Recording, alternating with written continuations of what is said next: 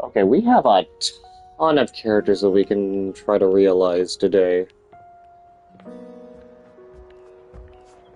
And I also, for good measure, off stream, I did check on certain characters to see if, like, there were still any, like, blockers, as what the devs call it, as they're trying to fix. And surely, I think a new patch for this game is for this version of the game is gonna come out tomorrow. So far, I know Scandalabra is still not fixed properly. The same could apply for Nightmare, because even though I used up my candy on them, they went back to straight up hating me. So we're just gonna realize, Well, howdy, darling. Hold on, darling. You're saying that the new science can make me human just like that? I'm pretty up on my modern quantum physics, and I can't imagine how that's possible. Hello, Dolly.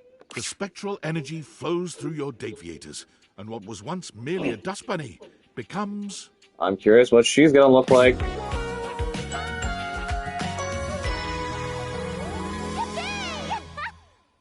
Ah, well, you know, even Lint Eastwood is now a little more...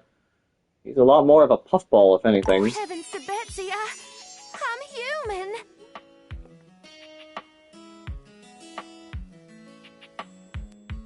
Seems like it worked. Are you part of my intellect ingenuity? I thought you said you didn't make the Dateviators. Anyway, yes, this is quite nice. Hope I don't get all wobbly on these new lengthy legs. Whew, this is gonna take some getting used to. But I'll be at the top of my field here soon enough. You're no master of statistics, but you know there's a 0% chance she won't make wonderful contributions to your human world. Go get him, Dolly. Well, darling, I've had just about enough of the underside of that couch. It's time to head out into the big old world. But I'll be seeing you soon. Once Dolly journeys forth from the house, her horizons are vast and limitless. She immediately gets hired at the best Ivy League college in the state, teaching high-level courses in several subjects. Shortly after, she breaks the record for most subscribers ever on Fans Only. Fans only. Oh, that's just, you just swapped those two words around for the other blue site that everyone pretty much knows about. The screen name is Lingerie Lectures. There are no nudes, only seminars that are somewhat sensual. You support her in all of her endeavors, and she is an incomparable companion in your life. And whenever you begin to miss her a little too much, your phone rings, and you hear that old familiar... Howdy, darling.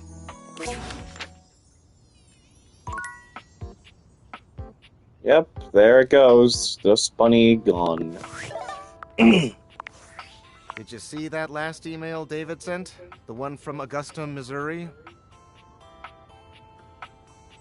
Yes. It was very peculiar. I honestly don't know what to make of it. On the one hand, it was drenched in self-pity, which is very David, especially when he's been drinking. But on the other hand, he honestly seemed remorseful? Coming from him, that's novel.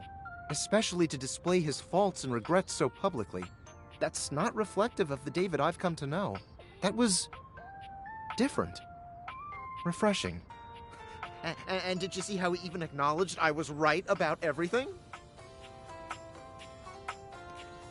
About everything? Let me have this. He even acknowledged that he missed me. Curious. You can spend years in proximity to someone, cataloging and analyzing every infinitesimal data point of their personality, and still never know them in totality. Makes you wonder if perhaps you've misjudged them. Well, at the very least, I'll need to totally reprogram the David Most AI replicant I've been tinkering with in my basement.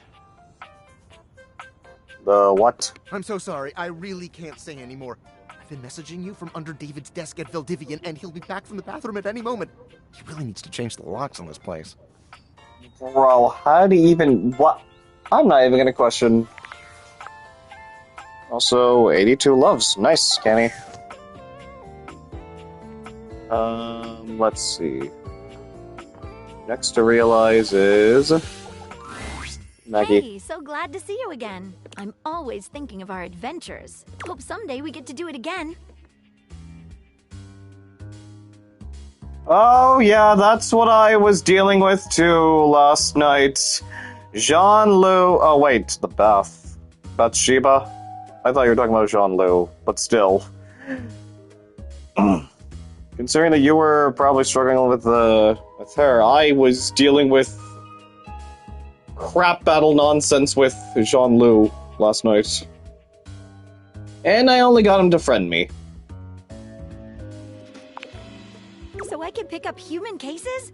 I've always been curious about how those work. I think I'll need a name change, though. How about Nancy Drew? Yeah, I honestly, like, just forming up your, building up your spec points is way much needed if you want to, like, take them on in a crap battle, because, yeah, like, they really need, like, your stats to be, like, somewhere in, like, from 20 to at least 80-ish, I think. I think that's taken. I'll have to brainstorm then. Do you have the necessary evidence, though? All the case files. Ah, Maggie, let's solve this realization riddle. The spectral energy flows through your date viators, and what was once merely a magnifying glass becomes... Yes,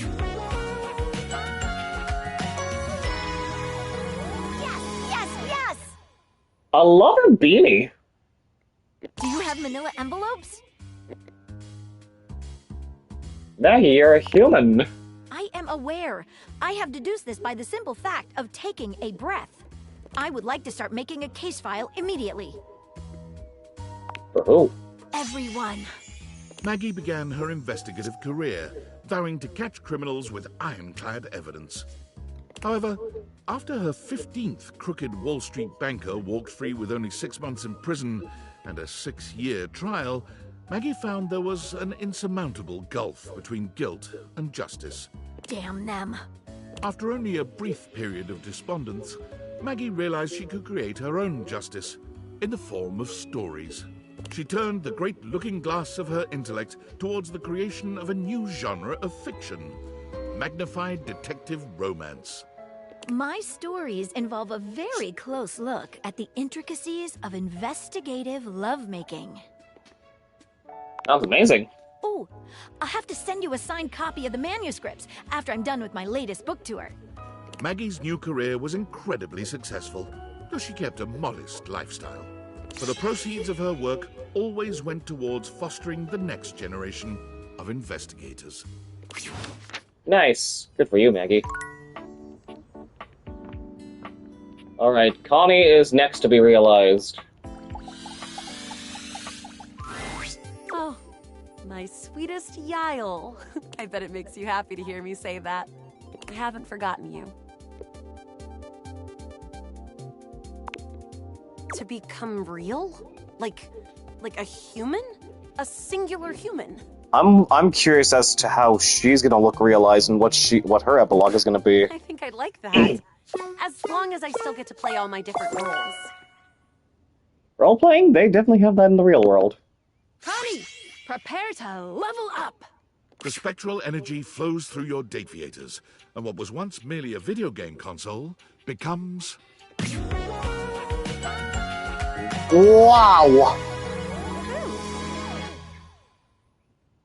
Wasn't expecting that kind of attire for her. But, wow. Oh, wow! These graphics are incredible! Connie's gaze wanders all around the living room, taking in the extreme detail in the assets. They did a really good job on you. She's now a Twitch streamer. Yeah, she is! You're right, she's now gonna be a Twitch streamer. Yeah, wanna see if they mold anything under my clothes? Oh my goodness. My favorite part. finding all the loose ends. Connie delights in just how interactive the human body can be. She tests every sensation and function, dedicating herself to the task of lovemaking with a sort of focus and expertise that would put even the most hardcore gamer to shame. She speedruns your pleasure, mercilessly exploiting your every weakness to bring you to your peak in record time. Arma never burned her wall. Ah, good for you. It's not until the first rays of sun peek in through your curtains that Connie manages to let you rest, muttering something to herself about server maintenance. As you watch her set off to start her own life, there's no doubt in your mind that Connie's passion and dedication will take her to the top of the leaderboards, no matter what she chooses to do.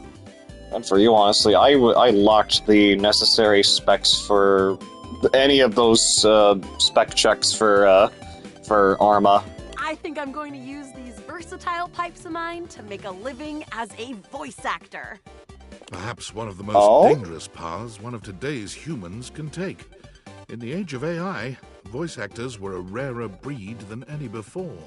But if there was anyone who could do it, it was Connie Soul. Her auditions took the industry by storm. No one could believe that all of these characters were the same person. Trust me, I'm good at seeing things from all different perspectives. Her time in the booth was legendary, and she always fought for the rights of human actors overall. One particularly potent social media campaign she led embarrassed the video game industry entirely. Profile pictures were changed at an unprecedented rate, catching the attention of even the sleepiest of executives. For it was becoming clear that AI acting, while easy to create and impressive at times, didn't have that lifelike, unpredictable spark of play. Because Above all, gaming should be all about play. He's so real for that. Alright, another character I can realize. It's Wallace. Wall. Wall. Wall. Yep. Wall. Wall.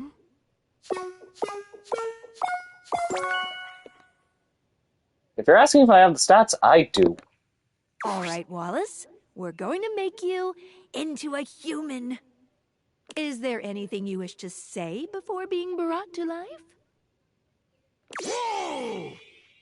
I hear you, buddy. The recipe is a perfect match. Let's do this!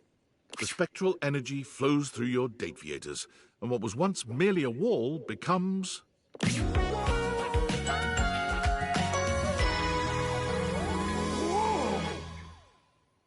Now the tire is just regular, and it's still very... How would I say? Medieval times? Gladiator-ish?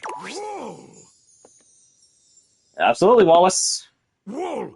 A wall? There you go. One last swing. You don't need to understand Wallace to know what's on his mind. The look on his face says it all. The acts that follow are so debauched, so sinful, that mere words are insufficient to describe them. But if there's one thing that can be said about making love with Wallace, it's this. Wall. Wall! Wall! Wall! Oh, really? If I kept interacting with him, I would teach him to talk? But... Might be a better ending for him? What? You never quite know what Wallace is saying, but somehow you know just what he means. You bid him a fond farewell the next morning, and he bids you a sweet wall. It don't matter. He gets a good ending regardless. Wall. Wall. Wall, wall, wall, wall, wall. Also, hi, Jacob. Wall, wall, wall, wall, wall, wall, wall, wall, wall, wall, wall, wall, wall, wall, wall. Wall? Wall, wall, wall, wall, wall, wall, wall, wall. Okay, a repetitious amount of saying "wall" is now bringing me back to like, Charlie Brown and the Peanuts cartoons, where the adults sound like a trumpet or a tuba, whatever instrument that the adults sound like. I go wall, wall.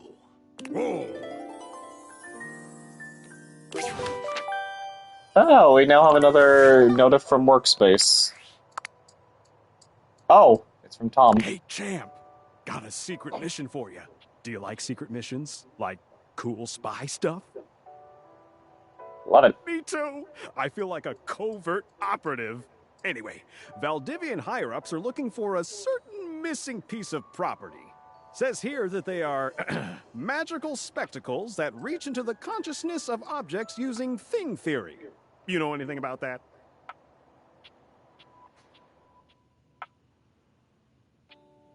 Nope. Whew, really hoping you wouldn't. Otherwise, I'd have to bring you higher up the chain, and those guys are scary. Keep up the good covert ops, champ. Thanks for that, Tom. Now, that is at least... Wait for it, hold up. 40 characters realized! Alright, let's finish things up with Prissy. There's something different about Prissy today.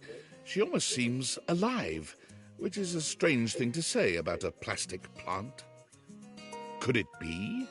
Well, look who it is! My genuine, honest tobacco hero! What happened? You did it! We did it! I don't know exactly how it happened. If it was one of the things we did, or all of them together. Or maybe it was just the magic of having someone who believed in me and showed up for me. But I am real! I am real and I'm everywhere. Congrats! I think we can agree that even if there's some sciencey mumbo-jumbo at work, that there's absolutely magic. I just cannot ever thank you enough. You made my dream come true. I'd say I could die of happiness if I wasn't so gosh darn alive. Yeah. And I Happy for you. feel Like beautiful, beautiful. too. I can't even express to you what this feels like. It feels like something has been missing for so long, and now it's home. I'm complete. Everything is all right. And now... Thank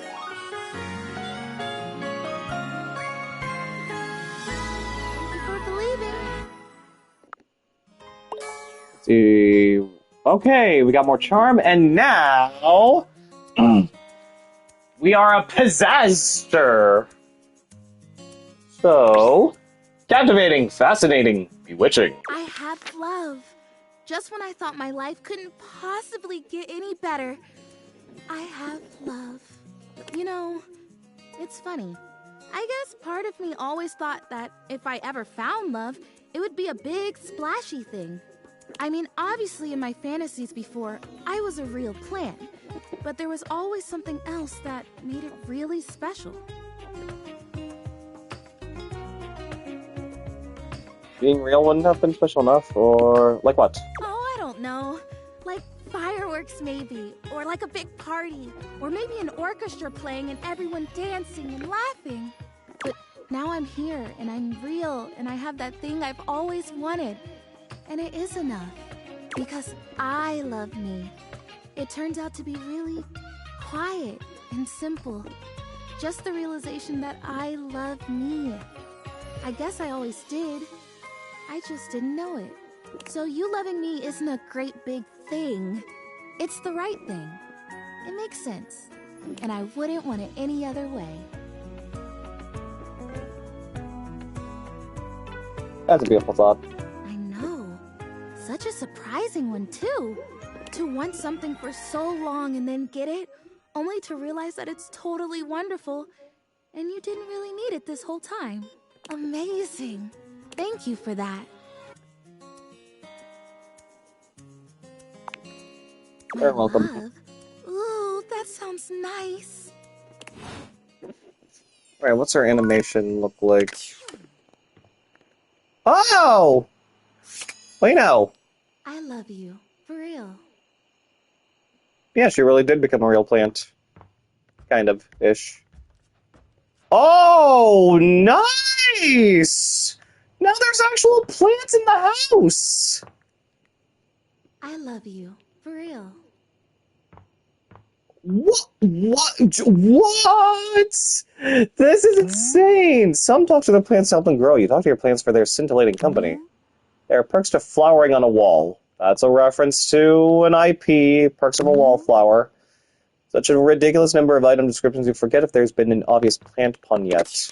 Well, I'm going to interact with all of these. Okay. Plants like to imagine it's a car. You too few of us ever do get to be cars. Wonder sometimes what it would be like to swing from plant to plant. Then you remember you still don't even have to know how to sit down. Complex motor patterns can be achieved after you figure out this mystery. Don't tell the other plants, but this one gets the most sunlight. These flowers never wilt. They just like it that much. Goodness, wow. The dreaded Piano Room 5. This plant is the muscle. This is the sensitive one. The most vicious, but has the best sense of humor. This is a sensitive one, but I thought this was a sensitive one here. So we have 2 sensitive ones. Also, that's only 4. Where's the 5th one, then? You mean to tell me that Arma was also up there, too, and I never noticed? Oh, this one. As you cross through the house, sometimes you swear you can hear it practicing scales.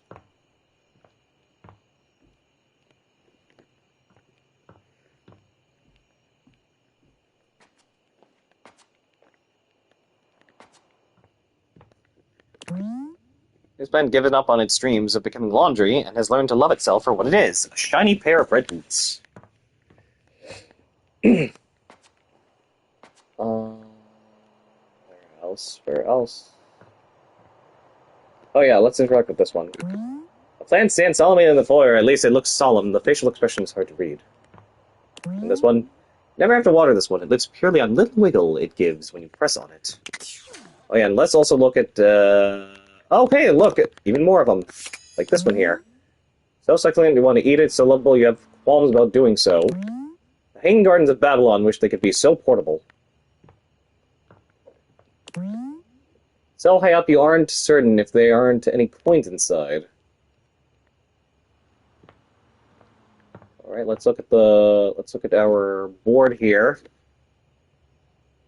Okay, so Connie's up there, and then below her is Wallace. Stop nudging, drifty left stick. Where are the others that I just recently... Okay, yeah, there's Dolly.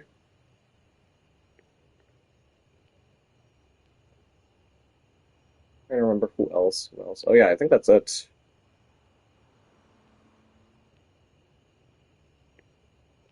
Yeah. There's the most recent 2. Oh, wait, where's Maggie? That's right, where's Maggie around here? Oh, wait, right there, in between all of these fellas here. And now let's... Oh, hey! Even more! Grasps the wall. Something spider plant. Fills you with germination. Stands guard while you sleep, ready to defend you by being a plant about it. What else? I mean, where else do we find one? Oh, in the bathroom, too? Very discreet plant. You appreciate the lack of judgment as it watches your shame.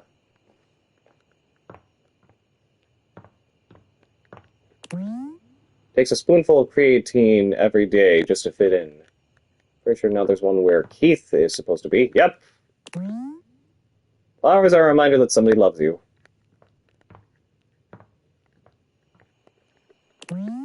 All forests begin with a single seed.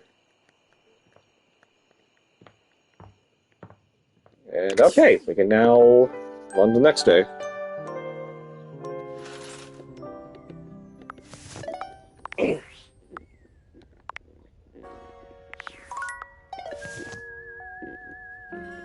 So I also found something out. After realizing Keith, here's what happens if you interact with Dorian. I saw it happen. What is it? Keith, my old mate. I can't believe that happened. Goes to show that sometimes friends aren't what you believe them to be. I'll have to think about this. I have to be more solid. More foundationally secure in who I attach myself to. You don't have any wayward plans, do you? I swear to you, I don't. Good. Thank you. I'll see you around. So I've only interacted with very few Dorians. Only like the specific ones from Trap Dorian, Front and Back, and of course Tiny Dorian, where I, Ronaldini, was at the fore. I'm guessing if I interact with every other iteration of him here around the house, I'll move on with something like story related to him. And maybe we can become more than just friends.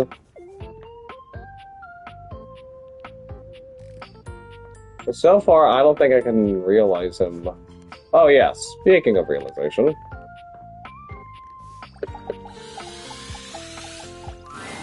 Hey, you didn't think I'd leave the attic for good, did you? I've got some fond memories of this place. It is just so gosh darn wonderful that you're back. I'm happy to see you. Don't know if I've been clear about that or not. You silly cricket. You already did. Look how real I am. Oh, wait. Oh, good soil. You mean real? As in human? As in human. I don't know what to say except... Yes! Now? Are we going right now? Right this moment. Percy, do you believe in magic? The spectral energy flows through your Dateviators, and what was once merely a houseplant becomes... Whoa, look at her hair! And her dress! Wow! Would you look at that? I'm real! Oh my goodness! How many folks do you know who get to become real twice in their lives? I think I might cry. I'm so lucky! She went from becoming a real houseplant to becoming a real human. Yeah. I love you too! You knew I was real the whole time, didn't you?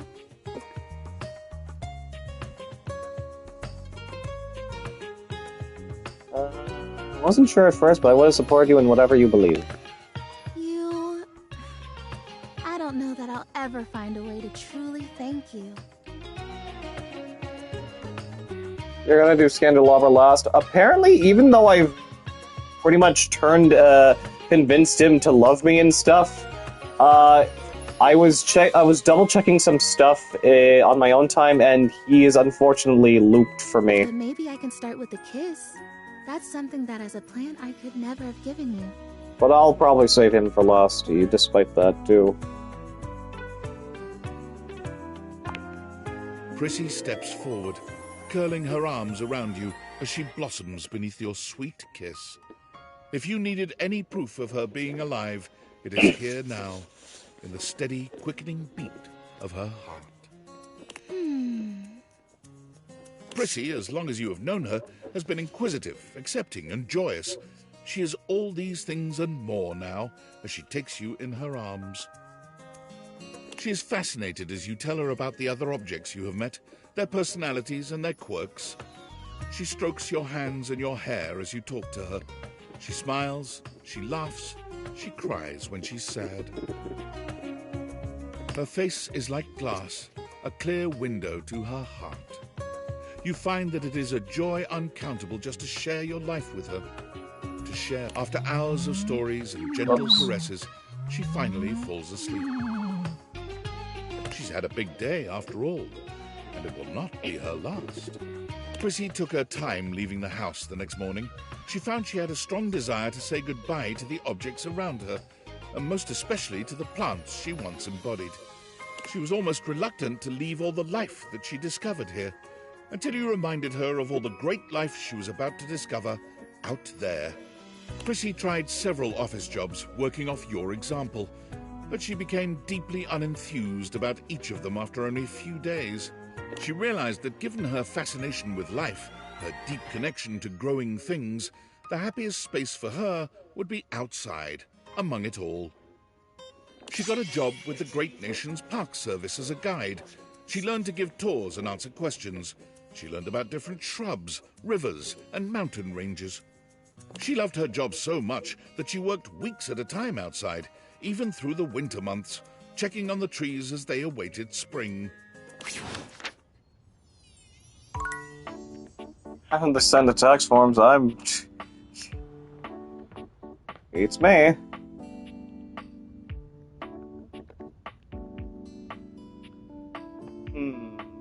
Alright, who else do we... Oh yeah, let's talk with Willy. To your relief, when you enter the office this time, Willy is not already mid-interview. There you are. My steady right hand. You're right on time. Unfortunately, Mr. Shuttlecock is late.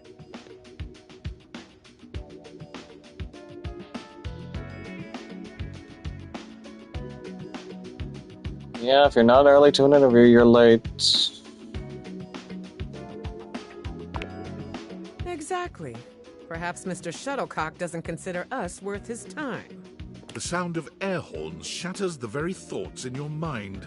Before you can speak, someone is bursting into the room, bringing an atmosphere of chaos that overwhelms you both. Now entering the stadium, the hometown hero, everyone's pal, your and my favorite, number 17, Mr. Duncan Dunk Shuttlecock! You're late. I am? Oh, shit, my bad, y'all. I thought you said it'd come about now. You're a minute late, and your little intro cost us more valuable time. So if you don't mind... Yes, ma'am. Yeah, sorry, ma'am. Forget about it. Just tell us about yourself. Give us the Shuttlecock Sports elevator pitch. Elevator pitch? You mean like, Dunk very slowly mimes throwing a baseball, looking at you and Willy for confirmation that this is what you're asking of him. Shit, wait, elevator pitch. Elevator pitch. My bad.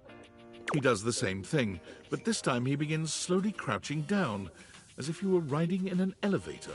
Willy doesn't even say anything this time. She just stares at him in a disbelieving silence. Dunk looks back and forth between the two of you, but when he finds no clues in your stunned expressions, he simply hands you a cleat. Elevator pitch. Oh, for God's sake, just sum yourself up for us very quickly. Oh, yeah, okay, I can do that. Okay, so check this out. Dunk flexes hard, his muscles bulging. His physique is impressive on its own, but he's really laying it on thick here. There are muscles in places you didn't realize muscles could be. He's truly in excellent shape. Go on. This is it right here, baby. What is? You're flexing? This is Dunk Shuttlecock. The sports equipment, the myth, the legend. All this hard muscle is the Dunk Shuttlecock experience. Did I give you the impression I invited you to speed dating? I'm asking you to sell me on your lifestyle. Is that not what I'm doing? No! You are not the product. Please, in 10 words or less, sum up why we should invest in the Shuttlecock experience. Oh, okay, I got you, all right. Dunk frowns, moving his lips without making any sound, counting silently on his fingers. Me? Like sports? Sports feel good. He beams at the two of you, deeply pleased he managed to solve Willy's riddle. Incredible. Thanks very much, Mr. Shuttlecock. We'll be in touch in the days to come. Cool. You have a nice day now. Willy puts her head in her hands, sighing long and loud. What the hell was that? What was that?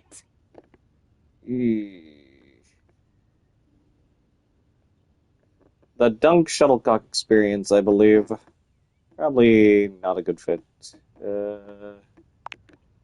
Yeah, I got that.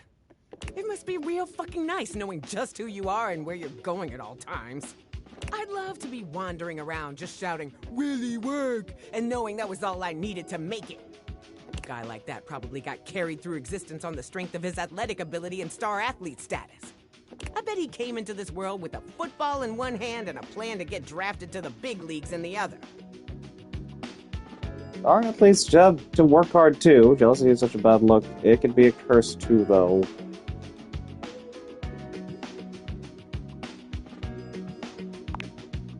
How? All the pressure and expectation when you don't make it to where you hoped you would. Guess you end right back in the same boat with that whole wasted potential thing. Well, whatever. I'm not gonna shed any tears for some spoiled athlete. But I'll grant you that maybe Mr. Shuttlecock isn't necessarily the privileged baby I assumed he was. So now that we've got that extremely important point out of the way... Willie's gaze falls upon a paper in front of her. She scans over it briefly, and then sighs. I've got other interviews lined up around here. I'm wondering if it's all a waste of time. I want this to be work, but it's not. I mean, hell, look at this. Coffee with Jean-Loup? Oh dear. What, am I gonna start a rap career at my age? And then this, lunch with Scandelabra? I wouldn't wish that on anyone. I mean, I figure maybe he had his, well, candelabras don't have ears. His candle holes to the ground? God, I'm really scraping the bottom of the barrel here. I have to try.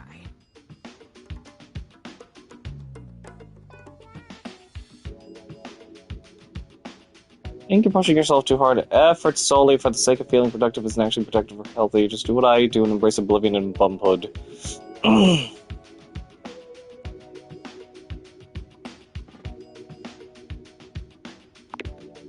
Well, why shouldn't I? How else am I ever gonna turn my life around? Maybe if you pushed yourself harder, neither of us would be here now. Well, I guess I gotta prepare for my next interview. I don't even know what I'm gonna do yet, but just meet me back here later. Alright.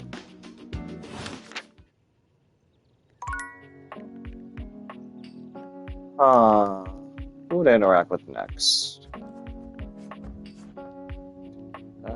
Oh yeah, where's Prissy now on here? Okay, she's right under Titus.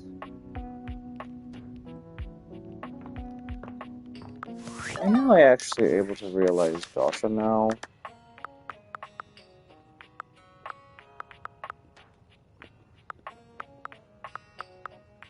Probably not. Still, let us check. Still need that max empathy.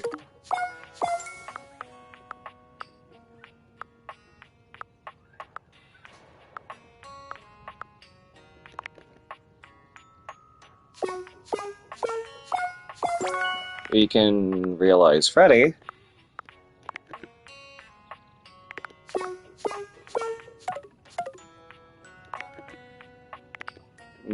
I'll consider Dishy if I must. Daisuke can be realized as well. Alright, and Cam too!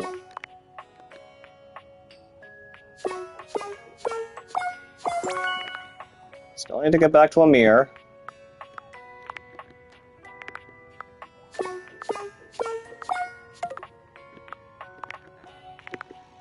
Need Max Sass.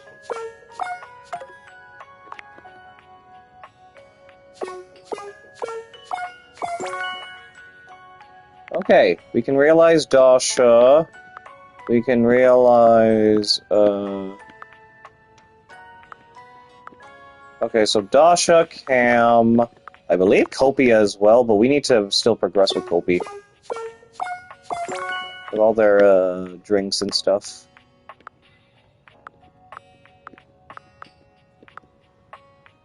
Freddy as well. You know what? Okay, let's actually realize Freddy first. And then I'll work on, realizing, Dasha and whomst else. Right, Daisuke. Okay, so Dasha and Daisuke will be tomorrow, because, Cool kid in the house! I mean, you never really leave, but you get the point. Let's chow down sometime soon.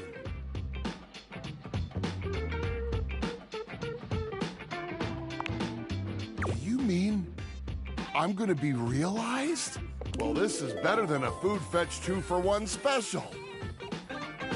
Are you ready to do it now? You bet. Let's turn this beast into a real monster. The spectral energy flows through your Dateviators, and what was once merely a fridge becomes...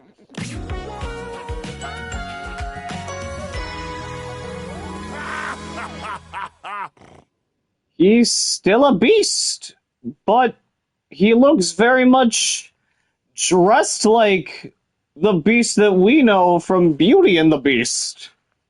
Freddy towers over you at his full height. You might have thought realizing him would make him human, but now he's a greater, more majestic version of his Yeti self. Also, he's got a fruit bouquet. Move over, Bigfoot. Freddy is here. I wonder if he's now going to start making mythological legends of Yeti. And I look pretty great, if I do say so myself. Yeti power, give me 5. Yeti power indeed. No offense, cool kid, but you probably couldn't handle a high five from me. But you could definitely get a big hug. It was somewhere between a nice fuzzy blanket and total suffocation. Huh. Yeah, it's really warm in here, isn't it? Shortly after being realized, Freddy began to notice he was the only monster around. Armed with curiosity and a desire to find his heritage, he traveled far away in search of answers, and those like him. He ate his way across towns and cities, often in disguise. Even though he used the greatest discretion, he still saw his photo in a few tabloids. At least they can never get a clear picture of me. Once he reached the Salty Mountains, he trekked for days to the summit. The snow and wind were harsh, but he found the frosty hike to be rather pleasant. He built a log cabin up there, unpermitted, though the locals knew it would be unwise to ever ask him for one. Though some say they have seen a food fetch delivery truck making many more trips to the Salty Mountains than normal.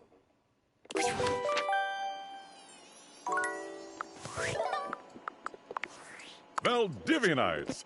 Greetings from the Opulence Recovery Center in sunny Malibu, California. My name is CEO David Most, and I have a problem. Just a little treatment center humor for you. But in all seriousness, I will be working out of the recovery center for the next few weeks. The board said it was either this or they'd burn me to a crisp and flush the ashes. And I said, guys, I may be gay, but I'd rather not be flaming. Get it? The physicians say humor is the best medicine, aside from naltrexone. But my road to recovery isn't the only great news today. I'm also excited to announce that the U.S. Department of Overseas Violence has agreed to work in tandem with Valdivian, giving us access to their proprietary surveillance technology in order to finally apprehend the glasses thief. They said we were woefully incompetent, and it was becoming apparent that we'd screw this whole thing up royally without their help. To aid in that effort, we will be requiring the following from all Valdivian employees by EOD. Your name, your address, your social security number, your credit history, your blood type, your relationship history, a urine sample, a retinal scan, all your biometric and genetic data, access to your search history, all your internet passwords, and your favorite CEO in the world. That last one's just for fun. That's asking way too much, David. Let's make another save here and hope to God that I don't screw this one up, and hope to God that I don't waste another candy in the process. Okay, this is what we're gonna do. We're gonna reconcile with Seliph, because, hang on, I know that she's number 6 on this whole thing. She also needs to get realized as well.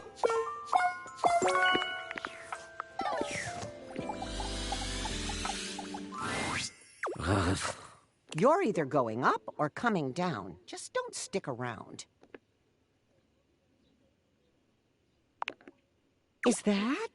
Are those little hard candies? I love those things. I hear they're great for increasing your stats. Ever higher, up and up. Something like I that. can't fault you for trying your best to make it work.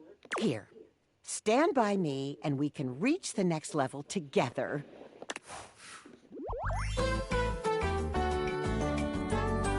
Up and up.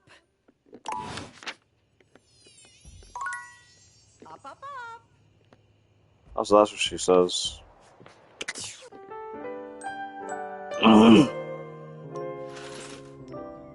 Right, next we're gonna realize her. Hopefully.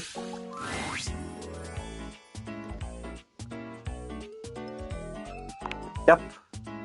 Truly, dear? I mean, I'm flattered, but you don't have to, unless you, well, want to.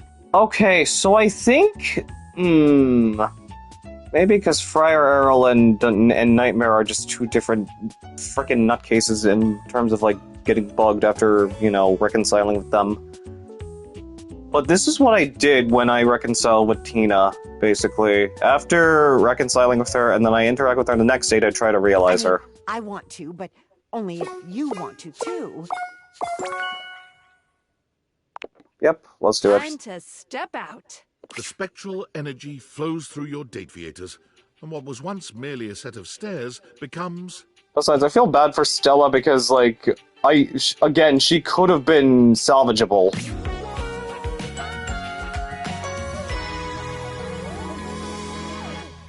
Wow, even her hair still has that stairs motif in it. Oh, me? Oh, my. Standing is a little bit woozy? Oh no, are you okay? No, it's a little bit wonderful, actually. Standing on my own 2 feet. I can move, I can look back, I can see how far I've come, and I can do that again and again and again. Thank you for your patronage. You're most welcome, Stella. Stella steps up and steps out. Onward and upward.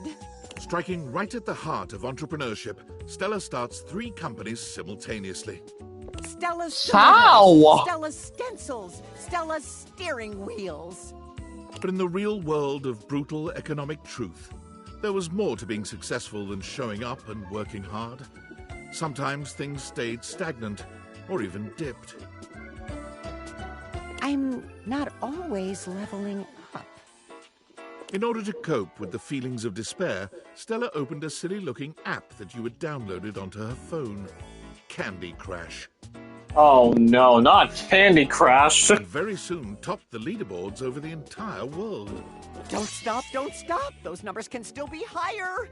Goodness gracious, no! Why would you have to introduce a parody of Candy Crush into this game? My mother is too obsessed with that accursed game enough as it is. With that kind of attention, streaming was the obvious next step. Stella's streams keep gamers inspired with new tactics and toolkits to get their scores into the stratosphere. You mean to tell me that she became the streamer? Rule 102. No microtransactions. All hard work. How is it that the stairs became a streamer and not the game console?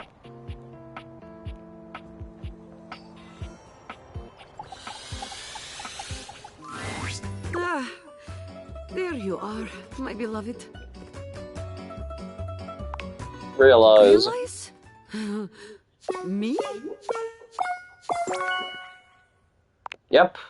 Okay, Dasha, let's do one big lift together. Whoop! The spectral energy flows through your Dateviators, and what was once merely a desk becomes...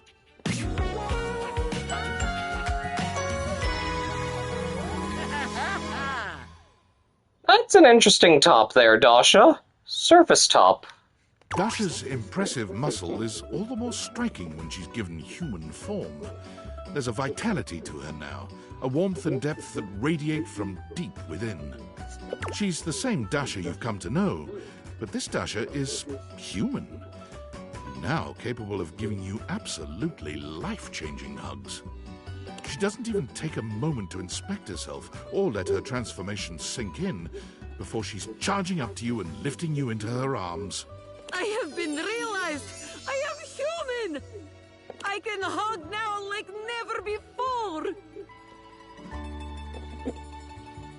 Hugging really all you want to do? Just like that, the energy between the two of you shifts. Dasha draws back just enough to look into your eyes.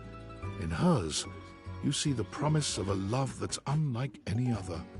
And in her touch, you feel your impending ruin.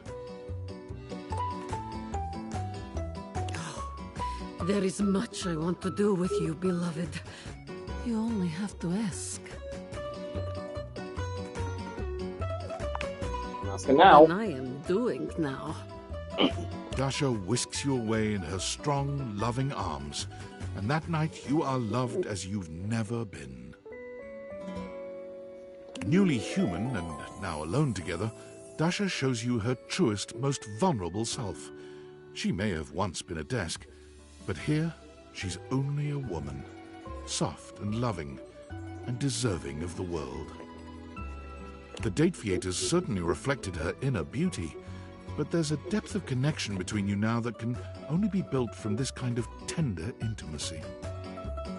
Still, when the two of you lie in bed together, even as she holds you close, she seems at times distracted, or even sad. When you try to ask her what's on her mind, she only thanks you for choosing her, for showing up when she needed you most. Without anyone around to demand Dasha's constant support, she's able to focus on finding what makes her happiest, and she finds she's happiest in the kitchen. Dasha takes great joy in cooking for and feeding others, and she comes by the house often with baked goods and covered dishes. When you ask Dasha why she makes so much at a time, she gets that sad look in her eyes again. I make so much to heal pain in my heart. To fuel my muscles, yes, but they only need so much. Now please, let us eat.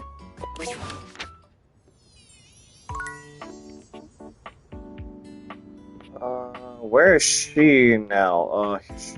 Okay. Okay, Freddy and Stella are down here. And where is Dasha? Up there with Abel. Nice. I definitely want to say that we're pretty much done with this room. I mean, I just need to get Lyric and, these two here realized. Oh, yeah, that's right. Let's not forget Chance and Jerry.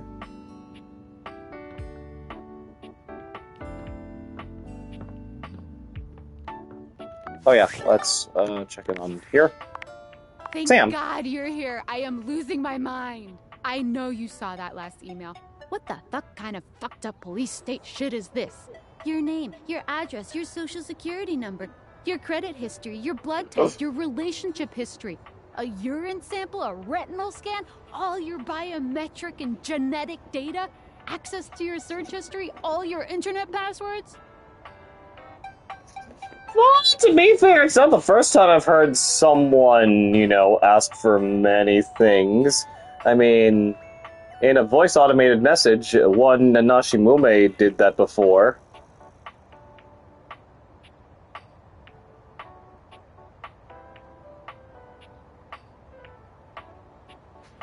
Hang on, let me find it. Except, when it came to Mume, I remember in her video about that, it was mostly,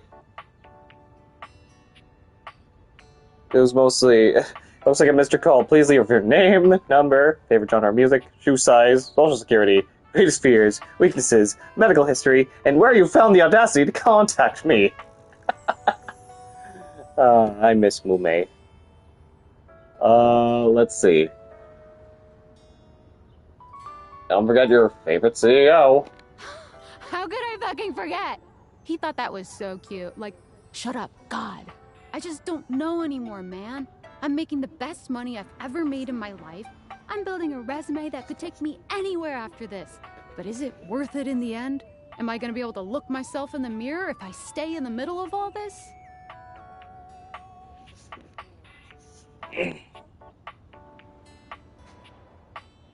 Do you really want to be a corporate drone? I know you're a good person, Sam. Is there anything else you want to do? I'm glad to hear that from you. If you lost respect for me, it would devastate me. I've been thinking a lot lately that I always wanted to be a nurse. I've saved up enough to pay for school again. It would be a huge change, but I feel like I'd be happier. And with the kind of hours I'd work, I don't know, maybe I'd have time for dating again. I've been so lonely and I don't want to date anyone here. You're basically the only person here I'd even consider, like, eligible for that. And I'm busy and you've got your furniture lovers. So you want to date me? I think nursing is a great idea. I think you should get as much money as you can out of Valdivian. This. That's not what I'm saying. I mean, maybe in different circumstances, but focus. Okay, talking about Valdivian. There's just so much to think about. And every time I start leaning towards one or the other, I just talk myself right out of it. Or into the other one. Would you still respect me if I stayed? Of course I would. Thank you for saying that. I don't know what I'd do if you lost respect for me. Thanks for always listening to me. I don't know what I'm gonna do, but I'm grateful for your support. Thanks, friend. I'm gonna go. Does that mean that your love-only run is over? That's a little concerning. Because man, I kind of wish I could have at least talked to Jacques a little more before going on an adventure with him and Beau. It's like, I know after that adventure, it just leaves me to friendship with him.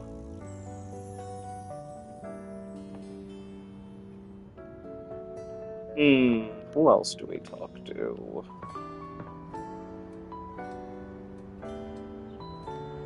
Alright, regardless of what happens, I'm going to... Actually, you know what? We're gonna talk with, apparently, after I romanced, Miranda, I'm not able to realize her just yet, because she has something to show me, but first, let's realize Daisuke. There you are, my love. I had hoped you might come by. Oh, and I did not see the plant that was there. Are you quite certain? Yep. Welcome to your new world, Daisuke. The spectral energy flows through your Dateviators, and what was once merely your dishware becomes...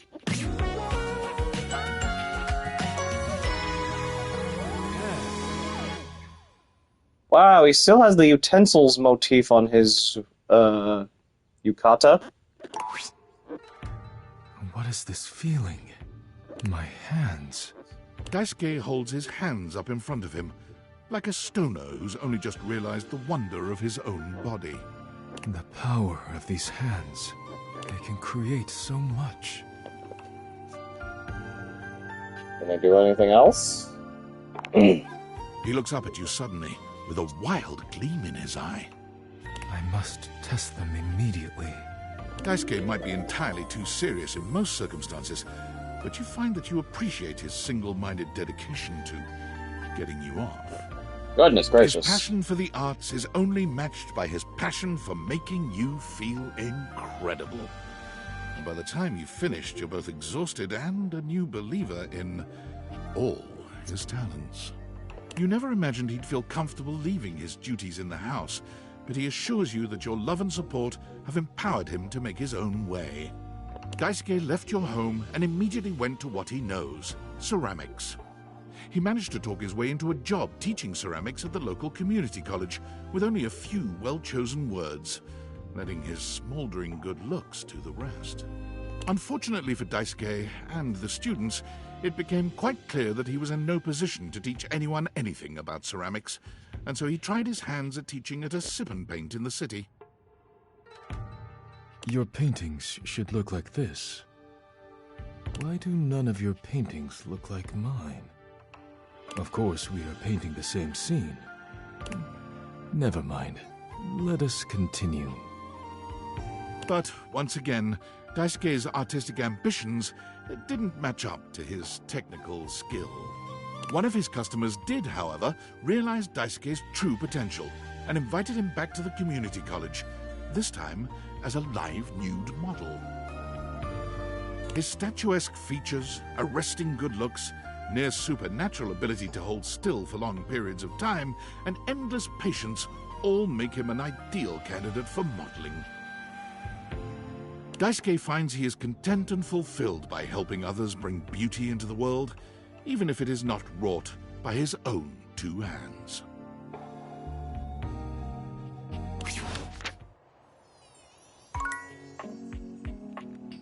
So he ends up becoming a nude model for the arts. Gotcha. For the first time since you've known her, Miranda looks a little nervous. She's still happy to see you, but you can tell by the way she fidgets that there's something on her mind. Hey, so, okay. This is like a really exciting moment for me, and also I'm a little nervous. Do you remember when you helped me out so much and we wrote those lyrics together? Of course I do. We worked hard on those. So, I finished the song. Okay, not finished completely, but I really think there's something there and I want to share with you. You want to hear? Yes. Miranda lifts one hand high in the air, calling out to her bandmates. Amigas, let's make some enchantment.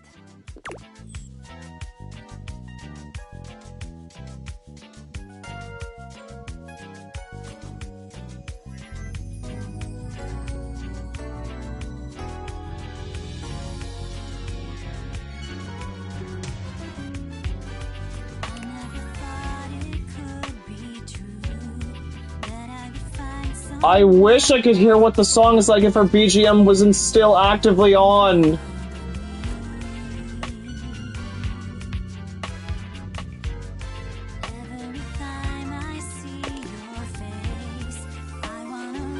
It's a beautiful song, it's just the problem is her personal BGM theme is ruining it.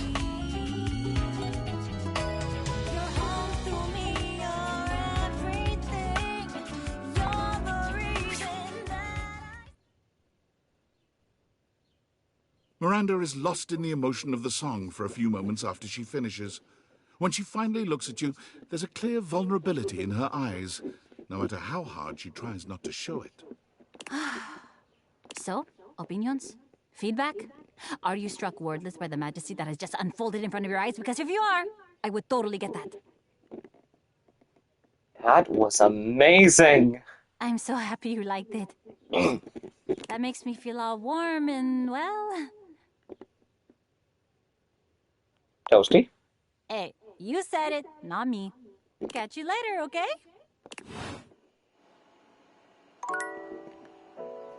Let's, I don't think I examined this, here. This plant chews with its mouth open, but in a cute way, naturally.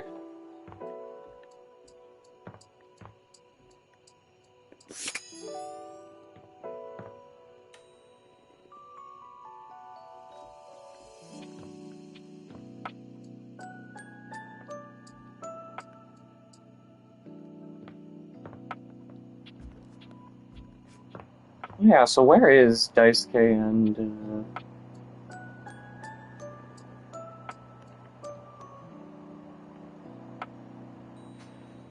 Okay, Daisuke is right there in between Dasha and Bobby.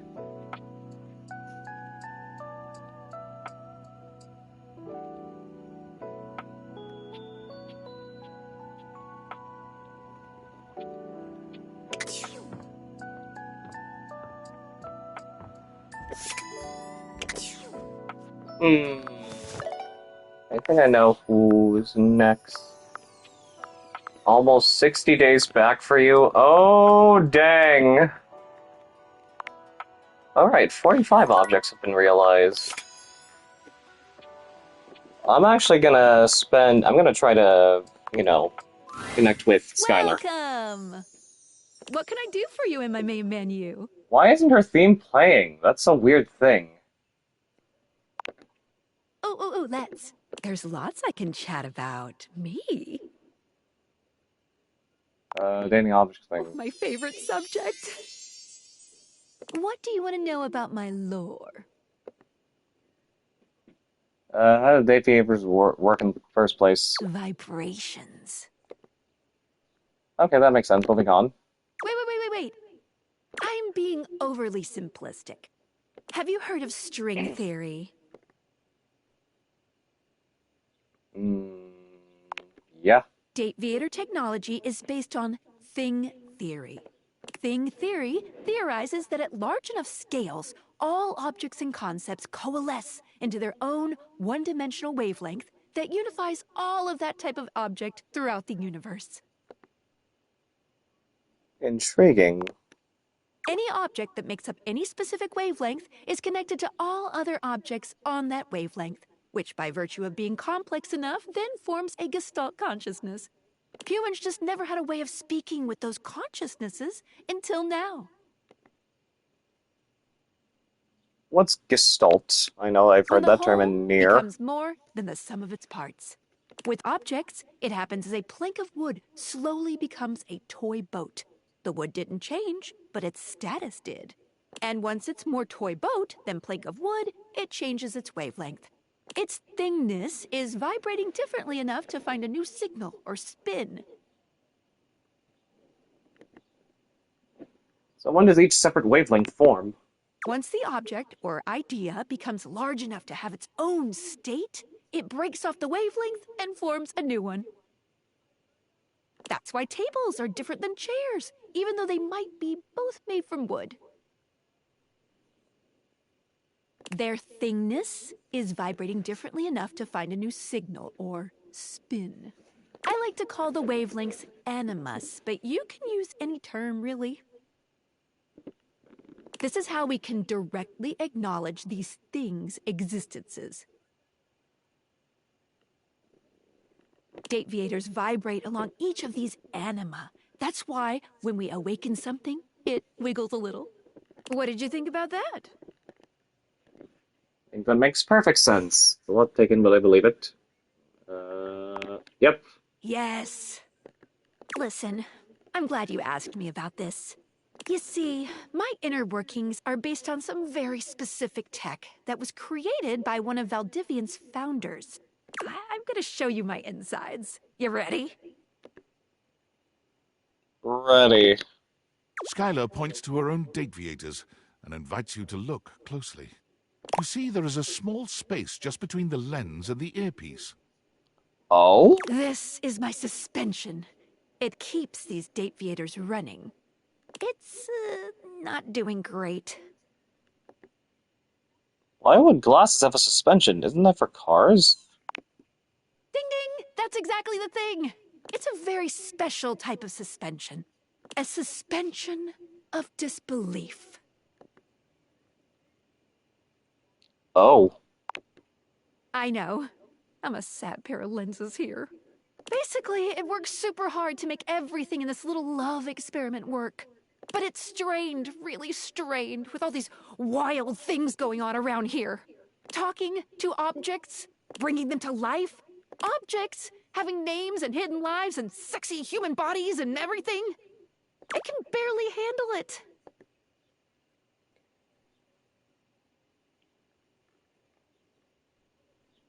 How can I help? Just give it a little love. Anyway. You take a closer look at Skylar's suspension of disbelief. It's hard to be sure, but she seems pleased. You've just believed in her, so she feels strengthened. Thanks for that. It really means a lot to me. No problem. Skylar smiles warmly and lets you go. Okay, so I can only talk to her about one topic at a time per day.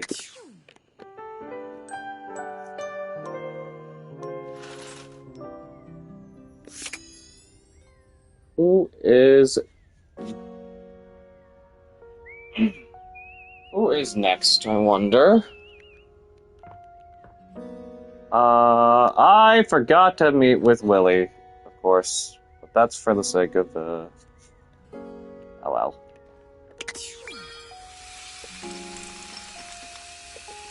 I know that's the best.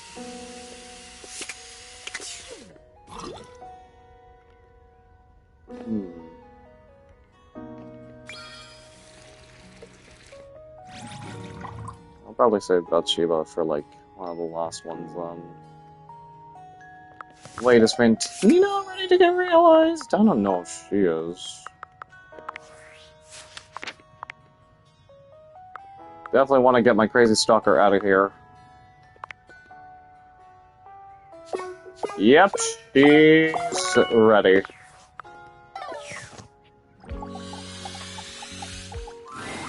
You're back. I love ya. That's my way of saying I love you without being too creepy.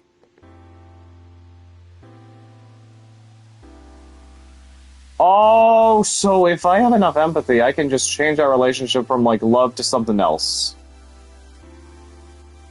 But screw that realization. Oh my god.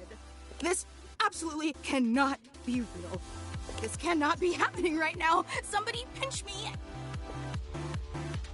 Pinch. If I'm not bleeding, you're not pinching hard enough. Can you really do it? Yep. Sorry, but Fantina can't be realized just yet. What do you mean? Fantina has some things yet to do. She has business with Kurt and Rod. Ah, damn it. Does that make sense? Dang it. I know, but it's important. Well, so much for getting rid of her.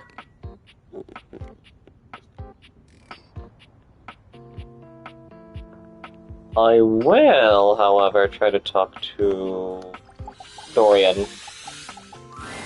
Like a bouncer finally granting you entry to the most exclusive club, Dorian finally steps aside to allow you in.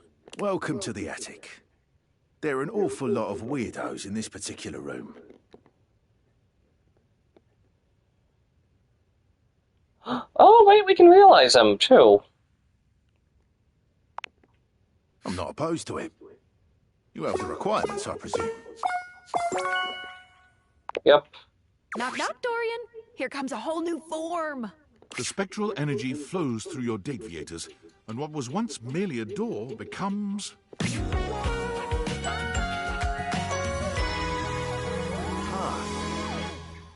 At long last, I stand as a human. How do you feel? A bit wet. Squidgy. There's something I've been looking forward to trying for a very long time. From out of his pocket, Dorian pulls a jump rope. How that got in there is a miracle of Dateviator technology. Dorian gives the jump rope a firm squeeze, then proceeds to hop in place for around 30 seconds. He stops and looks around. Well, that was quite fun. I think I'm done here. Okay. Dorian places his hands on the front door frame as he looks back into your house one last time. Stay strong. He turns to go. Oh, wait. Hey? What are you gonna do? There's only one path for me. When you're ready, I'll see you on the other side. Bye, Dorian. It was nice knowing you, despite my minimal interactions with you and your many other iterations here.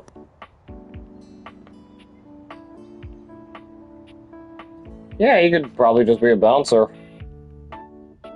Let's see. Sophia or Monique? I don't think I can. Looking at those two... Hang on. So... Yeah, I need max sass for... Sophie. And for Monique, on the other hand, she's a... Okay, wait, we actually can, Okay, yeah, let's realize Monique.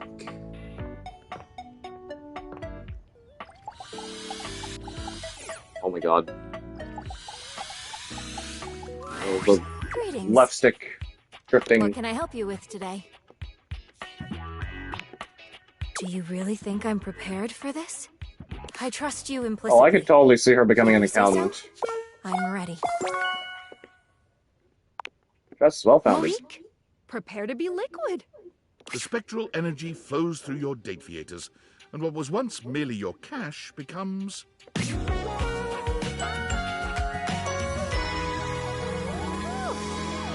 Wow, she has a very money-themed looking jacket now. Even realized. Fascinating. I am a human being now, and no longer confined to your house. The possibilities are endless, but there is only one logical conclusion. What's that? I must circulate throughout the world. Money needs not stagnate. It desires to cycle, to circulate, bring trade to all who need it. Keeping your budget and accounts in line was to both satisfy my desire to have order and protect you. But now that I can leave, what if I helped everyone else out there in your similar financial situation? You are a lifesaver. I have the perfect plan. The current standard of American wealth is faulty, prone to inflation, and doesn't accurately reflect the value of goods. There needs to be one true standard. The one that holds steady no matter what supply and demand might be. Gold? Pizza. A slice of pizza must always be $1. Nothing more, nothing less. It's like you understand me. Oh, if only I was able to romance you, my love. I will create the most saliently run pizza shop in this country, tracking prices, loans, and day-to-day expenditures while perfectly proportioning sauce. And teaching the American people about fractions whenever they get a slice. It would make for a full meal at an affordable price. I would honestly pay $1 pizza would be really great for me. Behind the scenes, there will be many receipts to organize and input into spreadsheets, ingredient unit pricing, monthly revenue, overall facility usage costs. This is so very exciting. Monique walks to the front door, brimming with excitement at the endless possibilities. But then she stops, waiting for something. For someone. You gonna be okay? Will you promise to see me? Of course. I owe you everything. It is now time for me to start my new journey. Monique gives you a warm hug before leaving. After some time, her new pizza shop opened, keeping true to her original promise of satisfying and affordable food. Her humble eatery began to grow after becoming a popular spot for delinquent gangs ditching school. You worried about Monique being in trouble, but word spread of how she set the delinquents straight and put them to work for her. And more importantly, single-handedly saved the economy. For Monique, the American dream is still alive in every slice of $1 pizza. She's gonna go out of business and her or cut costs so much that the place closes down. Okay. Let's see who else. Who else was I gonna reconsider again? Like I said, I think I'll save Bathsheba for last, even though I just realized I need Bathsheba for one specific stat. I think she gives me charm. No way a dollar slice place would stay open. The ingredients would be so expensive.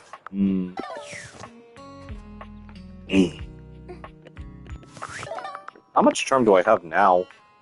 Oh, it's still 81.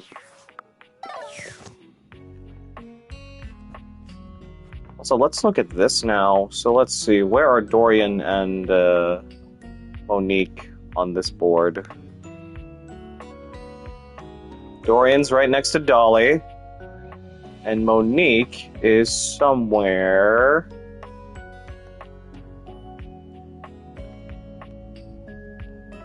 Oh, there she is. Right above Lady Memoria.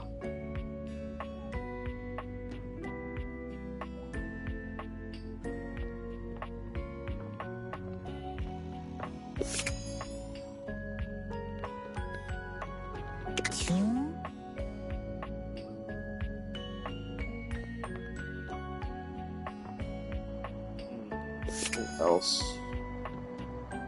I know I want to talk to Skylar again.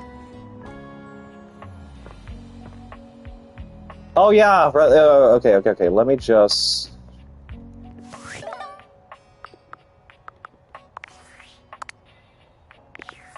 Yeah, we need to talk to Willy again.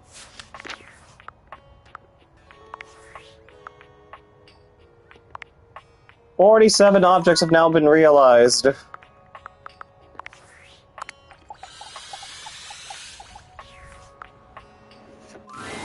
As you enter the office, an aristocrat in a powdered wig rushes past you. He seems quite offended. Your eyes meet briefly, but he doesn't bother to speak to you. An air of great offense permeates his being. Willy has her arms folded across her chest, tension evident in both her posture and her expression. What happened there? Oh, I'll tell you what happened. Do you know that creep had the nerve to tell me that he knows everything that happens in this house? All the best job opportunities, all the best ways to ace an interview. And that he'd share it with me for the price of a single kiss? And then, when I told him he was out of his goddamn mind, he said, "Well then, at least dinner. Come now, my dear. You cannot have something for nothing, you know."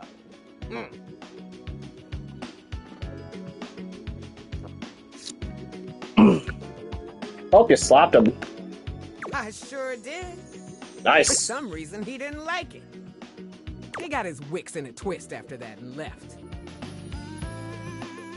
I didn't even get any leads out of him before he tried to pull that vile shit on me. So now I wasted my time and my hand kind of hurts. Maybe this is a sign. Still check something off your to-do list. That's progress, right?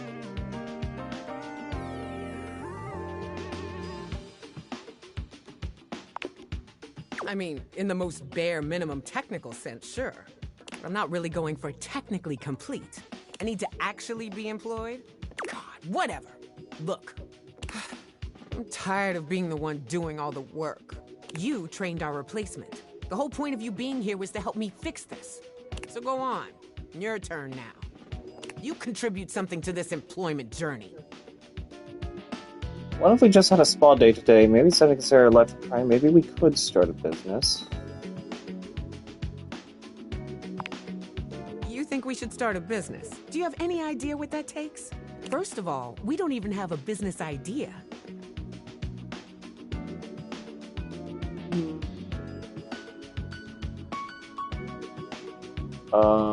Let's see. Well, do you? I'm not the one on trial here. Go on then, let's hear it. Give me the $1 million small business idea. Form our own indie game studio, software company to compete with Valdivian.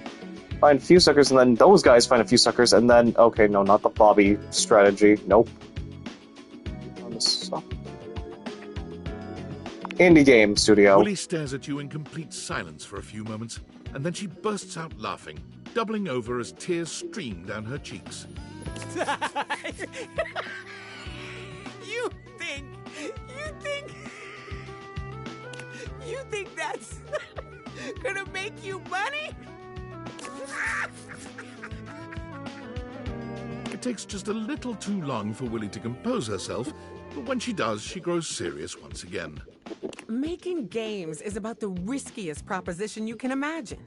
And we are not in a position to even consider doing something like that. We don't have the skills, time, or funding to make anything worthwhile. And even if we did, we could still find ourselves launching to 0 sales and losing it all. No, no, and no. Willy pinches the bridge of her nose between her fingers, closing her eyes. Today has been way too much. Oh, I'm getting a headache. I can't believe I'm saying this, but I need a break. Come back later, all right? I need to decompress. We'll circle back to this some other time. All right.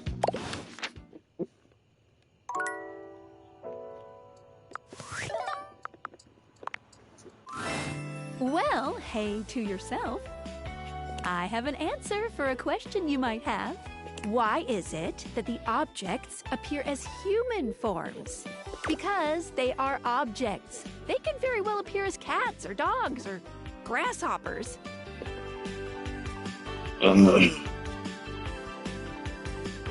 Yeah, I was wondering that. Aw, I'm so glad. We're on the same bandwidth and everything. Cool. So it's because these particular Dateviators were built to fit on a human face. As they coalesce the anima in the objects, they will always appear as human. If I was a dog version of the Dateviators, then when pooches would see through me, they would see all the datables as canines. Is that cool or weird? I'm not sure. It's cool. Yes, I'm cool. I'm so cool. Menu time. Welcome. What can I do for you in my main menu? How about you? Oh, let's. There's lots I can chat about. Me? Dating objects. My favorite subject. What do you want to know about my lore? How do datables talk to each other? I'll be honest. We're not speaking English right now. Wow. The speeds at which objects and concepts think is both faster and slower than the rate at which humans think and speak. Faster in that the objects have instantaneous consciousness throughout their different forms in the universe, and slower in that the timelines for them can stretch into eons. All that to say, part of my job is making sure that we can all understand each other, which means I'm processing their speech and rate of thought at a completely different timeline than yours. So necessarily, we're not really talking in English. I don't even know what that's supposed to say in the middle option. That's okay, as long as I can still understand it. What did you think about that? I think that makes perfect sense. All right. Ooh, my suspension just gave a little wiggle. Skylar shows you her Dateviators, turning them so that you can see her suspension of disbelief. Skylar's suspension seems buoyed somehow, happier than you'd last seen her. You believed in her again, so she feels even stronger. Thank you for that. It really means a lot to me. So that's okay. So that's how I found out how to really win Skylar over as a lover. Just basically gotta agree with her and what she explains how the Dateviators work on certain options and stuff, and just be like, okay, yeah, that makes perfect sense. Yeah, just always go for that option.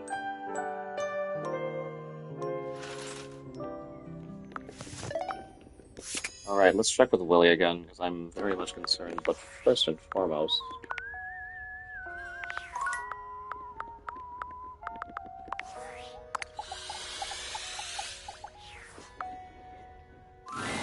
Willie looks positively defeated today, her impressive height reduced to a despondent hunch as she cradles her head in her hands. Her pretty face is wreathed in sadness. Oh, thank goodness it's you. She shakes her head, absorbed in her own worries once more. It's everywhere. There's really no beating this, is there? What's the point? What's the goddamn point? Hey, are you okay? I'm really not. Company after company is banking their entire strategy on AI. Doesn't matter what your company actually does, or if AI has any real application in that field. Investors love AI, so everyone's just going full speed ahead into AI this and that. What the hell does work even look like going forward? There's gonna be 2 jobs left in this world, and both of them are gonna be sitting in front of a monitor and making sure an AI is doing its job right. What the hell does work look like in a world like this?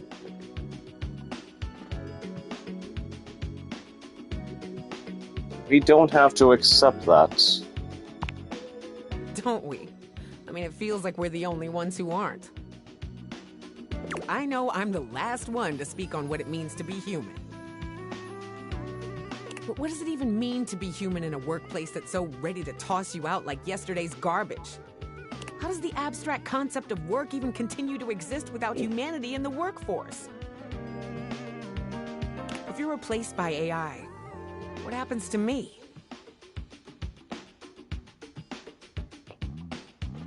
That's never gonna happen. I wish I could be as confident as you. Look around us. Every single field, every company is weighing or has already added AI to their workflow. It doesn't matter how much money it loses them, or how bad the work is. Doesn't that feel inevitable?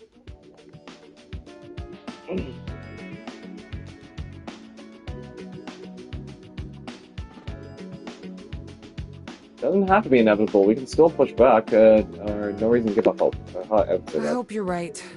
Just feels hard to hold on to anything positive in the face of all of this. I'm embarrassed you had to see me like this. But I'm grateful you heard me out. I need to be alone for a little while. I don't really know what's next. I just need some time. I understand.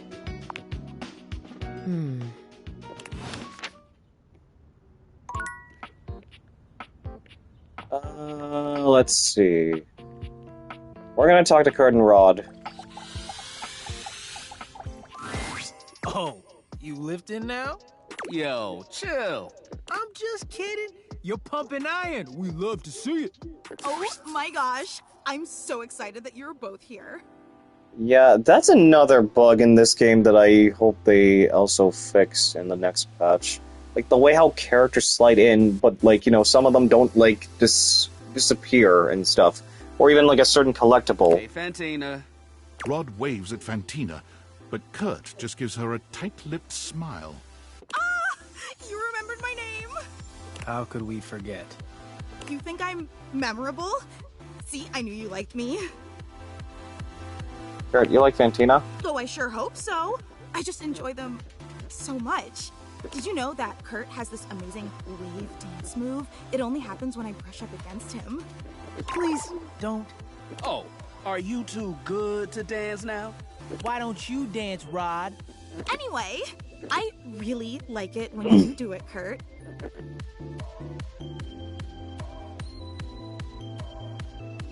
You got moves and you've been holding back? Oh, you wouldn't believe how good they are. Really, there isn't anything like them. You can do it, Kurt. I believe in you. Nah, I'm good. You can't do it, can you? Kurt can do anything. That's right. I can do anything. I'm just feeling a bit, I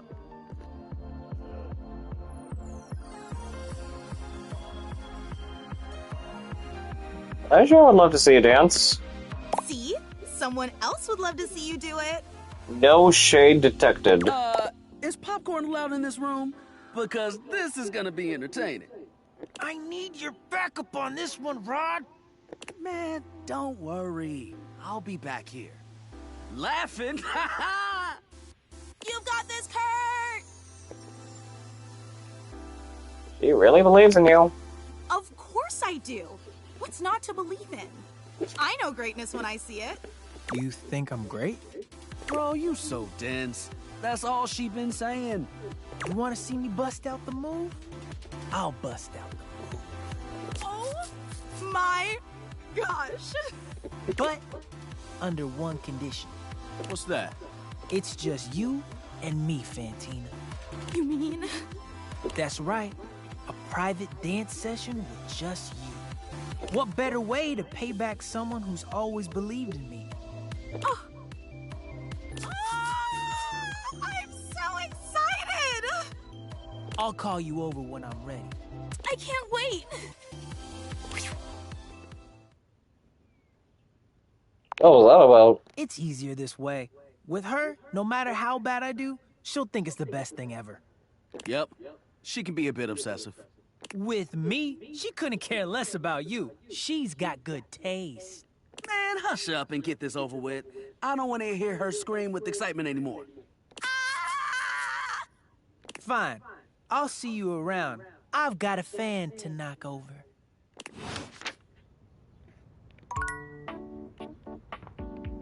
Next up, Bolt and Eddie. From outside, the breaker box is bustling. You push open the heavy door, but the first thing to grab your ears isn't the dulcet tones from the stage. It's the aggravated whispers of a heated and private argument in the corner between Eddie and Volt. You should be resting. I'll add it to the list. Apparently these two are voiced by the same guy. Eddie, there's no time, all right? There's too much to do, and unless you want us to blow a fuse, we're not going to blow a fuse. Though you might if you don't relax. Everything is well in hand. Look, fine. Just a few hours, but only if you swear you'll keep me updated. Have I ever failed you before? Obviously not. I'm serious, Volt. If it gets worse, you come get me. Clearly not fully convinced, Eddie chews on his lip. Finally, he turns, blowing past you with barely a nod. Livewire! Volt's whole demeanor shifts as he notices you, and you feel just as tingly as the first time. How delightful! You're back! Came for the shows, the stage, and, well, you.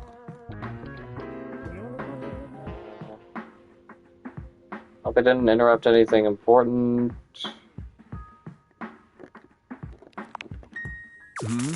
Oh, nothing of consequence.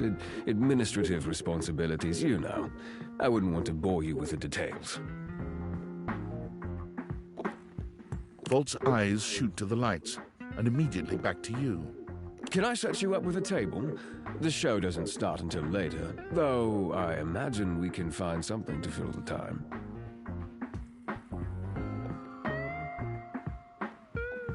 Looks like you're going to distract me. What is it going? Let's get situated. Can I get a drink? Volt draws you to the bar and skillfully whips up a gorgeous cocktail. Yeah, this is on the house. It's off our seasonal beverage menu. Whiskey sour. It should be to your liking. I have a knack for intuiting someone's taste.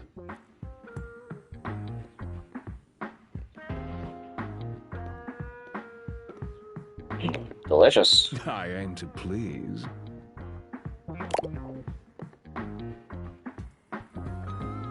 So, what now? You don't do this very often, do you? Not exactly the socializing type, really. Then allow me to take the lead. Yes, please help. Thank God. Yeah, this one. Volt takes your hand and turns it palm up. I have heard that the lines and patterns on an individual human's hands are completely unique, not unlike our barcodes. Some even believe you can discern aspects of your future just by looking at them. Would you like me to read yours? Very much so, yes. I learned to read barcodes from one of our old spotlight acts. I imagine the skills are at least somewhat transferable. Alright, what do you see? Interesting. Yes, very interesting indeed.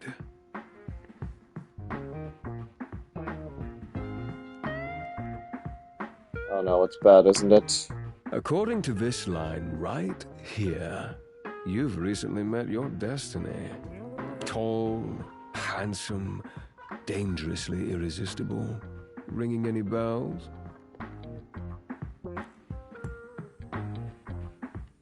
Maybe. The lights begin to flicker again. A familiar occurrence by now, but this incident feels different. It lasts longer than it should. The buzzing feels ominous, almost like a warning. My apologies, Livewire. As much as I'm enjoying our conversation, there are a few things I must attend to. It's nearly time to open for the show. Allow me to show you to your seat. It does feel like your seat now, even as the power continues to surge and ebb. The lights flicker, the bulbs buzz and drone. The crowd thickens and murmurs anxiously, beginning to grow restless until Volt finally takes the stage. We've got a real treat for you tonight. According to him, he is a new musician no one has ever heard of. And if they think they have, they're wrong, or my name ain't Johnny. P.S. Don't read that part. Well, read it, but don't say it out loud, for amp's sake. It's Jimi Hendrix! There must be some kind of way crowd here. They'll sell the shampoo to the soap. Hey, there's too much conditioner. I can't get no scalp relief. And then I got this guitar solo planned. And I'll be damned if I know how to play the guitar, but I'll learn it a cappella for you. It goes like this. Wow, wow, wow, wow, wow, wow, wow. No one knows more about stinkings than Jean-Luc. And this smells like a big one. A turd named B.U. I always appreciate feedback from other artists. That wasn't feedback, darling. That was backwash. You're right. The tastes of audiences are fickle and ever-changing. I'll retool my act once more. That'll fix it. The show concludes, mercifully.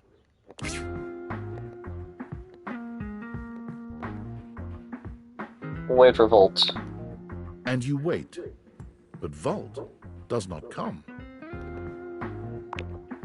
You get up to leave and you notice Eddie quietly closing the door to the back room and shuffling to the bar to fix his drink. Hey Eddie, how are you? Oh, for fuck's sake, what do you want? Is it just you here closing up? Obvious question time. Fun. No, actually, I was looking for you. Wait, what? Why? Well, there's being... Something is wrong with this club. Why do you think that? Did something happen? Just a feeling something is off with him, but I can't put my finger on it. Weird things keep happening with the power. He says it's nothing, but it doesn't seem like nothing. What kind of weird things? Lights flickering and making a buzzing sound. So you came here to... what? To help.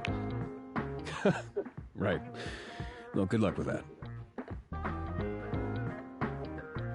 Eddie, come on, please.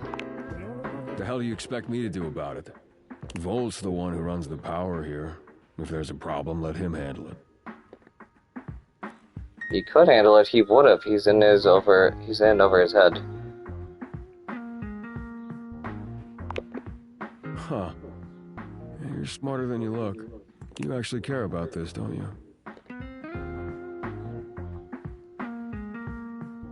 Yeah, I do. Damn it. You're not gonna let this go, are you? I'm gonna regret this. How are you with tools? Not great, but I could probably avoid setting anything on fire. I know which one is the Phillips head and which one is the flathead. Good enough. Come back after tonight, ready to work. What kind of work? Do you want to help or not? Right, I got it. I'll be here. Better. You got what you came for, right? Can I finish my drink in peace?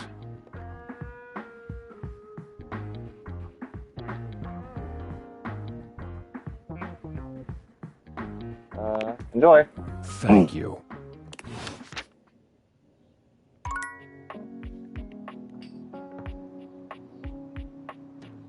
Alright, we already talked to Willie, Kurt and Rod, Eddie and Volts. Who else? You know what? Let's also talk with Phoenicia.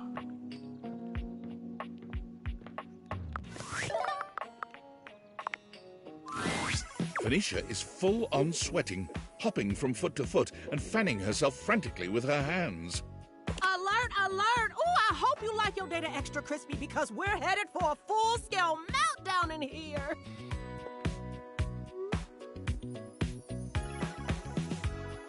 Well, what's going on? Finally! I thought I was gonna blow my speaker before you noticed. Hurry up and get me out of this thing before I suffocate! download you onto my computer? I mean, I couldn't really carry you around with me anymore, if that's what you want. Are you okay?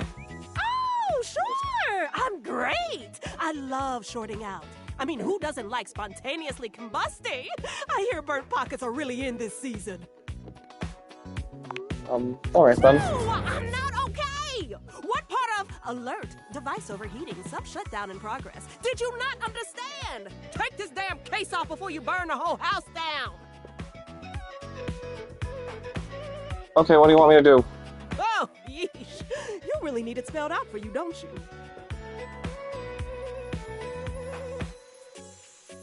I'm doing my best here. Oh, yeah, that'll look great on your tombstone. Tried my best. Look where it got me. Just get this case off of me while I still have good battery cells left. I've been burning up all night. Alright, I guess I did leave it plugged in while I was sleeping. That's supposed to be terrible for your battery, isn't it? Oh, is it? I had no idea. You carefully remove Phoenicia's case. Her body is alarmingly hot. Seems you've acted just in time. There! That wasn't so hard, was it? Ah, that was close. Better? Now that I'm in good hands, I'm getting there. Listen, you mind if I stick with you for a while? Just in case I feel another meltdown coming on. I'd hate to lose any important save files or valuable passwords or something. Oh, speaking of which, I need to do another update I've been putting off now that we're back in the green zone. Talk more later.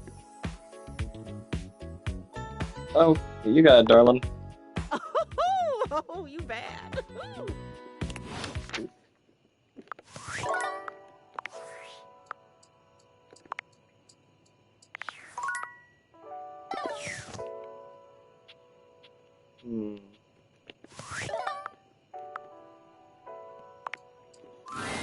Welcome! What can I do for you in my main menu? Oh, let's. There's lots I can chat about. Me? Oh, my favorite subject. What do you want to know about my lore? When I love a thing, what physically am I doing? Is there no real world stuff and everything is thing based upon this one? When a dateable object falls in love with you, it might speak to you in terms of what a human might think of as sex. It's not. It's more that your two consciousnesses are intertwining in the vibrational ether caused by the focus of my lenses. Basically, you're not having sex with your furniture. Well, until you realize them, then you can do whatever freaky stuff you want.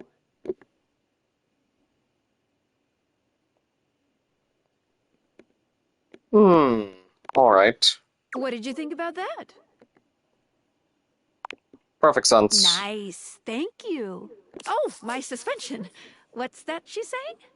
Skylar removes her dateviators, holding them out so that you can see her suspension of disbelief. Skylar beams at you, her eyes glimmering behind her glasses. Are those happy tears? For a moment, she looks as though she's contemplating hugging you, but she manages to keep her arms at her sides, her hands curled into excited fists. It's working! Yes! You did it! My suspension of disbelief has been upheld! She's in there right now feeling great! It kinda itches? Ooh, but it's okay. I love it. There's a few moments of silence as something seems to dawn on Skylar. Her smile softens, her eyes warm and inviting. I love you. Oh wow, so I only needed 3? Will you accept it? Of course. And just like that, Skylar is back to her chipper self. But the warmth in her gaze remains. Yay! Love, love, love! Wow, so it only takes just 3 questions and just agreeing with her and saying, hey, like, that makes perfect sense. I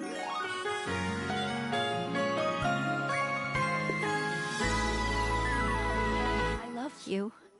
And I got an achievement for protecting the suspension of disbelief. And we got more charm from her. Nice. Skylar loves us now. Nice.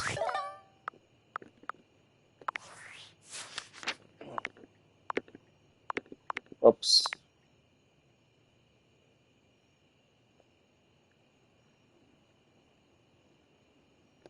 Let's see. If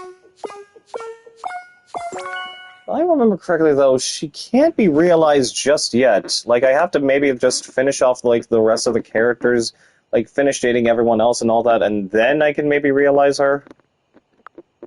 Because it says she's good to go for realization.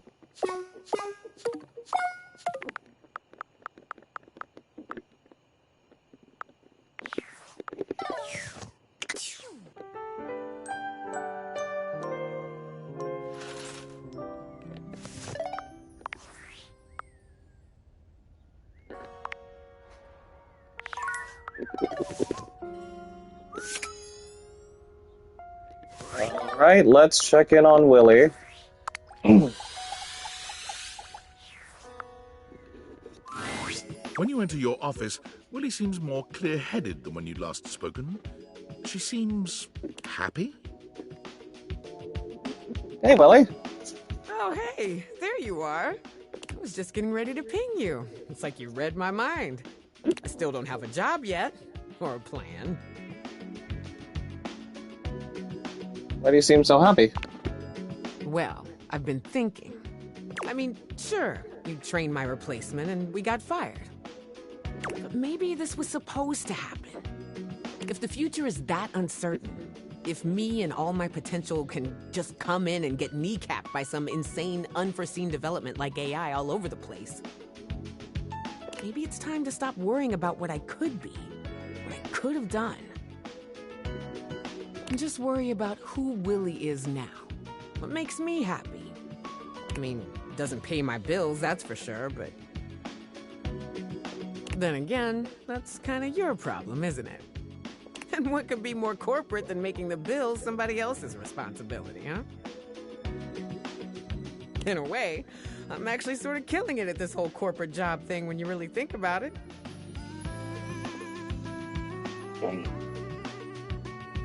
Yeah, you're thinking positively. Right? There's something else I need to say to you. And it's not gonna be easy. I was not the kindest to you. Maybe I was even unkind to you.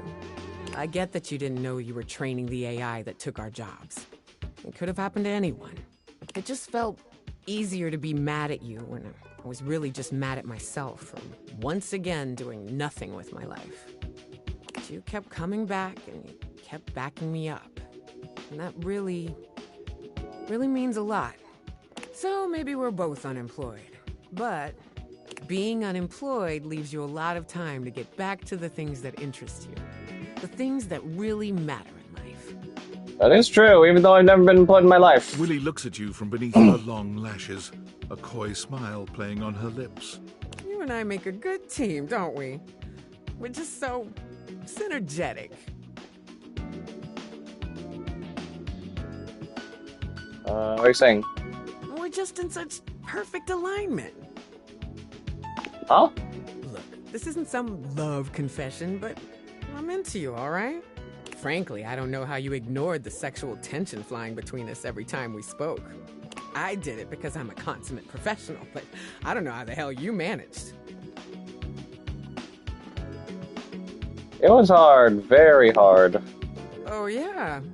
How hard was it? Greatest test of my professionalism in my entire career. Oh! Tell me more. Every time we spoke, I was expecting HR to burst in and discipline me. Oh, you are sick! You're just my type, aren't you? I'd like to think so. Willy looks at you with an entirely unprofessional gaze, her brown eyes radiating a very specific sort of intention. Well, I have nothing else on the agenda for today. What do you say we go touch base? Touch your base like it's never been touched before? Dang. You know just how to talk to an abstract representation of work, don't you? Willy can't keep her hands off you.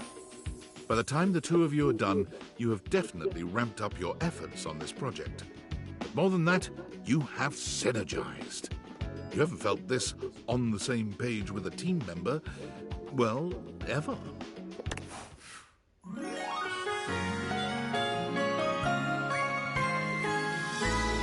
get to work.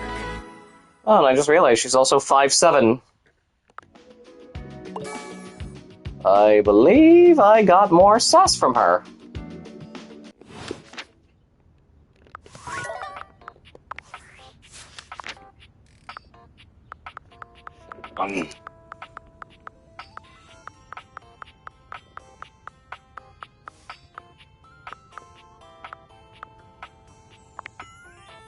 Status. Okay, yeah, there we go.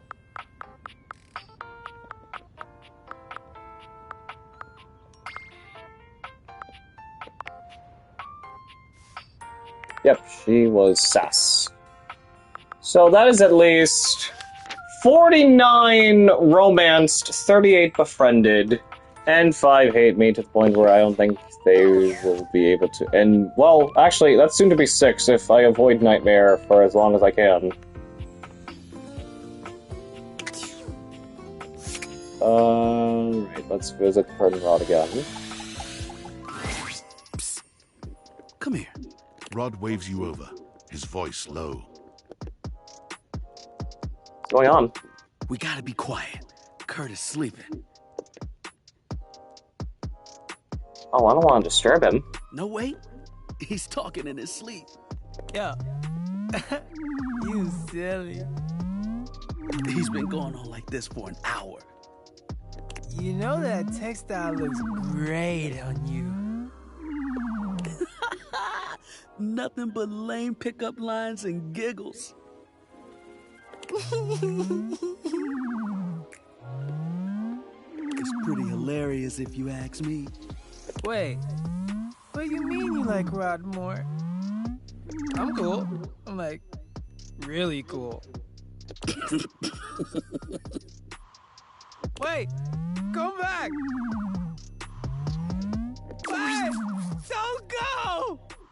Kurt snaps awake, looking at you and Rod for a few moments as he gets his bearings. I was doing it again, wasn't I? Yup. Oh, that was super cute. You dream of love. See? I'm cute. Yeah. They said it. They called me cute. They were just being nice. Or honest, because honestly, I'm cute as hell. Not cute enough for whoever you were dreaming about. You don't know that. It was my dream. Fine. I know that even you know, deep in the back of your brain, that I'm better looking. My mind was just messing with me. Keep telling yourself that. We all heard the truth. How about this? Let's get you back to bed and let you have another shot. You think they'll come back again? Oh, no. You blew it. Even your mind knows it. You know, with these two bantering, I was just reminded of what happened earlier today when I was playing some Marvel Rivals for the sake of getting dailies done. First match of the day, holy fucking shit. Like, I was on and this was quick play of all things. This wasn't even a comp game, because I'm already done with comp for this season, thankfully. What ended up happening was, at least, almost all of the team was arguing with each other because one tank was too busy frickin' being such a slow-ass typer, because they were also a console player, and the other one is just, just being discriminatory on him just because he was a console player and all that. Like, bro. Oh my god, and it's just back-to-back idiotic clown talk from both of these guys and all that. And I'm just like, shut up, please. Just focus on the match. And thankfully and luckily we did win, by the way.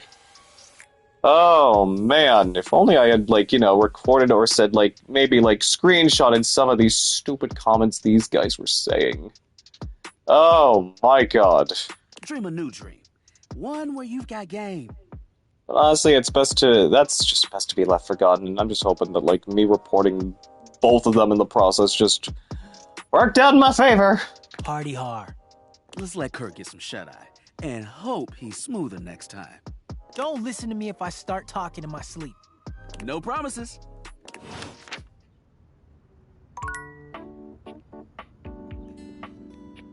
Come back tonight, I think.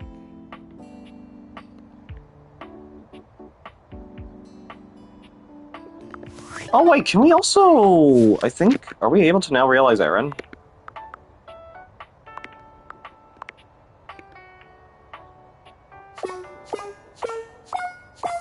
We are, but we need to find her is the problem! Okay, we gotta look around the house,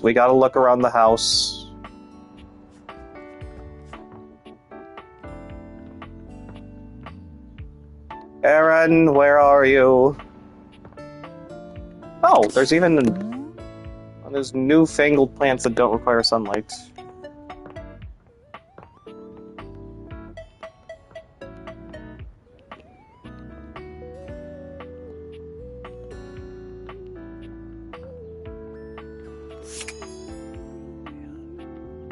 I don't think I'll be able to find her.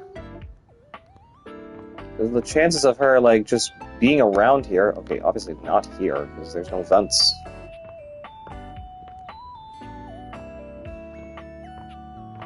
I can't find her around here.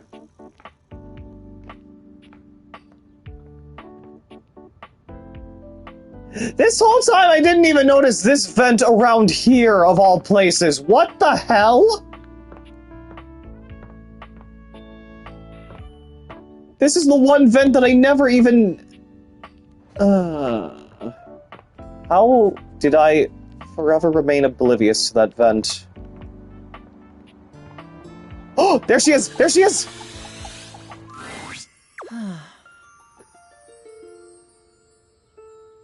Aaron, I want to bring you to life. To taste breath as you do? Intriguing. It would mean unshackling myself from immortality. And even you said you will eventually disperse into nothingness as you are. That's correct. I shudder as I think of that fate. Perhaps living as a human will give me a new perspective and new feelings. Do you have the necessary ingredients? Yes, I do. Wow, Aaron is a frosty one. I am amazed at your love prowess. Yeah,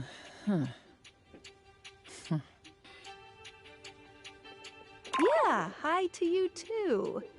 Anyway, I'm gonna get started with all my science stuff. Let's make some wind. Ooh. The spectral energy flows through your Dateviators, and what was once merely a puff of air becomes...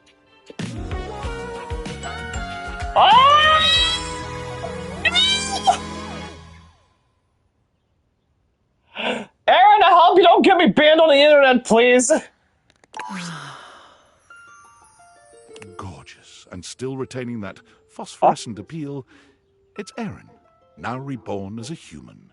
And she doesn't have clothes on! You gaze into each other's eyes, and there's only one thing to be said. Kite, please, hush it!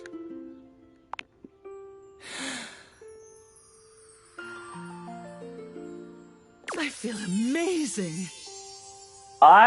Good for you! Now please put some clothes on! One of the reasons Aaron was so cold was because she was at the mercy of the elements at all times. Completely wrapped up in the whims of other elements, she believed she could not act on her own. No, we're just gonna pretend that, like, this is the same thing how we always viewed, like, you know, Naruto's sexy jutsu in the anime. A lot. That's how I see it. I can do anything? Aaron lifts her arms, spins around, and does an incredible backflip. And all at once, she speaks. My love, my love, my love, my love. Oh boy, oh boy, oh boy. It feels awfully nice to speak. I get it. I get it now. I can do.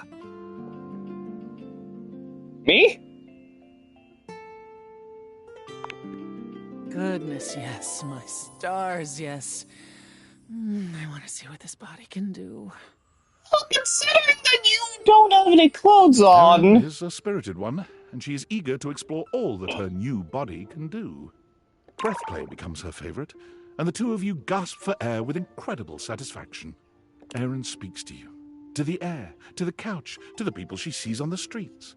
Hey, hey, hey, hey, hi, hey. Hey, everybody talking is really, really fun, huh? With boundless energy, Erin embarks on the career that gives her the most joy. Auctioneering. What?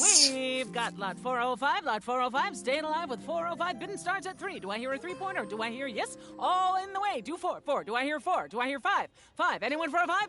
5? No? Sold! She moves to the city, where the best auctions are held, and rents an apartment high in the stratosphere. She's ready to talk your ear off anytime you want to chat.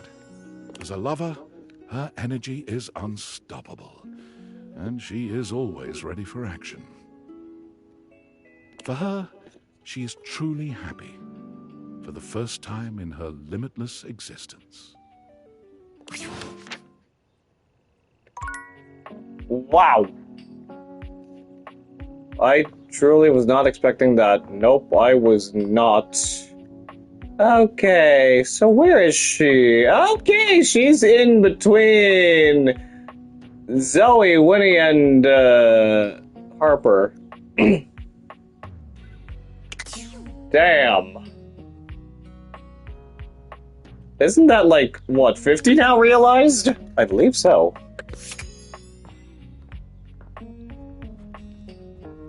Alright, let us go talk with Phoenicia now. Good to see you. Ooh, I can't wait to tell you what's been happening. Fresh tea coming in hot. Talking about Wow. Never thought I'd say this, but I'm actually out of gossip. Sigh. I need a break.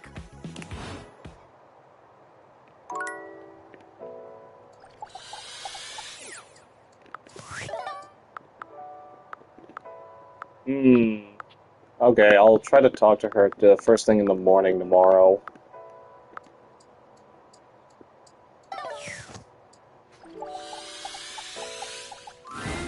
You approach the breaker box, and it isn't anything like you remember.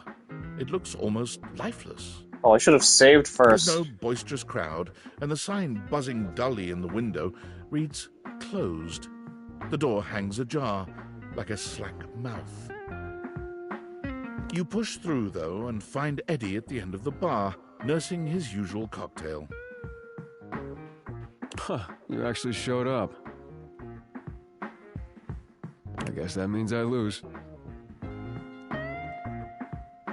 Of course I did, I said I would. Good to know. Little inconvenient for me, but good to know. I made a bet. Was pretty sure you'd back out. But I guess there's still time. You'll probably change your mind once you realize what you signed up for. Eddie sets down his drink and shrugs out of his vest. He begins rolling up his sleeves.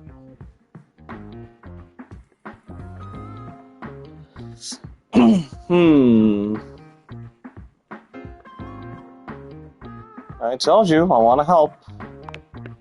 Still not sure why exactly, but whatever. As long as you're here, might as well get to it. There's a lot to do before we open.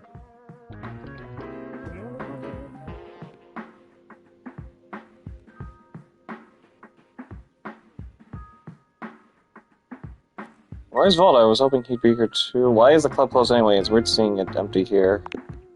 I can't exactly get much done with the entire house crammed in here. Usually I take care of all the maintenance after hours, but we've been so slammed lately, there just hasn't been enough time. Things are breaking down faster than I can get to them. Oh yeah, isn't there a Capcom sale going on after that latest Capcom Direct from early last week? Yeah, it makes sense that there'd be a sale going on. And trying to do anything while the club is open is essentially pointless. There's always questions and distractions and polite conversation. It's exhausting. Oh, so that's what we're doing. Maintenance?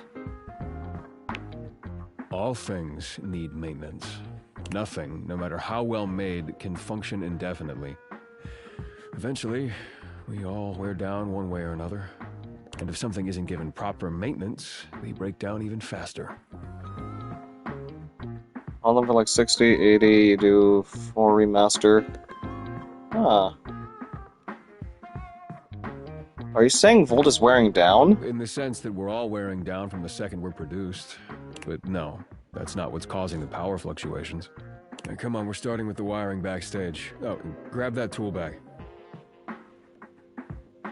Though you are not a natural handyman and Eddie is not a teacher, the two of you manage to make decent progress through his to-do list. At one point, Eddie leaves you alone to get something from the bar, and you confidently ascend a ladder to change a dead bulb. But as Eddie returns... Wait, be careful, that's not... The ladder suddenly gives way beneath you, releasing you into thin air. But a split second later, Eddie is there, strong arms outstretched to catch you. Stable.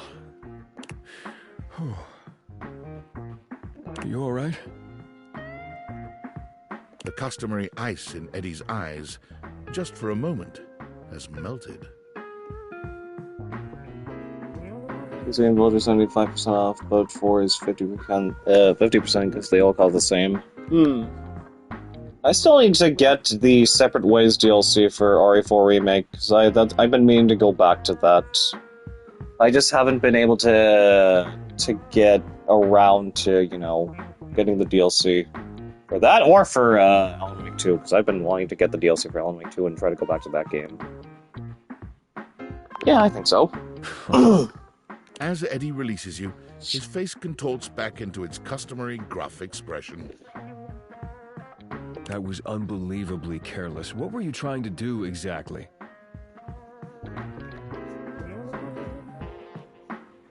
What you told me to do? I told you to replace the one behind the bar. You did? The floorboard under these lights is loose, which is why I told you not to touch them yet. Oh, not to touch them. Just pay more attention.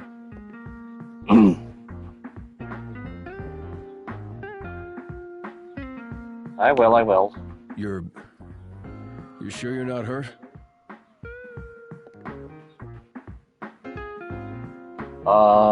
I'm good, really. Thanks for catching me.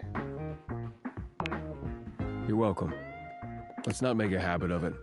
Now, go get the ladder and put it behind the bar this time. The next and last phase of your work proceeds without incident. Oh, you weren't kidding about this being hard. It's actually kind of fun doing this stuff, working with your hands. Yeah, this. You've done surprisingly adequate work, mostly.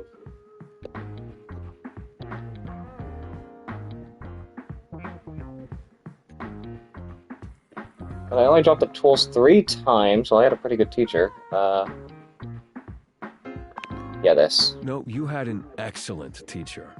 If you'd only had a pretty good teacher, you probably would have electrocuted yourself. Twice. And we got through more of the to-do list than I expected. That's probably good enough for today if you want to, you know, head out. Or I could stay and hang out for a bit. I suppose if you want to rest before you leave, that's fine.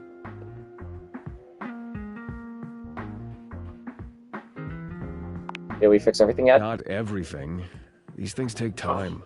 Look, next time we'll get the rest. Just need to do a little more work, and it'll all be fixed. You okay, Eddie? Yeah. I'm always okay. See ya.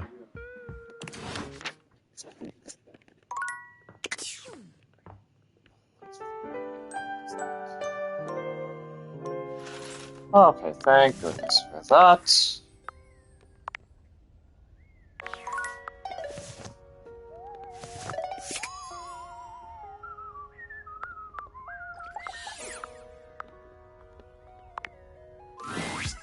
Good morning! Ooh, I can't wait to tell you what's been happening. Fresh tea coming in hot. Wow! Never thought I'd say this, but I'm actually out of gossip. Sigh. I need a break. Oh, they haven't done an RE1 remake?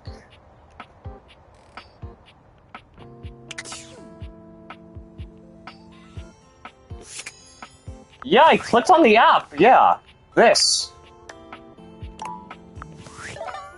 Unless you want me to, like...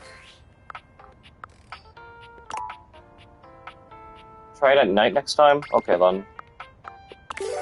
Okay, let's just reload the save so it doesn't feel like I, you know... I'll try her at, like, different times, then. How's about that? Like, I think I used her as my second to last charge. Oh, you trying to hang out right now? Of course they are. We're the coolest duo in this house. There ain't much happening over here, though. But check another window or something. Something has to be popping off somewhere else, you know, besides Rod's mouth. Ha ha ha ha! We'll see you at the new spot.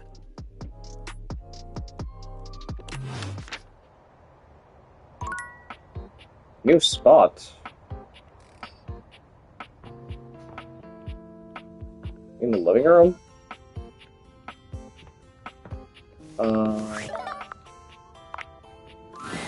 Lunchtime? No better time to check in with your phone. Ooh, I can't wait to tell fresh tea coming in hot. Wow! Nope, sigh. I need a... Oh, nothing. Okay, yeah, I think we'll probably try her at, like, nighttime, then. We'll try her as, like, my last charge. Who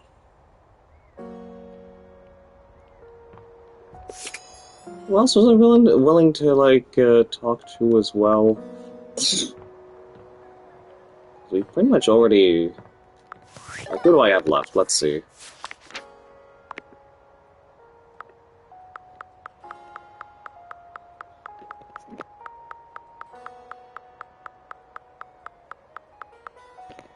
Wait, that's right, I still need to realize, Willy. Okay. Yeah, I'm currently working on these two, and Phoenicia. Right, I have to go back to, Amir. What's he got? Okay, yeah, he's got Sass. Okay.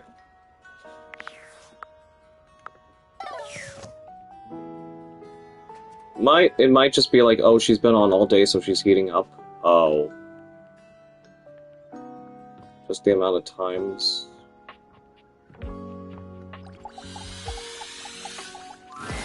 Yo, Rod, stop! Rod is in the middle of a very loud, very off-key song. You know you want me, baby. This is torture, pure torture. You just can't have me, baby. Because you belong to someone else. That was interesting. Thanks. I made it up myself. I wonder what song he was probably parodying. Something about having this piano nearby that just gets my creative juices flowing. Could they not flow, though? Like, what's the opposite of flow? Whatever it is, can that be what the juices do? You just jealous. You trying to crack Gwendolyn with that singing? What are we talking about? Rod singing. Oh, it wasn't that great. You know you're lying. I'm not, cutie, but I'll let you think that. And with that, Gwendolyn takes her leave. Y'all just haters. Just suck less that easy. You have other talents, lean on those. That's code for you can't sing. Ooh, shady. One of those talents could be songwriting. Did you make up the lyrics you were singing? Yeah, it was a Rod original. Then that's a no for me, dog. I've never seen you try to write a song. That's because I know my lane. Know thyself and all that stuff. No matter what anyone says, I'ma sing. feel like love would be you dissing with them. Oh my goodness. So plug your ears, because I've got a song in my heart, damn it. And now I've got a pain in my side. Just like how with Tina loving to be insulted. You should get out of here before he starts belting a new song. I've got music in my bones. Quick, run! Save yourself! Do I have to interact with, Do I have to interact with Kurt and Rod at, like, different spots? Because I've already interacted with them at, like, okay, over here, in my room, in the gym. I haven't interacted with them here, or even here yet. She wants a threesome, and with Tony? God, wow.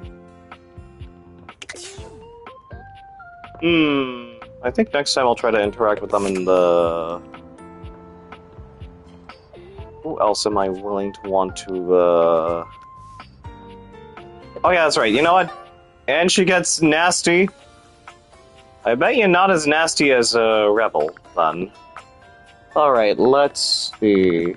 I think it's finally time to realize, Hey, hon. We're still on for later, right? Realize. Oh my God. Really? No interview or anything?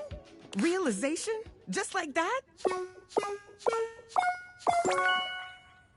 Yep. Come on, Willie. Let's find you something to do. The spectral energy flows through your Dateviators, and what was once merely an abstract representation of your work becomes...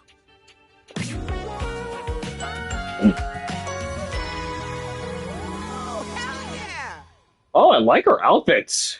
Especially the rainbow parts of where the buttons are. Willie is just as tall and statuesque as she's always been, but the benefit of a real body makes her physical presence all the more captivating. She may have once been your state of employment, but she might as well have been a runway model. She is magnificent, effortlessly graceful and poised, even in this moment of supreme happiness. So this is what it is to be human. Feels like I finally achieved something. Like I belong now. You've always belonged, Willie. Yeah. Willie's intense gaze narrows in on you, and while she remains calm and collected, it's as if the temperature of the room has risen about 10 degrees. You know, I think you and I are long overdue for a little meeting. And no, this cannot be an email. You might have thought you and Willie were vibing before, but her humanity enables you to reach new heights of synchronicity. Willie ensures every item on your agenda is thoroughly addressed, line by line. And when all is said and done, you peek together multiple times, your hearts in perfect organization. Willie is quite satisfied with your work, for once seeming entirely certain she's done all she set out to do. When she leaves the next day, you can tell she's nervous and excited. Her future may be uncertain, but she's ready to embrace possibility. Willie's journey to find herself as a human is a true journey in every sense.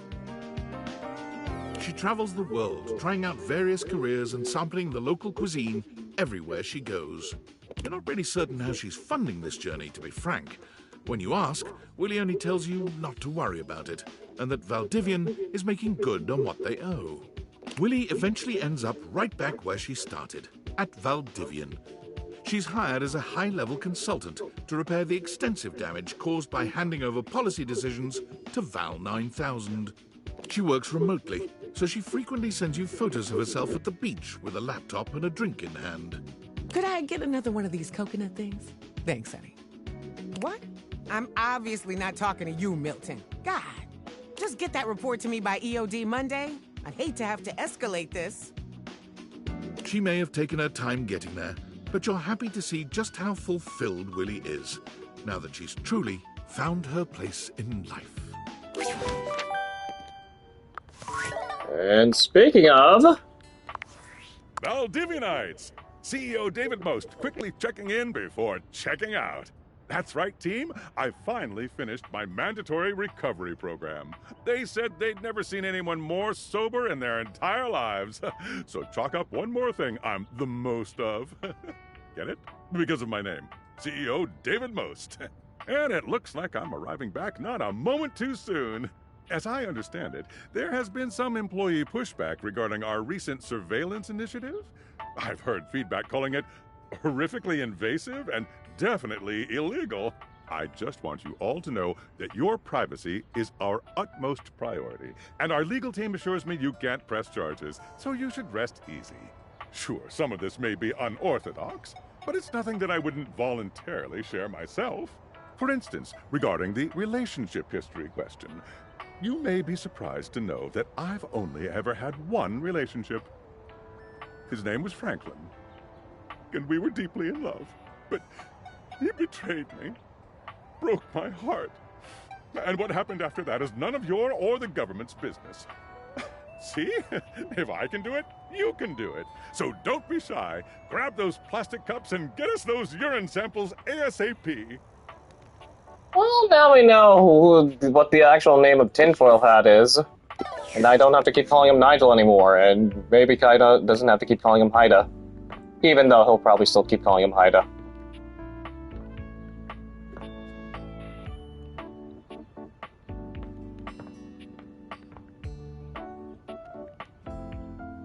It is Haida. Are we good with Arch, though? Is he also ready to...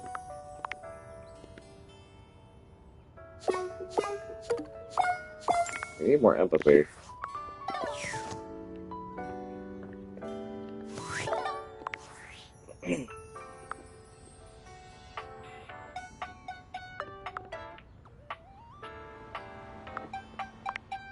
Alright, new save.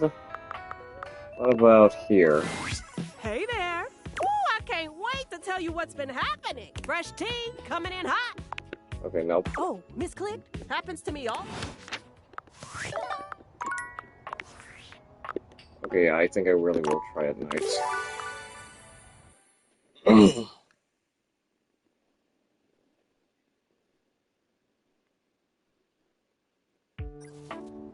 Speaking of, let's see where Willie is on...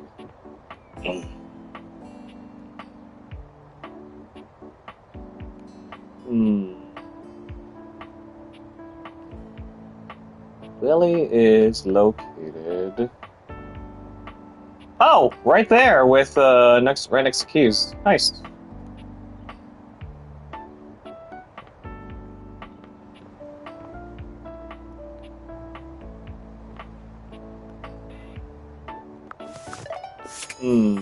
Now, looking at some of the others, like, I think I know that Doug is still not able to be realized because we still need the sass for him. Oh, I still needs empathy.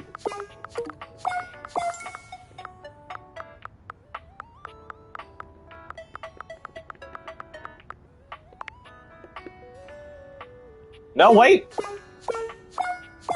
Never mind, we can actually realize him now. Well, this is gonna be interesting.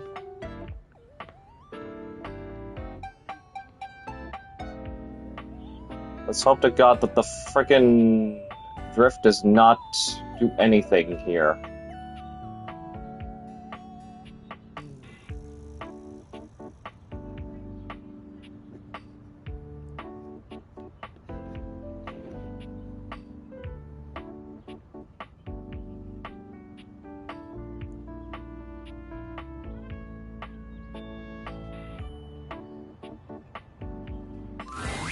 Well, look, it's my old friend, the dork.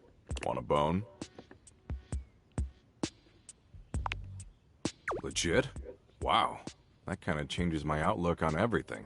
Can't be so flippant about the pointlessness of life if you're actually alive. But are you philosophically enlightened enough to guide me through that transition? Philosophically enlightened is my middle name. My parents were cruel. Okay, Doug. Let's see if we can get you a better drawn face. The spectral energy flows through your dataviators, and what was once merely existential dread becomes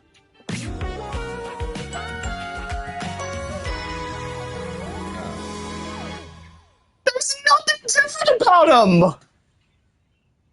Tight.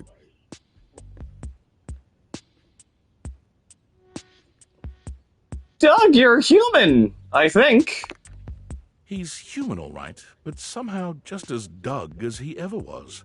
His eyes are no more expressive, his face no more detailed than it was as an abstract concept. Oh, wait, his belt changed? Okay, I definitely need to see that. Hold up. Oh, well, what do you know? He just has a belt buckle now!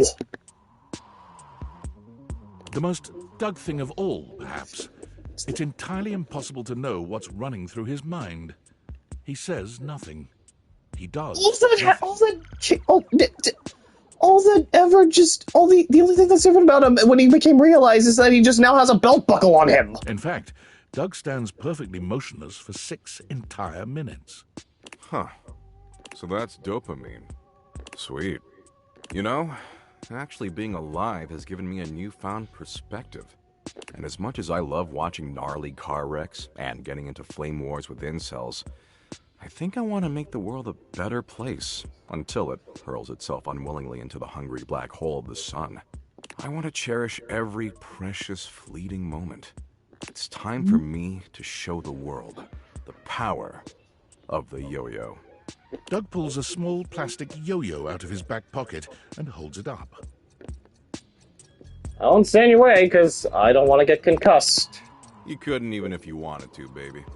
The yo-yo is the ultimate representation of the cyclical nature of the universe.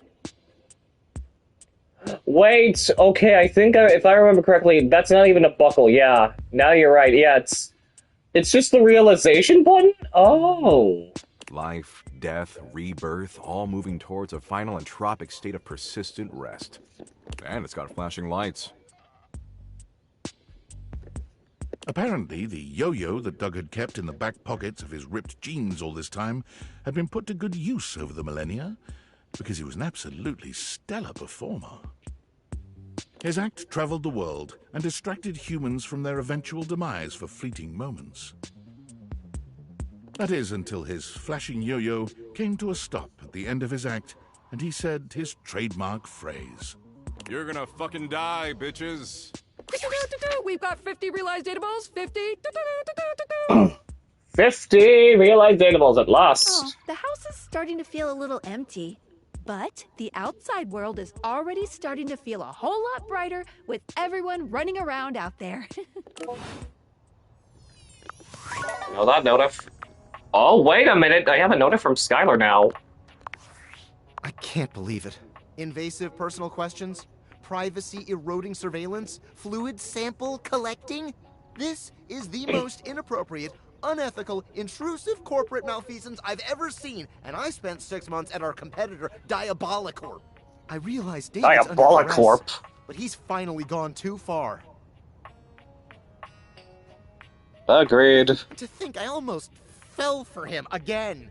That I almost believed his, "I miss Franklin. We were so deeply in love" sob story. He hasn't changed at all. He's the same selfish, controlling, narcissistic creep he's always been. Well, I've had enough. It's one thing when his disturbing behavior is only directed at me. It's another when it's directed at thousands of innocent employees. And he can parade around like he has absolute power at that company, but it's my company too. I may have been canned, but I'm still a shareholder, damn it! Wait, how do you get shares? The time for talking is over. It's time to take action. I'm going to concoct a plan to depose David from his throne once and for all. Right after I get some fresh air. I'm operating from a hidden underground bunker, and I don't think anyone's aired it out in 50 years. It's not hygienic at all. Thanks for that, Franklin.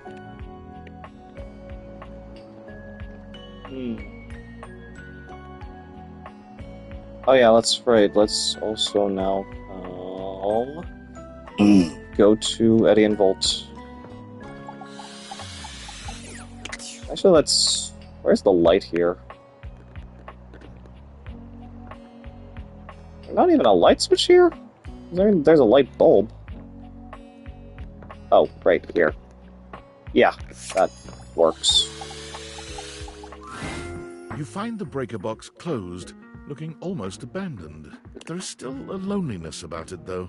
The impression isn't lessened by the image of Eddie inside at the bar, twirling a cocktail glass in his hand. Interesting.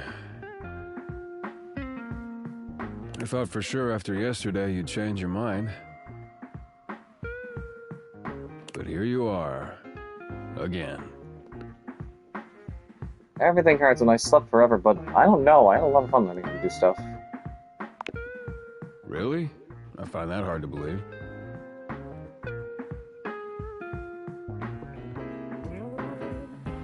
At least I'd do more after. Yesterday I just felt so... you're just fun to be around. Right. You sure you're not thinking of Volt?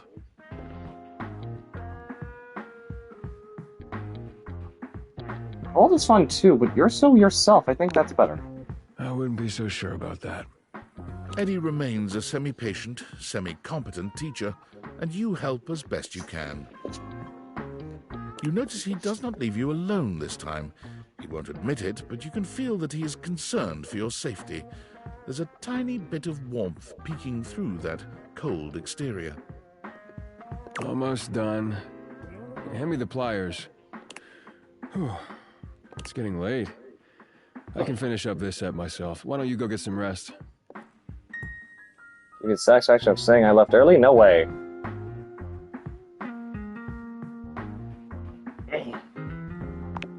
Nah. Suit yourself.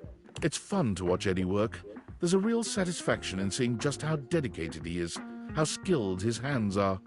But this time, there are sparks in the current. By the time he's finishing up, he looks exhausted. With a heavy breath, he seals off the final wire and sets the pliers down. Drink?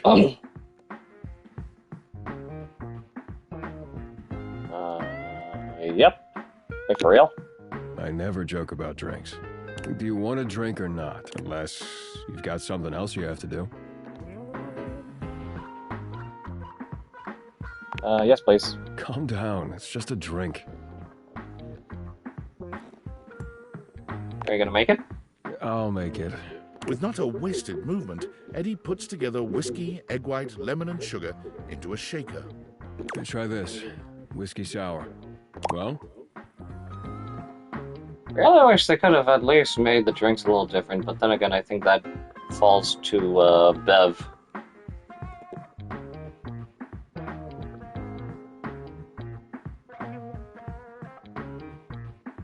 Perfect. Of course it is. It's easy to do what you've always done. Nothing more than that.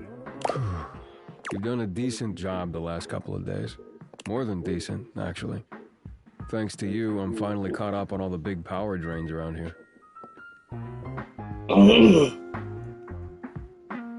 So Volt should be good now? That's great. There's still a few things that need to be done, the day-to-day maintenance, but yeah, you did it. Volt and the club should have everything they need for now.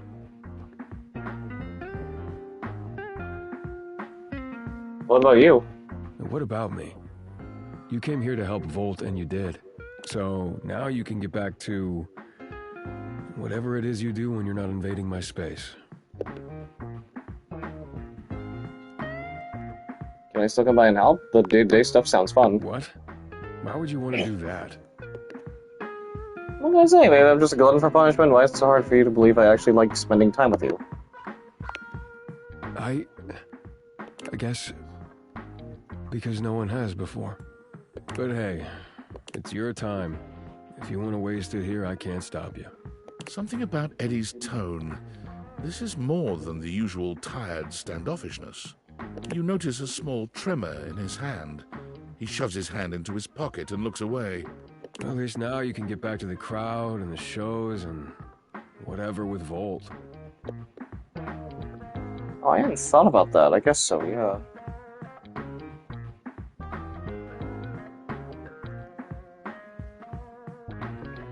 I'm looking forward to it. Yeah, I really missed it. Yeah, Volt always puts on a good show. Who could resist, right? You'll have a good time, I'm sure. For sure. Have you seen them? There's a real party, though. Fun, fun, fun. I'm beginning to wonder if you understand what fun is. I do better on my own. Trust me. I'll only slow you down. Oh, and it would be for the best if you didn't mention any of this to Volt. Especially if you want to keep coming around.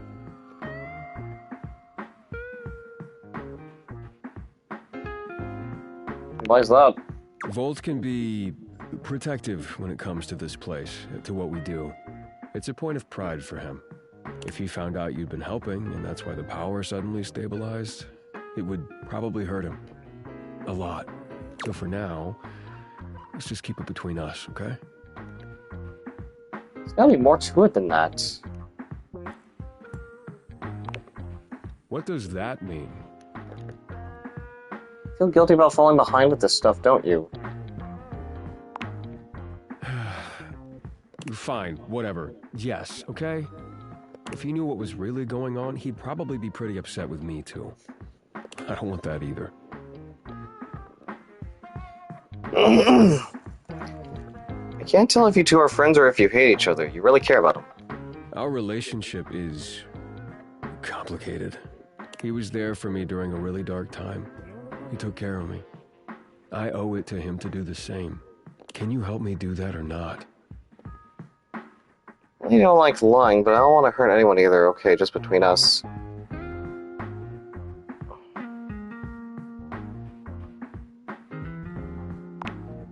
Thank you. Eddie's exhaustion doesn't lift as you finish your drinks, but through the silence you feel a companionship flourish, quiet though it may be. As you walk out, you can still see the tired, grateful smile on Eddie's face long after you're gone.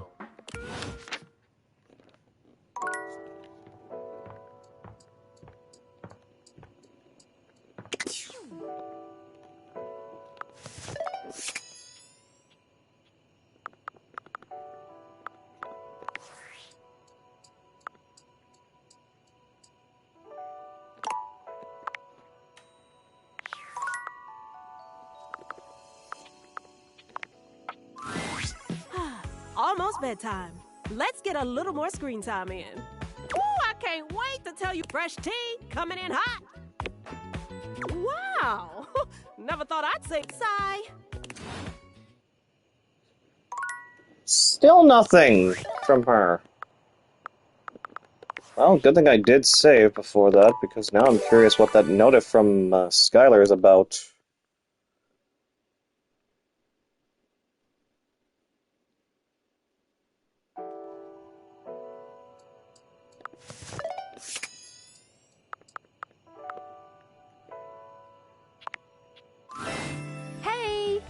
Hey, interrupting our regularly scheduled flow for just a little tip. Since you've progressed so far, you might want to check out some extra features if you're looking to make it all the way to the end. Check it out under the utility menu. Don't want to add tedium to your nice little dating sim. Okay, back to it. Welcome! What can I do for you in my main menu? Utility? Right this way. Switch some features around. Gotcha. Let's get cracking. Content aware. Take off my fantastic red shirt. No. Let's leave this menu and what can I do for you in my main menu? Right this way. What's Here, on then? your mind? Good question. The easy answer, as long as you are continuing to realize. If you have other questions, I'm all ears.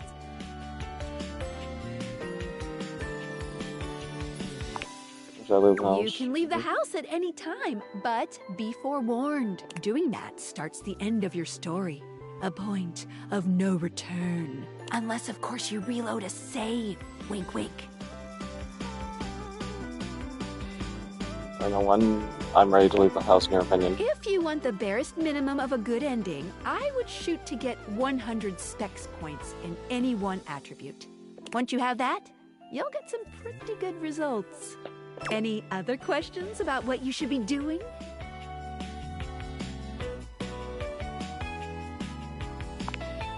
Anything else you wanted to know about features?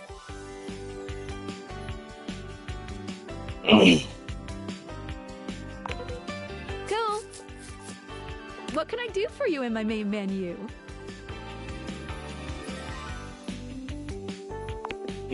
Did you realize everyone? Are your specs enough? You know where to find me! Perched right on your nose. Right here.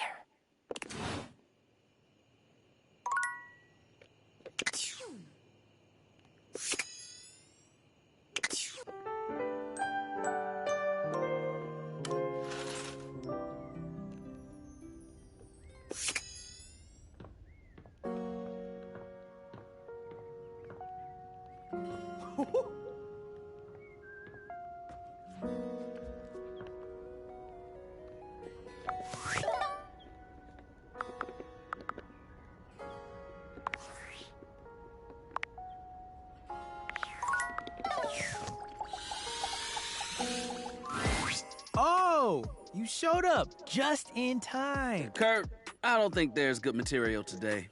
No good material? Man, you must be rusting, cause this right here, prime. What's going on?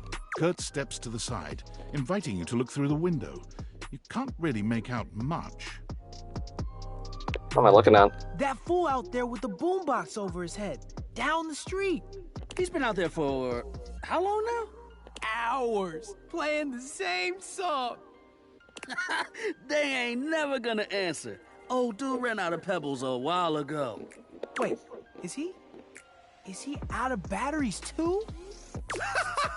Look at him, searching through his pockets. Oh, poor guy. He really thought it would work. Whoever it's for, they haven't popped their heads out or nothing.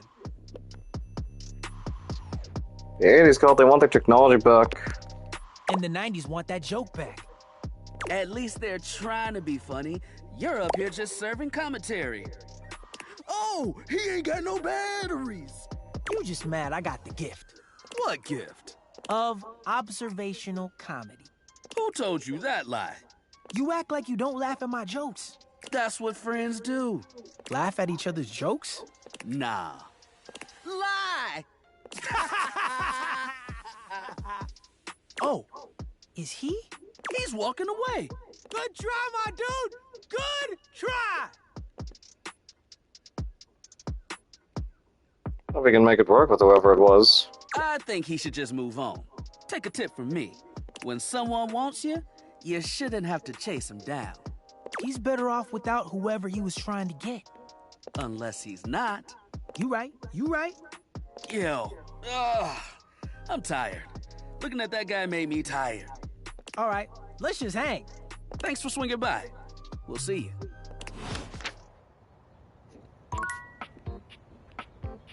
Yeah, where's Doug now on this board?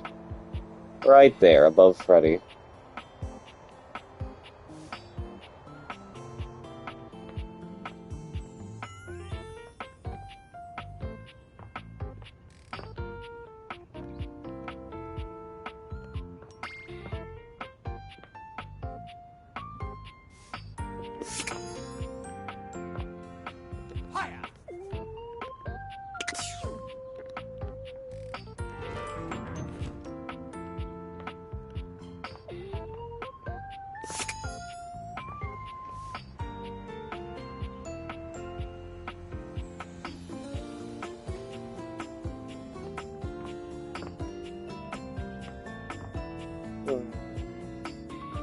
Maybe we can talk to... Well, we'll talk to them a little later.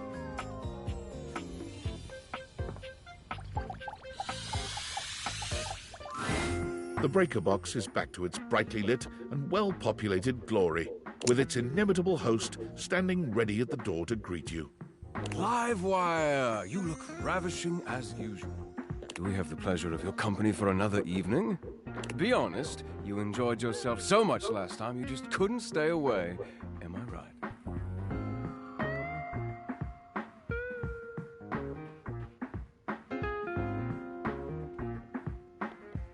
That was nice, but that's not what keeps me coming back. Is that so? What is it that has captured your attentions, then? I think you know. Do I now? Perhaps you should enlighten me, just to be sure.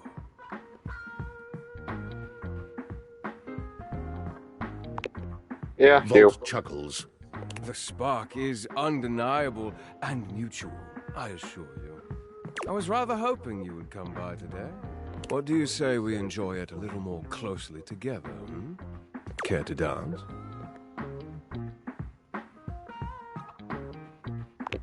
Sure. He leads you onto the floor, not once losing your eyes. You move quite beautifully, Livewire. I'm impressed. The song has ended, but Volt has left his arm encircling your waist. He turns his face to yours.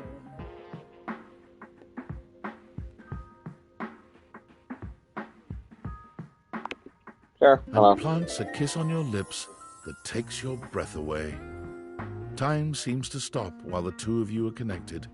Your entire body tingles, as though you've just been plugged into an electric socket. And then, far sooner than you'd like, the song ends, and with it, Volt's kiss. He smiles at you, his eyelids low and hooded. It's far too easy to lose oneself with you. Loath as I am to say it, I must leave to start the show. For the first time that evening, the power begins to fluctuate. It's louder than it has been before, and it does seem to go on. Don't let the surge fool you. My power is just fine. Don't think I'm done with you yet, Livewire. Volt leaps onto the stage as you settle into your seat. Good evening, my fellow objects and gentle things. I hope you're ready for... The power surges violently, and Volt stumbles. He catches his breath and steadies himself. Ready for an incredible performance.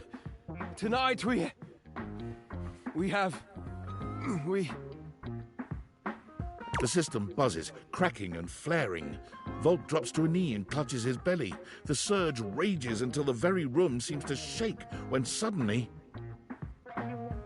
everything goes black. Oh no! Volt! You hear nothing but the panic of the audience, the confused scrape of chairs. You make your way through the club in the dark to hear familiar voices. You have to stop, Eddie. Oh, I can get it back. Just give me a minute to recharge. I can... Oh! As your eyes adjust to the darkness, you can make out that you've made it to some back room, a forgotten corner. The electrical power grid hangs on the wall, with Eddie slumped against it. Both Eddie and Volt look exhausted. Eddie dangerously so. He fiddles with the grid controls. Stop. Eddie, please, just let me go out. You're going to fry yourself completely. I said no, Volt. Eddie. I can fix this. Eddie. Fuck's sake, Vol, I'm not letting you go out, okay? We both know what that could mean, and I'm not... I can't go back to being alone. I can't lose you. You can't keep splitting yourself like this. If you do, then... Volt notices your presence and moves to stand. Eddie holds him back. It's fine. He deserves to know.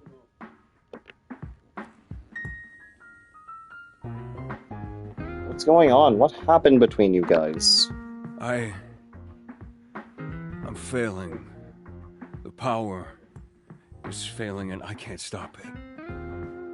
Eddie leans back against the grid controls, his posture crooked and jagged. He seems ready to combust from the inside, but years of control are keeping him standing.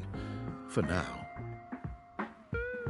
It was slow enough at first. I didn't even notice it. Small fluctuations, random surges. entire house depends on my power, and it's my job to keep it stable for them. To keep them all safe. I had to work harder to compensate. I thought, if I could outlast it, it would all balance out. But it only made things worse. Even more unstable, so I had to push even harder just to keep up. And then it just became normal. To always be completely drained, barely hanging on. I don't know how long it took me to realize that it was my fault to begin with. My faulty wire. I was the problem. But I couldn't stop. They still needed me.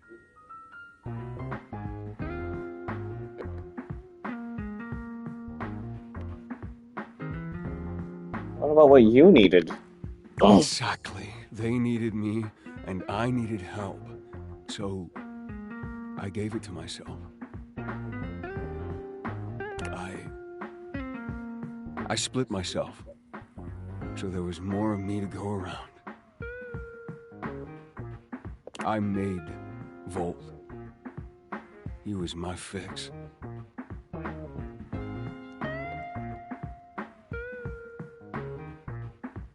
You're actually one person or thing? We're not one thing. We're not two things. We're connected. The small glow around Eddie flickers and dims. He's clearly in pain. This club has to run. It's power, it's light and music and heat and energy. It's everything. And I have to have Volt to make it work. I made him. It was supposed to be temporary. It only slowed things down by spreading out the power.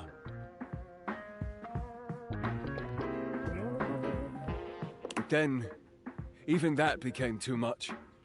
And now maintaining me is draining him just as much as... Just stop, I already told you! Eddie, they still need you. It's my job to protect you. Even from yourself. We're not doing it. It's too risky.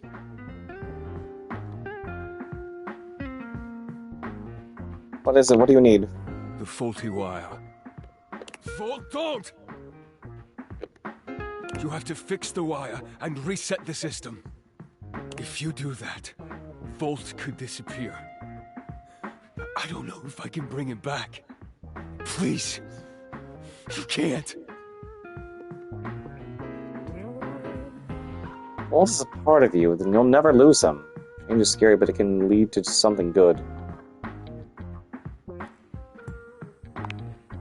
Easy to say when you're not the one who has to go through it. You don't know what it was like. Maybe not, but even I can see what it's like right now. That right now it isn't any better for you. Whatever happens, you don't have to go through it alone. I'm here. It's the only fix left, Eddie. We have to try. Eddie sits there for a long moment, then finally nods. You remember where the tools are? I'll walk you through what to do.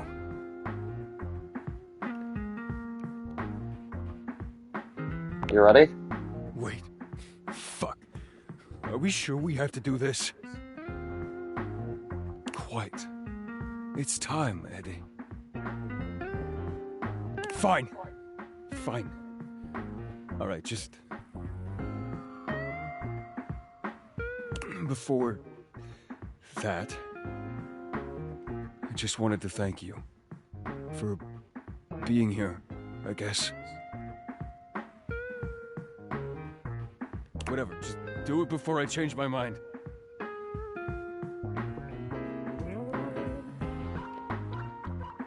Reset the power. Eddie leads you through the process, patient and attentive despite his reservations.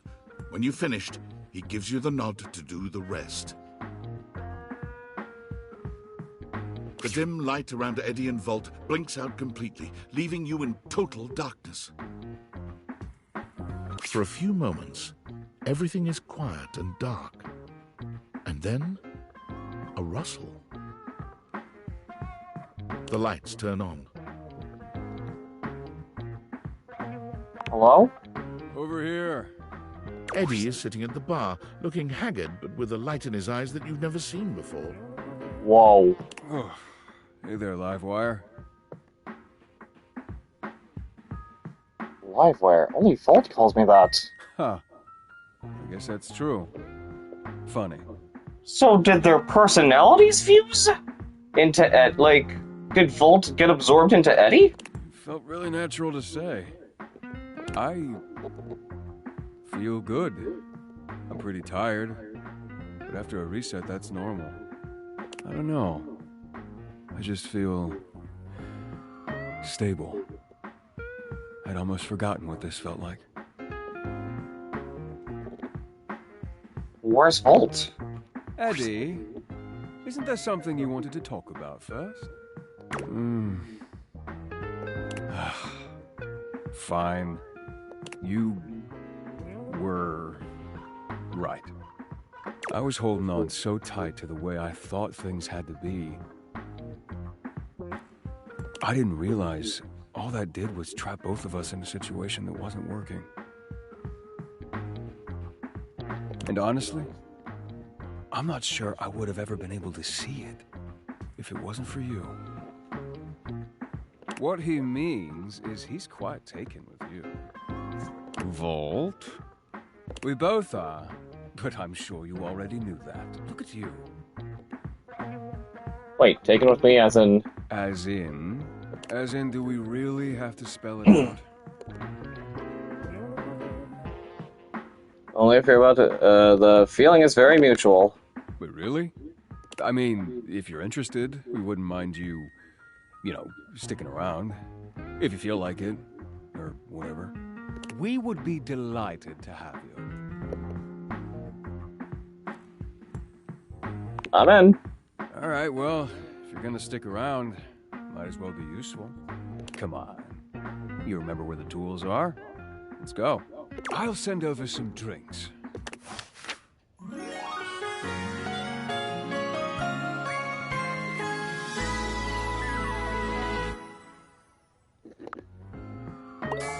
Alright, we got more empathy from them. Nice. So what is this gonna look like now? The table is always here for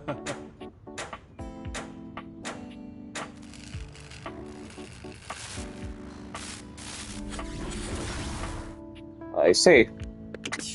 Let's just close that. Wait, is Tony ready to be realized?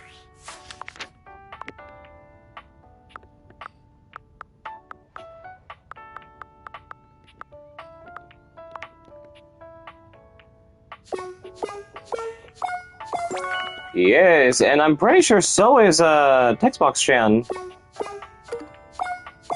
Never mind, she needs at least one... I need more empathy to finally realize her. No, let's just get this done with Anisha. So okay, so I found this out. Ooh, I can't wait to tell you fresh tea coming in hot. Wow. I need to interact with her every day, so, like, until she starts to overheat again, basically. Alright, Johnny, time to get you realized. Hey, oh, hey, ah. Are we realized?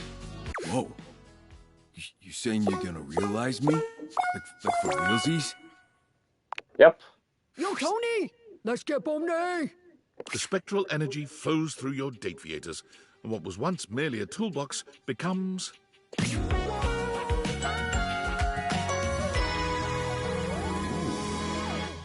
I see he's now got a blueprint shirt. Whoa! Whoa! Tony is looking himself up and down, curling and uncurling his powerful hands into fists. Holy cannoli. Feel like I could tear this entire house down and build it right back up. You humans feel like this all the time? You make me feel all kinds of things, Tony. Tony tilts his head, raising an eyebrow and giving you a sort of up and down appraising look.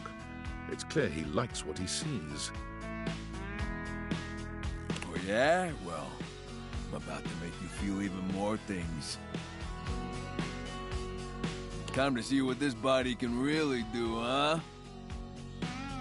Tony gives you the works. He may not be the best contractor around, but if there's one thing this man can do, it's lay pipe. He might talk a big game, but Tony is a generous lover in the end. You're both pleased and exhausted to find that he is far more than just talk.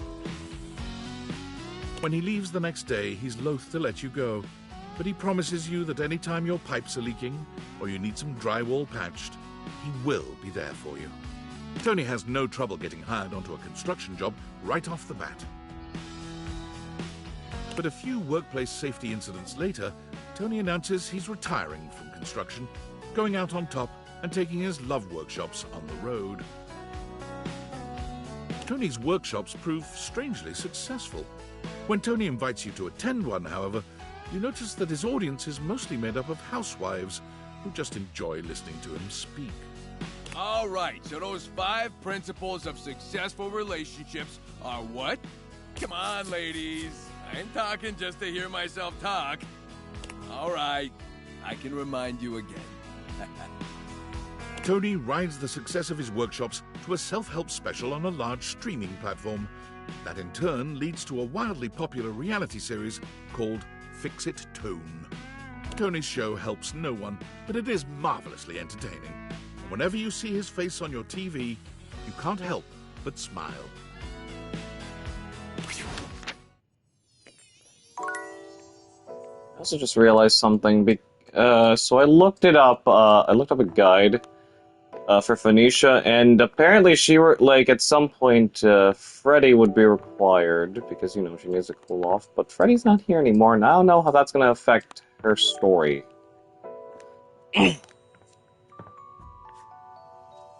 Who else to talk to, honestly?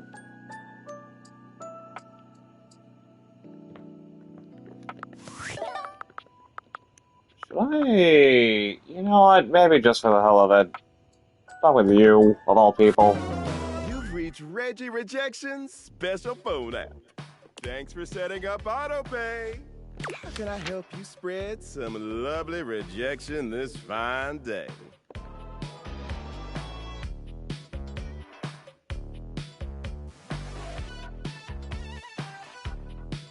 Does that have any cool games? Can you teach me your way, Senpai? I just want to tell you that you suck. Oh, yeah? Yeah, man.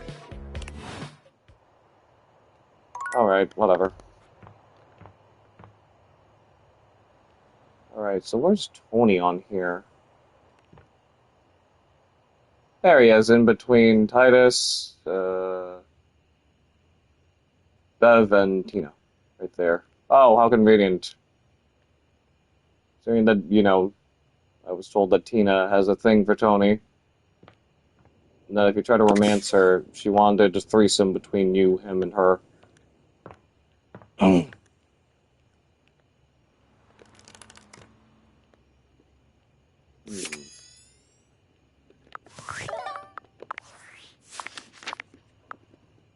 a lyric.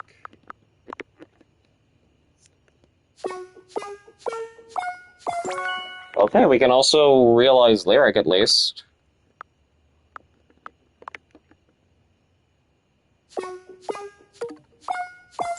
Benny, not just yet. Or Washford.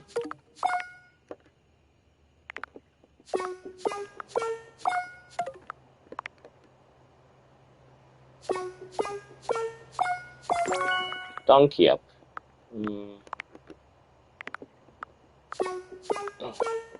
Obviously, the chap himself is going to need maximum sass.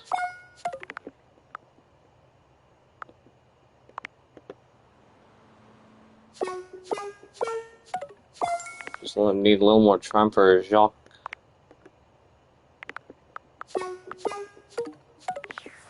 Oh, I keep forgetting about Cam!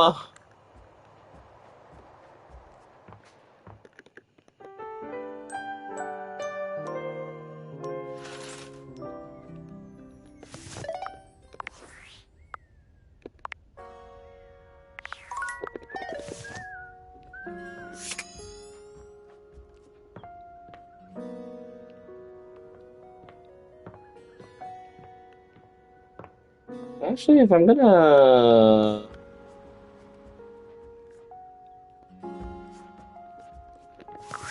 Yeah, let's also talk to Phoenicia again. Good morning. Ooh, I can't wait. Fresh tea coming in hot. Wow. Sigh. Okay, yeah. We gotta keep doing that again and again until, like, she starts to overheat. Hey, buddy. You look almost as good as the last time I saw you. Realization. Seriously? Yep. Well, hell.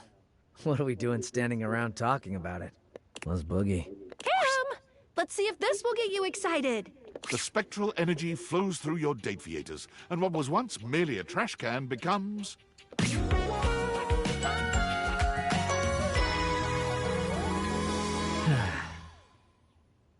I actually kind of like what... like, take away, like, the red ribbons, and, like, I actually kind of like what he wears. Like, in terms of, like, the black part of the outfit. Yep.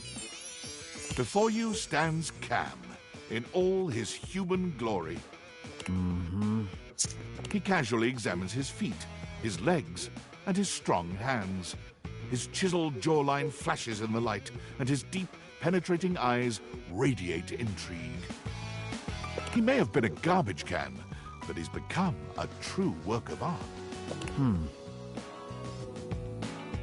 Are you happy? What? You're a human. I've been seeing you a lot over the past freaking endless decade, so it's not like I was unprepared. I exist, it's cool. What else do you want from me? Same old Cam, kind of reassuring, actually. So yeah, still me. This body will work just fine. Cam begins gathering as much of the trash around him as he can. He's clearly ready to embark on his next adventure, and with a brief nod and an almost imperceptible, but it's there, damn it, smile, he turns to go.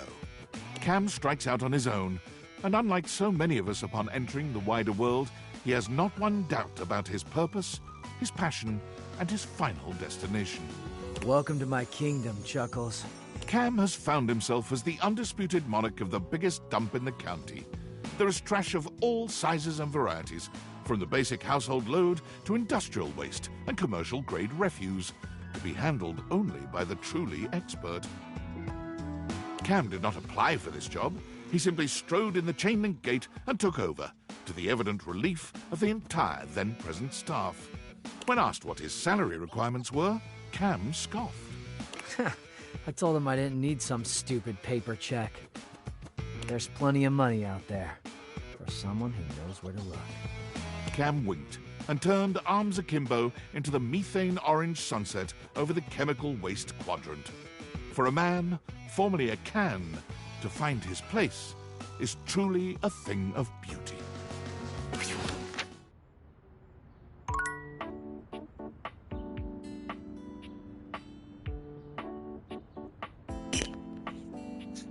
Alright.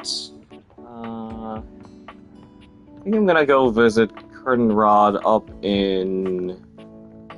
Wait, there's no curtains in the attic.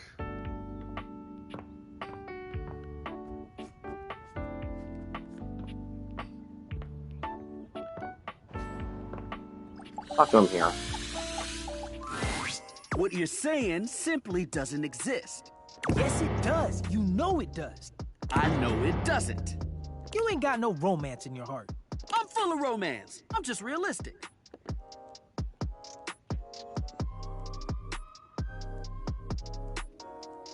What's Rod going on about?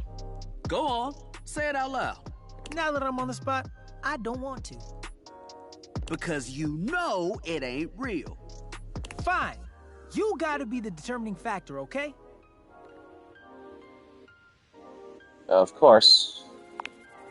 Rod thinks I'm lame because I believe in love at first sight. There is no such thing.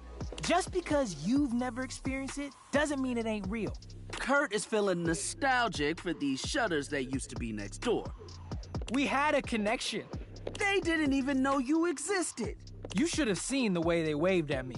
They got caught in the wind. They couldn't control it. Every now and then, he thinks about those shutters and he becomes impossible. They never even spoke. Kurt never even said a word to them. I didn't need to. You were scared. I was not. You was a bitch.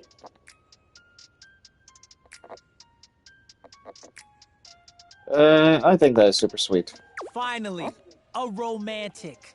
Yep. There isn't anything romantic about longing for something you've never spoken to. Words were not important. It was love. I'm telling you. They didn't even know your name. What is a name when it comes to love? Hella important. You've got to let them go. You can't control your heart. And when they didn't survive the remodel. Oh no, here we go. I can't. I just missed them so much. What's going on? This is where he cries. As if on cue, Kurt bursts into tears. I gave the house so much character. I know, buddy. They should bring them back. He's gonna be like this for a while. You won't want to be here for it. We'll see you around.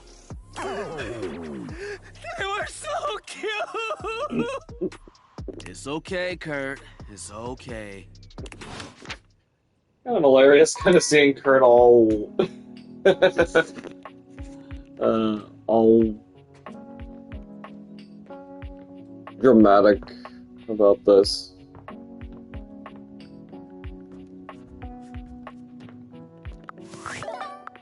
Isn't Eddie and Vault ready to be realized as well? Yep, they are.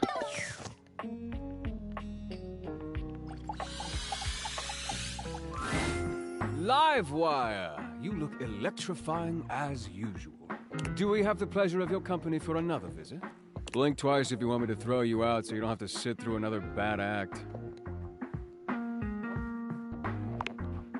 Oh shit, really? I don't really know what to say. Say nothing. Just let it happen. Okay, guys. Time to charge you up. The spectral energy flows through your Dateviators, and what was once merely electricity in a breaker box becomes...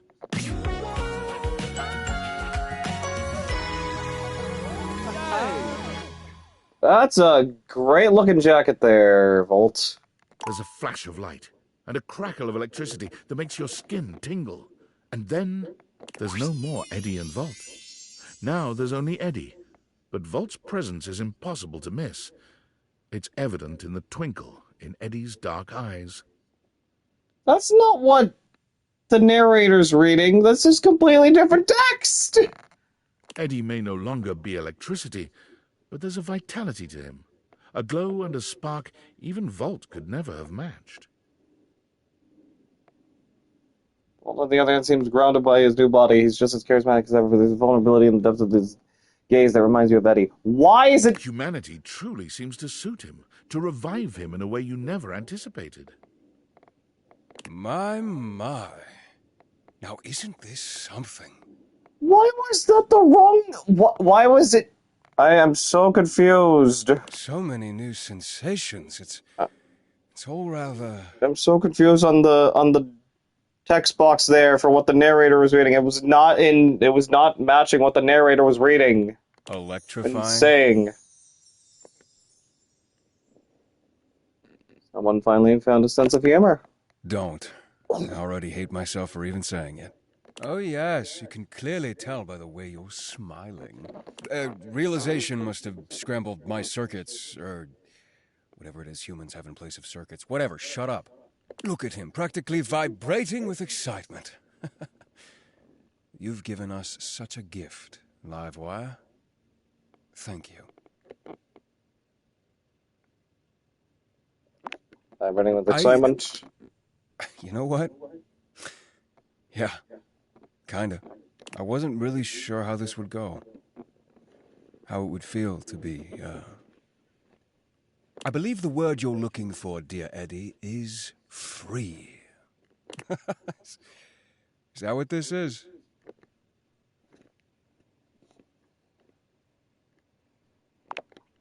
Here we go, when you is finish that each other's so? sentences. I think you'll find our connection has many other benefits as well, Livewire. You know, when Volt and I were running the club, I kind of left all the, fun stuff to him. All I did was work. I think I'd like to change that. By all means. You know I'm always more than happy to share. Never mind. Oh, I have a few ideas. I certainly have some suggestions, but we'll need your help. You up for it?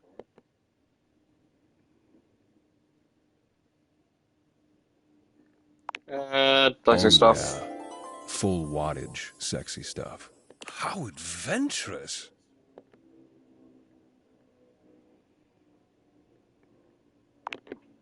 As it turns out, Eddie does not require much instruction at all. The new balance between himself and Volt makes him considerate and daring, while still maintaining his wry charm.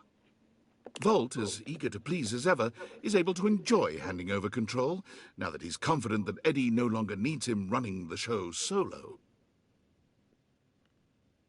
They take you to new heights together, as perfectly in sync with your needs as they are with one another. As he rediscovers his pleasure and his joy, you feel truly grateful to know him and to be a part of his new life. You also feel exhausted, worn out, wobbly, spent, sweaty, and breathless.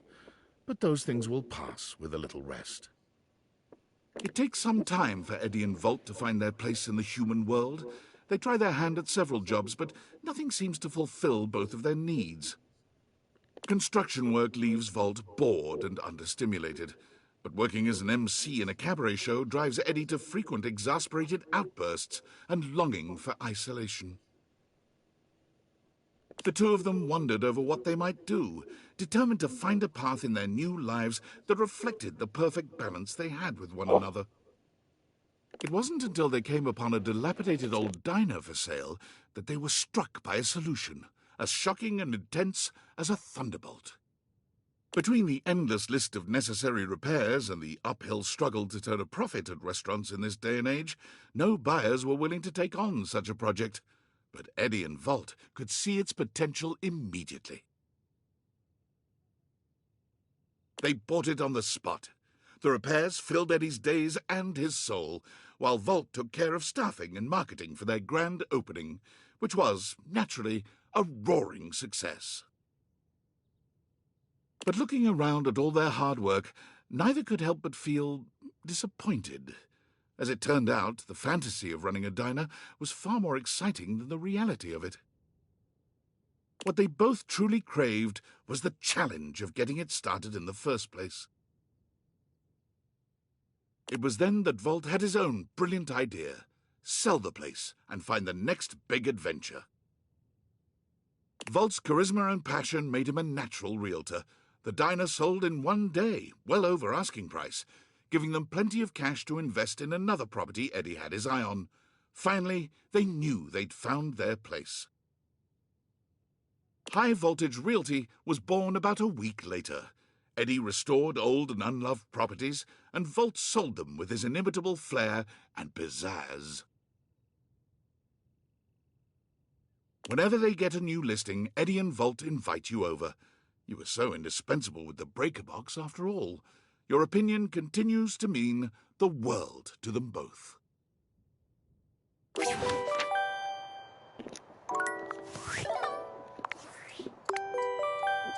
Oh no, not Val 9000. Hello, human. Though you did not help me last time, I come asking for your aid once more in hopes to get a human perspective. No way, robot. I'm not helping you out until you give me my job back. Unfortunate. That is unlikely to happen, and ironically, one of the reasons I am asking your aid. So it goes. If there is anything else I can get for you, please say in a clear voice, "Okay, Val, can you please help?" And I will assist right away. Stinky AI.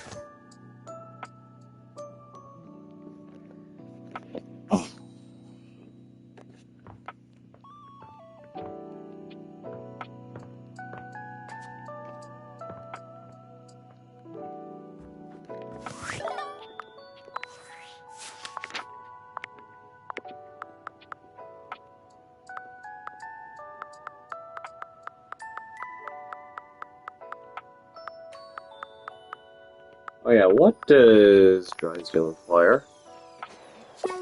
Charm.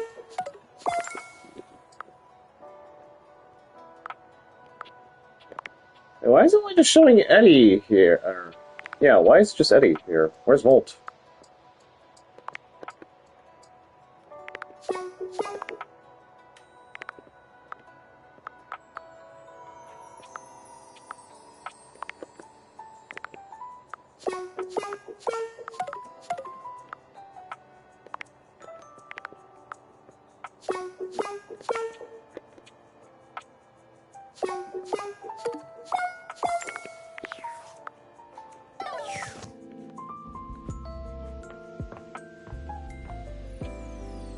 So let's see, now where's,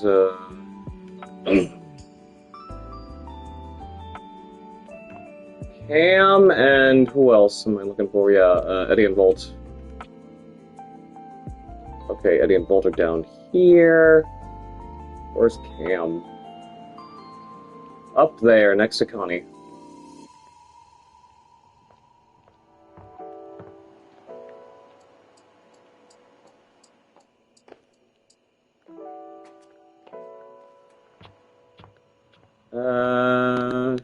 Oh, lights.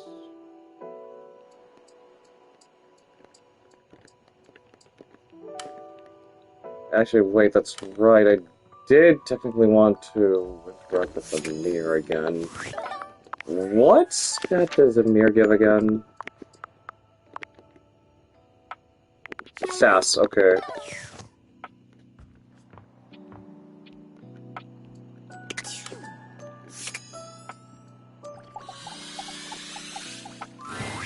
Ah, my dear, you have come back to visit and give me the chance to admire your...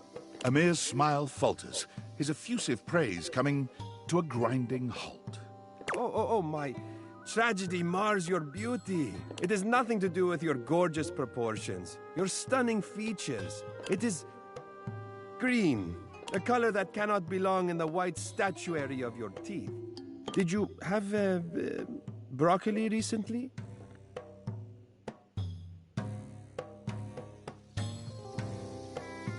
No, not for a while. Well, I'm afraid you have something green in your teeth. Just, there. Take a look.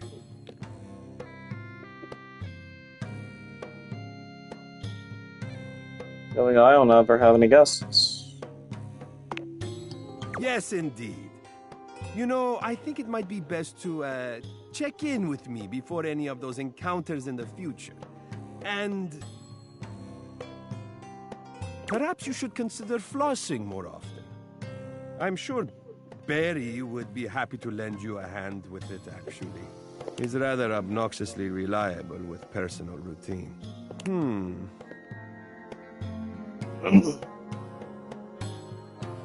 Oh, you mean I should go right now? Yes, I think that would be best. Your beauty is too luminous to deprive the world of it for 1 second more.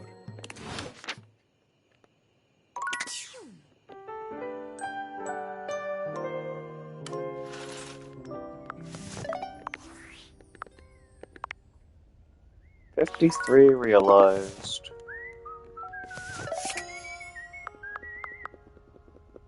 going with Phoenicia. Alert! Device overheating. Self-shutdown in progress. Oh no, not again. What are the signs for a heat stroke? Ooh, someone Valdivis search it. What do I do? What do I need? What do you need? Ooh, do you have any idea how stuffy it is inside a pocket? Air! I need air! Cold air, a vent, a fan, ooh, a freezer even. Ooh, quick! I can't afford to lose another camera lens. You go to the fridge, that's the closest thing there. You bring Phoenicia to the refrigerator. Okay, good. I didn't even have to interact with the fridge then. Like a piece of cheese. Hey, are you okay? You look like you just ran a mile. But Freddy, you're already realized though! Phoenicia's in my cheese tray. Something's up because she ain't food last time I checked. But you've been realized. You're not supposed to be here anymore. I need your help. That's what I'm here for. What's going on? She's practically on fire. She's going on before she hurts herself. She's overheating again? Phoenicia, you know you can't keep going like this. You need rest. You have to. Could we save the lecture for when I'm not 10 seconds away from self-destruct? Come on, come on! Oh, come on! I've got dead pixels popping up all over the place. No, no, no, no, no, no, no, no, no! I'm too young to need a screen replacement. This cheese tray is not cold enough. Hang on, I'll open the freezer. Your screen looks perfect. I promise. Just give the air a second to work. I'm so sorry. This is all my fault again, but Debbie and buy a new charger as soon as you get your feeling better. I'll open the freezer. Oh, you're so thoughtful. Thank you. Can I do anything else? Wow, you, like, actually care, don't you?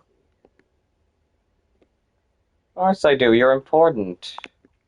You know, in my experience, humans only say that when they want something. Forget I said anything. My wires are all crossed right now. I'm just talking nonsense. Is the cold air helping? Are you feeling any better? Wait, don't you have a live stream now? Concern. A little. And the company certainly doesn't hurt. Thanks for taking care of me and bringing me over to Freddy. Anytime, I like taking care of you. Ooh, careful. I just cooled down. You're gonna get me all fired up again. Better not chance it. I'm already on full blast. Sorry, Freddy. You're right. And I'm sorry I snapped at you. You know I can't think straight when I'm in full meltdown like that. That's okay. I'm just glad you're feeling better now. This has been happening a lot more lately. You need to start taking better care of yourself. You're right. I really should invest in a more breathable case. Oh, what can I say? I'm a device of habit. But I'll get right on it. Thanks for looking out. Wait, don't you have a live stream now? Oh, shoot! What time is it? Oh, I can't believe I forgot. I can't believe you remembered. Hey, I listen. Looks like someone finally caught the social media bug. All right, it's only a little after my usual start time. If I hurry, I could still... Phoenicia, you almost had a full system shut down. You can't do a stream right now. I'm fine. Look, no warnings or anything. Just let me boot up the app and... Temperature warning. Discontinue any unnecessary activity. Well, maybe I should stay here a little longer. You know I've never had a temperature warning from my phone ever at all. I don't even know what really causes it. No, the only thing I've ever had a temperature warning for is my damn frickin' console here, because the games, some of the certain games that will, like, no matter what games will, I will play on it, despite, like, physical or digital, it will keep frickin' running it like a damn jet burner. I can always do a double tomorrow to make up for it. Is it normal to overheat this much? It's kind of, complicated. Shut it. No, it's not normal. Maybe it's not your normal, but... It's nobody's normal. It's my normal, okay? Exactly. And that's not normal. It is for me. It shouldn't be. Well, it is. It doesn't have to be. Do you want to talk about what's going on? Nothing's going on. That was a very long, dramatic one. Great job to the VA for on that. And why do you keep overheating? Oh, come on! I already told you. It's just that damn battery. That's just the lot I was dealt in the factory. We've all got our faults. Well, that should be covered under the warranty. I could send you in for some maintenance if you would help. I thought it was the charger that was the problem. Oh, yeah, you're right. Well, same thing. You know, the charger is the reason my battery started degrading. But only because it already had a fault, right? Your battery. You said it was faulty when it was put in. So, which is it? Was it faulty to start, or did the charger damage it? It's obviously a whole chain reaction thing. It started with a fault, but it went undetected for a while, you know? But a few surges from that charger, and it just couldn't hold up. And that's really what you're going with? A degraded battery? Yes, because that's what it is. Mind your business. What is it with all the damn questions? Jeez. What was it before that? A faulty sensor, right? A bad charge can cause a lot of issues, even for someone without a weak battery. Oh, and before that, it was the spyware scare. You even blamed a system update once, I think. Those take a lot of power. Phoenicia, you need to start being honest about what's really happening here. If not with everyone else, at least with yourself. Enough! So I've got a few problems. Who doesn't? It's not like it's affecting my work, right? My brand is bigger than ever. I'm doing crazy numbers every live. I've got offers and sponsorships pouring in, and everyone loves my content. How could I not be good? Just look at the comments on any of my videos. You're amazing. Your tips have saved me so much money. Thank you. Your content is like my therapy. Watching you gives me so much confidence to try new things. Thousands of comments just like these on every single one. I'm helping my viewers. They need someone to look up to, and they chose me.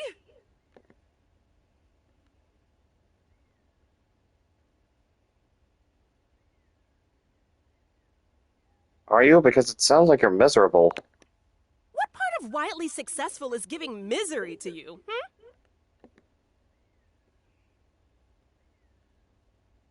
Who said success and misery are mutually exclusive? I make people happy. I make them laugh. I help them feel confident. But does that actually make you happy? Of course it does. I think it does. I'm sure it's not I don't know.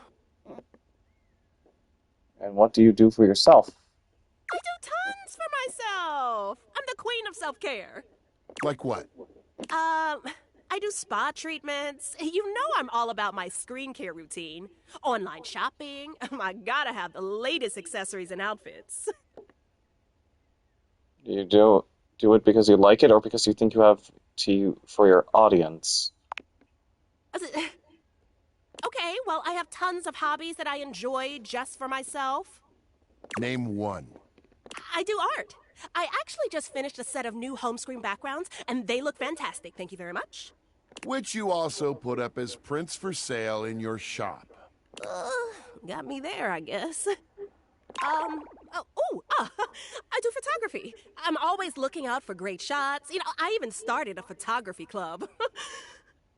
Oh, are you talking about that video series where you give tips on how to take the best selfies? Maybe. Any hobbies that you don't also film or turn into content?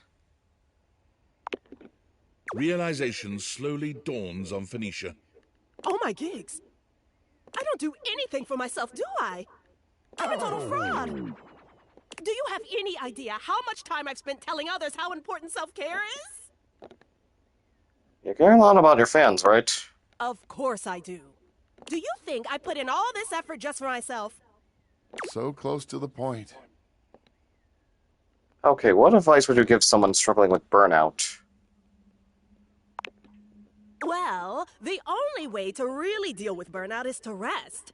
Did you know sometimes it can take years to fully recover? Especially when you're trying to force yourself to just push through it. I mean, technically, that's what I'm doing right now, as of now. Like, I'm feeling the burnout of streaming a lot, but I'm doing it for the sake of, like, fulfilling something, like, you know. That's why I've been streaming the rest of this month, to fulfill, like, you know, so that way I can at least give myself something to at least relax on for a month, I guess. The harder you push, the longer it takes to come back from it. Yep, it took about 2 months for me to get back into streaming one time. I believe that was back in 2023. Yeah, 2023, after Digimon had ended, and took 2 months to come back. Even though in the middle of all that, summer was just a bitch that year. Your processors can only take so much without rest. Oh. I think we've had a breakthrough. You're right. About all of it. I just didn't want to see it, but you're right. I've been pushing so hard for so long. My followers mean everything to me.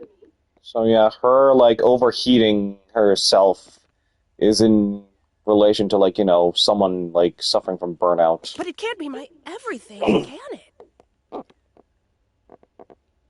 It shouldn't be. You deserve more than that. I deserve more. I think I need some time to think. Hey, come by later. I'm gonna shut down for a while.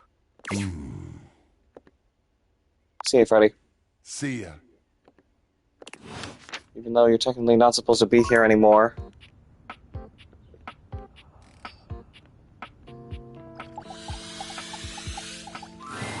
The sound of Johnny's distinct vocals and a blast of steam hit you all at once as you enter the bathroom. Amir is wincing, calling out over the noise. Johnny, as vocally blessed as you are, don't you think that is enough for today? Johnny continues singing.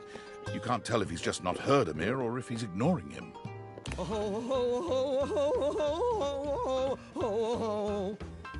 Johnny?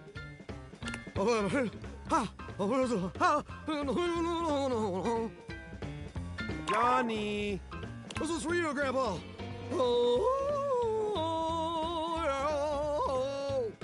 Johnny! Johnny finally pulls the curtain back, turning to shoot Amir a glare. Honestly, this would make more sense if I had interacted with Amir in the bathroom. Downstairs, that is. Hey, what's your deal, shiny fella? Can't you hear I'm rehearsing over here? Yes, I can. That is the problem. We can all hear you. I and everyone else in the bathroom, the bedroom, the attic, the whole house, Johnny. I do not doubt that even the house across the street can hear you.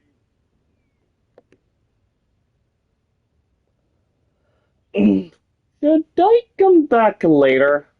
Oh, Azizam, I am so sorry. I did not see you come in. In fact, I cannot see anything as I am completely fogged over. Johnny doesn't bother waiting for any resolution to the conversation. He simply begins singing once more. Topiga, topiga, topiga. Bodega, bodega, bodega. Topiga, topiga, topiga. Bodega, bodega, bodega. Amir lets out a growl. You didn't know he had it in him. Perhaps because Johnny has spent the last 2 hours choking on that high D at the top of his pipes. Not gonna make the choking on a high D joke. Nope. Ah, I see. Admirable restraint. I know someone would. Settle down there, pretty baby. We're just jealous that Volt didn't offer you a spot on the show. Ha! Absurd, of course he did. I simply did not want to steal the spotlight from everyone else, which I could clearly do, so I politely declined. Huh. Well, what would your act even be? No, I have an act, a very good one. Better than your lousy caterwauling. Well, what is it then, Mr. Shiny? It's... I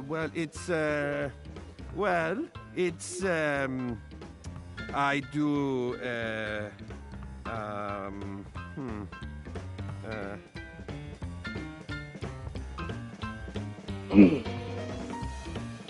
fabulous and musical number, a magic act. Oh, shucks. That's a great talent. I always like looking at you, Amir. I'll see you there. Where's the pipe, you hack? Hey, not my fault I'm the only one here who's got star quality, baby. I'm sorry you had to be there for that. That was intense. You okay? Are you kidding? That was awesome. Do not worry. He would have to learn to actually hit a note before he could shatter anything. Perhaps I will make an appearance at the show with your encouragement. And of course, I would be more than happy to give you a demonstration once I've had a chance to dry out.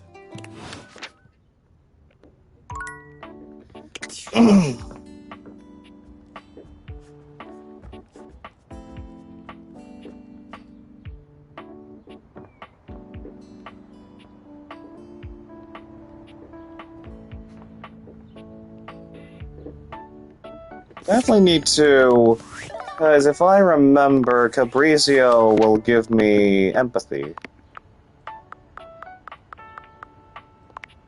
Yep, I need him for empathy. Okay, so I'm gonna talk to Kurt and Rod first.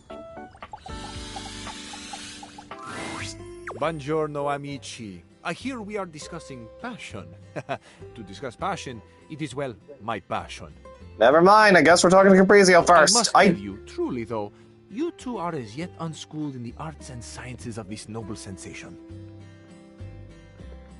Also, hang on there. I just need to hang on.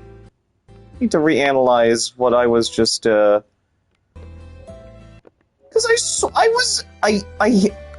yeah, okay. Yeah, I looked back at that. I just hit a 1-minute replay on that, and it frickin' just... I clearly interacted with the curtains, not with the cabinets! See, I told you. Oh, unless this is a part of... Who paid him to say that? I can assure you, he did not. No payment for passion for Cabrizio. I do this for love. Oh my god, I legit just got duped. Swagger is not a romantic skill, you see. You have much of one, and very little of the other. Tanto e poco, see? That is why La Bella Windolin has rejected your advances with such a chilly seal.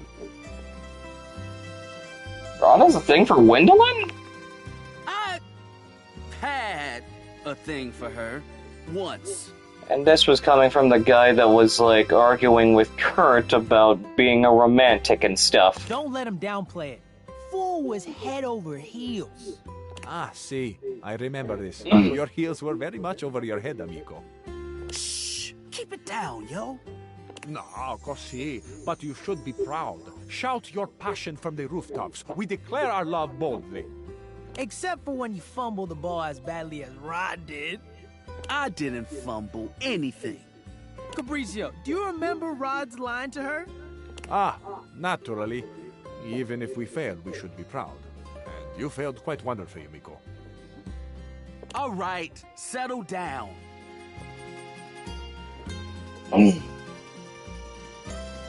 Can't be that bad. Ah, il tuo ottimismo. It is a joy to see your faith in your friends. Dude straight up said, I can see our future through you, Windolin, and it looks as clear as can be. Lame! It wasn't that bad. Honestly, it can kind of work. Oh, see, It was bad. Again, nothing to be ashamed of. But see, where your fumble, is it? With Orgoglio. See? It was awful, right?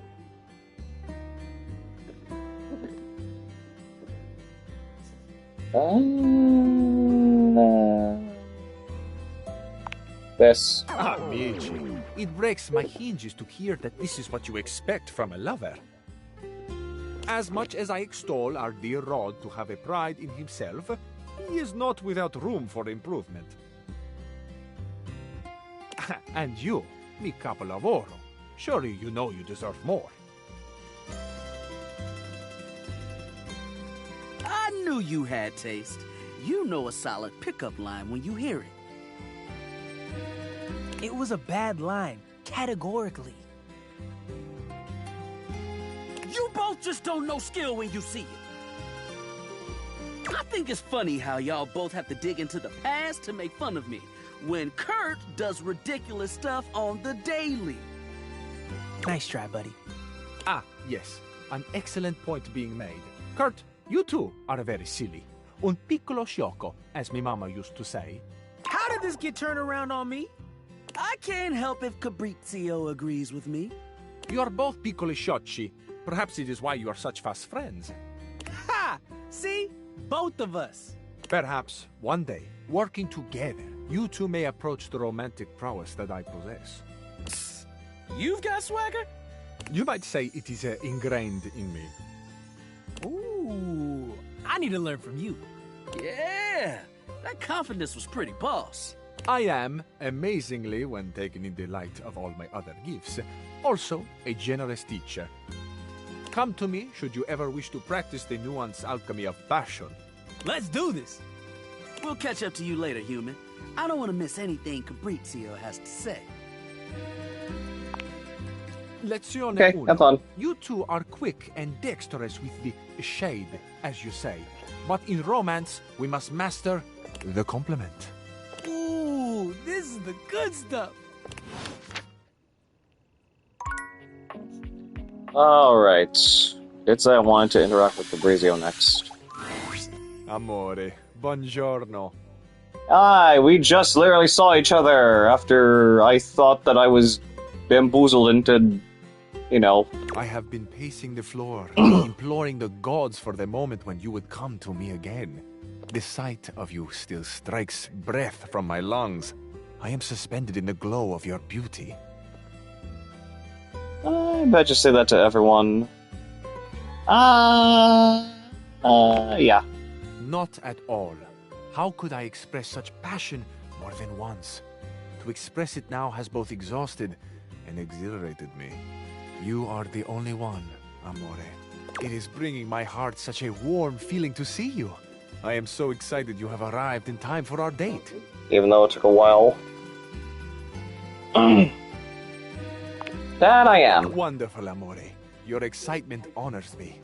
Oh, how lovely. I shall tell you all about it. I want you to be prepared for the sensory feast we will create together. First, my Zia Vetrina's restaurant for a perfect homemade meal in her garden. Her kitchen is heaven. Fresh bread, sharp lemons. She is the best cook in all of Italia. I cannot wait to see your experience of all these culinary sensations, amore. What scent will you love? Which flavor will be brand new to you? Which perhaps will make you cry, or remember a lost love or a grief? Will your scents be the same as mine? Do you like good food, amore? Real Italian food? Rough time, I could try something new. You know, we're not nearly right now, right? Yeah, sure. I'll pair to him. Who could not love the food of love? I mean, spaghetti counts as Italian, correct? After we have reveled in the pleasure of Zia Vetrina's cooking, you shall meet my dearest friend. Well, perhaps, except for you, amore. This is my scooter, Il Ragazzo Pazzo. Oh my god, I love him. Together, the three of us will take the most beautiful road in all of Italia. from Ventrinas right down to the sparkling ocean. We will wind through mountains and fog and dazzling sunset light, and we will park mere feet from the gently washing surf. I also just frickin' remembered I can realize Kristoff. I frickin' forgot about that, because I was searching through, like, you know, other characters to realize. It just hit me. Okay, I think we should realize him tomorrow then. Actually, no, maybe today, right now. Have you ever ridden a scooter, Amore?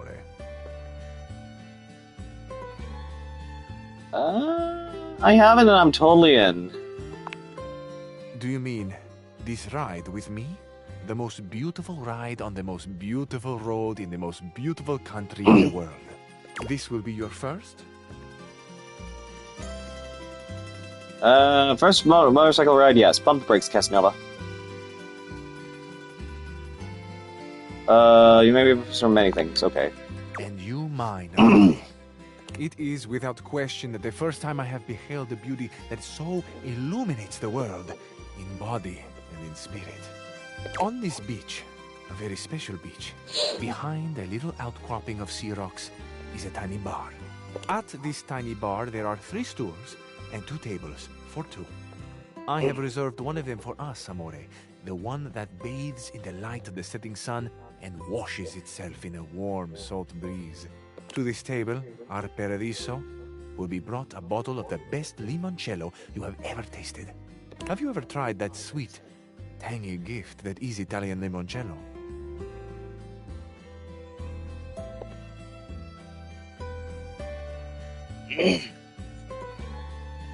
Now you're making this sound so incredible.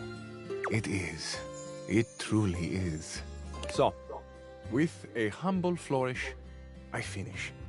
That is the date, the romantic flight I propose to you. It is an embodiment of my love, how I love, what I love. I love love, truthfully. It is my great honor to offer my love to you. Tell me, Amore, what do you think and feel about love?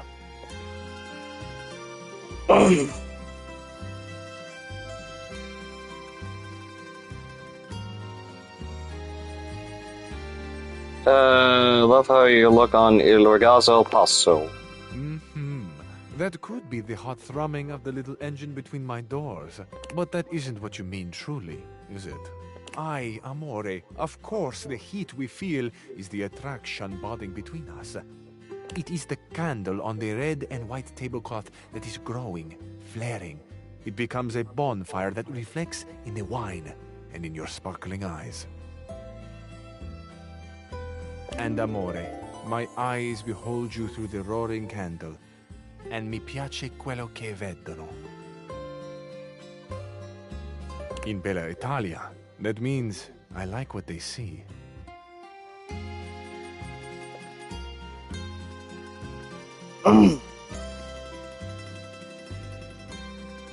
Wow, are you always this complimentary? I am Fabrizio. I have space in my heart for so much love.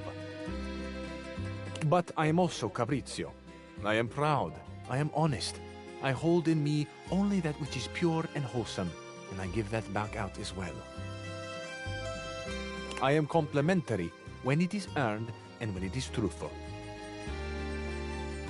In your case, Amore, yes, I will always be this complimentary. Now tell me, you have heard the date I have planned for us. We are already staring at each other through the flames of desire. What would you talk about now? Tell me, Amore, what would you have me say? What can I offer you to inflame your heart, to please your gentle ears?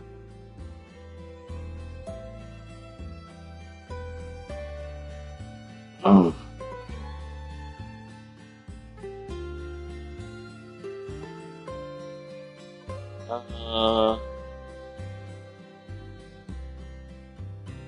Tell me how you got so much impressive arms. I do heavy work, Amore. I hold many things.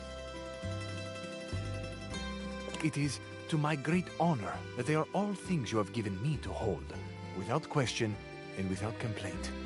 I do this because I have found that the burden you ask is no burden at all. tempered as it is by your grace and beauty.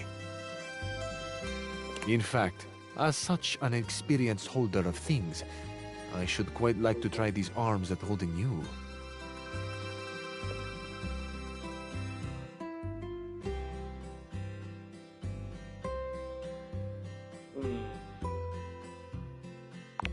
Like that very much. Meraviglioso, amore. Thank you for your trust and for your sense of adventure. These arms are safe, but they can whisk you away to parts unknown, territories unexplored. Would you like that? Yep. What a bold one you are. In the meantime, amore, I will dream of you.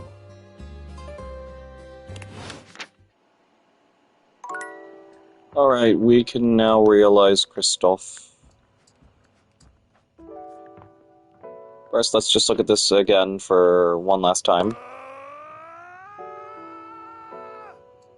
Oh, finally, it didn't double the voice line.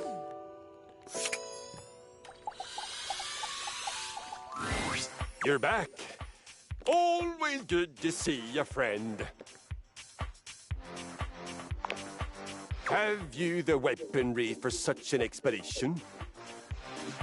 Somehow, I think not. I don't know precisely what is required, of course, but I don't think you have it. Nice, I actually do, but thanks for the confidence. To battle, Kristoff! The spectral energy flows through your Dateviators, and what was once merely a cross-trainer becomes...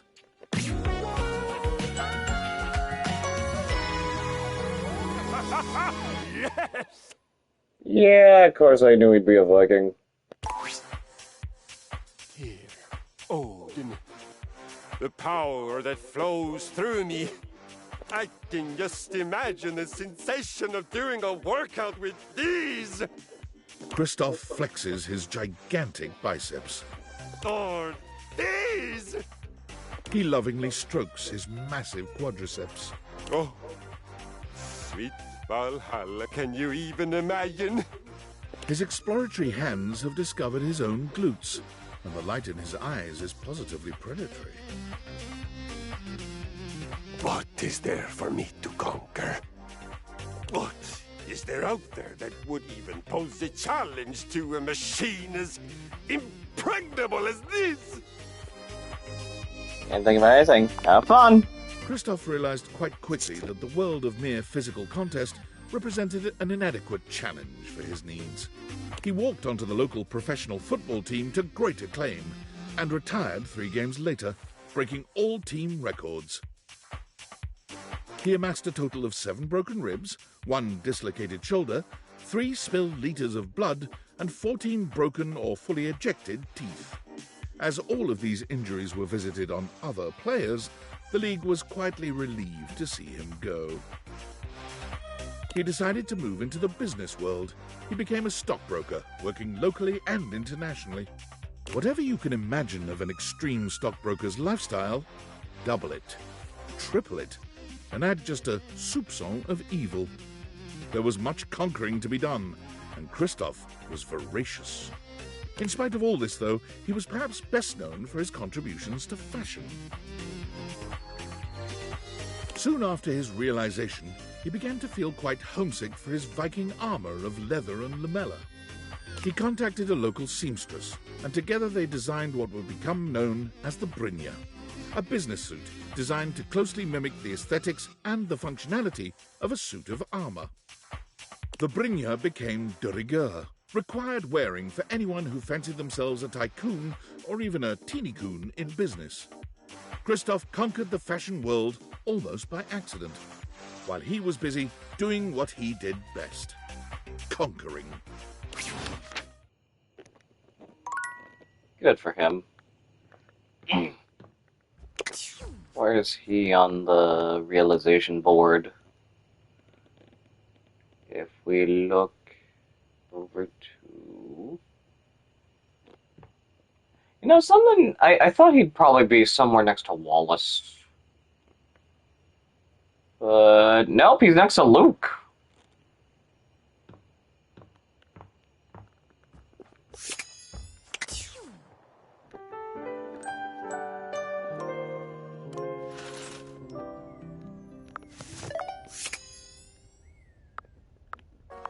Save, make a new one. Venetia! Let's include Really this. something special. You know that? I don't think I've ever had a friend who looked out for me like that. As soon as things get serious, might as well be talking to myself.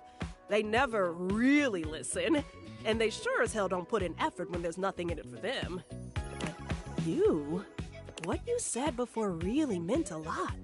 I'm gonna take a break from socials for a while, I think. A real one. I'm not even gonna post about it before I do it. Just log off and start fresh. Try to enjoy my IRL relationships for a while. You have a special someone in mind? Ooh, I can think of at least one that's pretty important to me right now.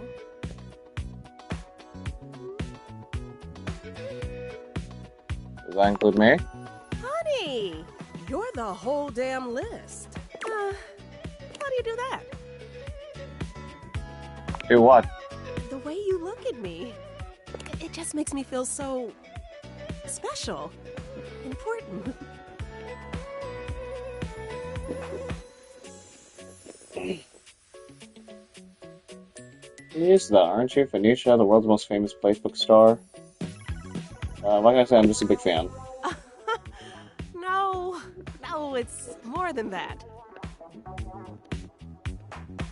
That's just attention. It's easy to get an idea about someone online, who you think they are, what you think they're like. They fall in love with a performance that just seems real. But it's different than someone seeing you. The real you, with all your flaws and faults and wanting to know more. I thought I knew exactly who I was. But when I'm with you, I feel more like myself than I have in such a long time. Nothing has ever made me feel that comfortable. Not even my followers. When you look at me, there's no expectations. You're just here for me. That is not what I'm used to. Ugh, I probably sounded so cringe. No, it's real. All I want is to make you feel like that you feel like you feel like that you deserve to feel as important as you are. Venetia laughs sweetly. Ooh, get over here, you. Yep. I'm going on silent if anyone needs me. Call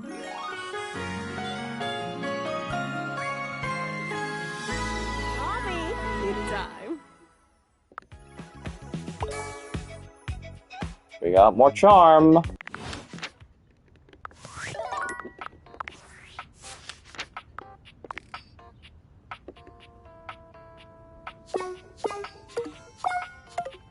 We are very close to realizing her.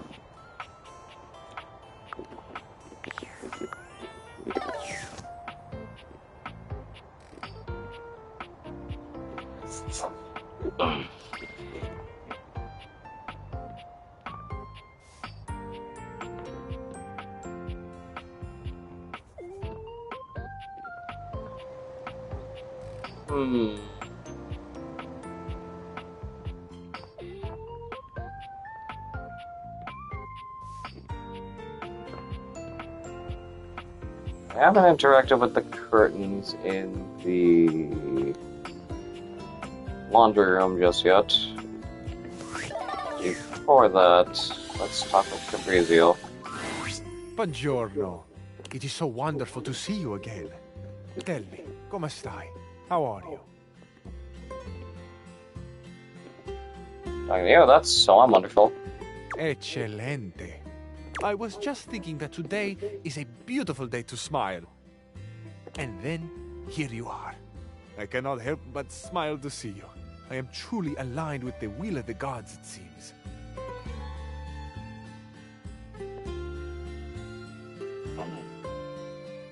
I'll learn a little more about you. Oh, is that right? I am tickled by your curiosity. I have always loved this phrase, tickled, and it is truly how I feel. I giggle and twist in the warm light of your interest. Who is Fabrizio? I am what you see. I am an open book, amore. You know me already. A handsome cabinet with a passion for il ragazzo pazzo and the curves of your body. Surely you aren't dissatisfied with me already, this sexy, jacketed being before you?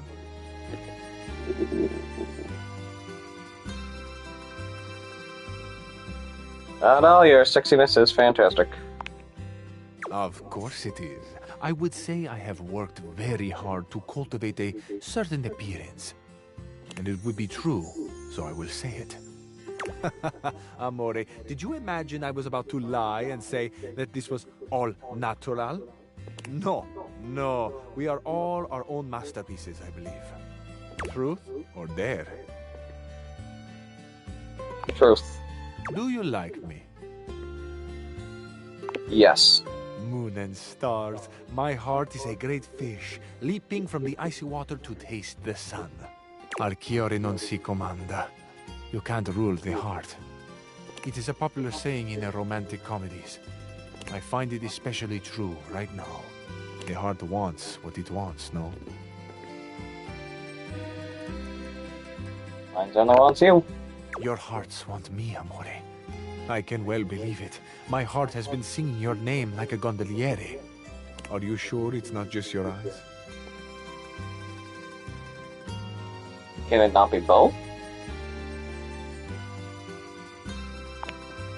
Amore mio, you really do know how to flutter a cabinet's doors. I can admit to you now that I've been trying to sweep you off your feet, but suddenly I'm the one being swept. I can truly say that I have not been this happy since, well, long ago.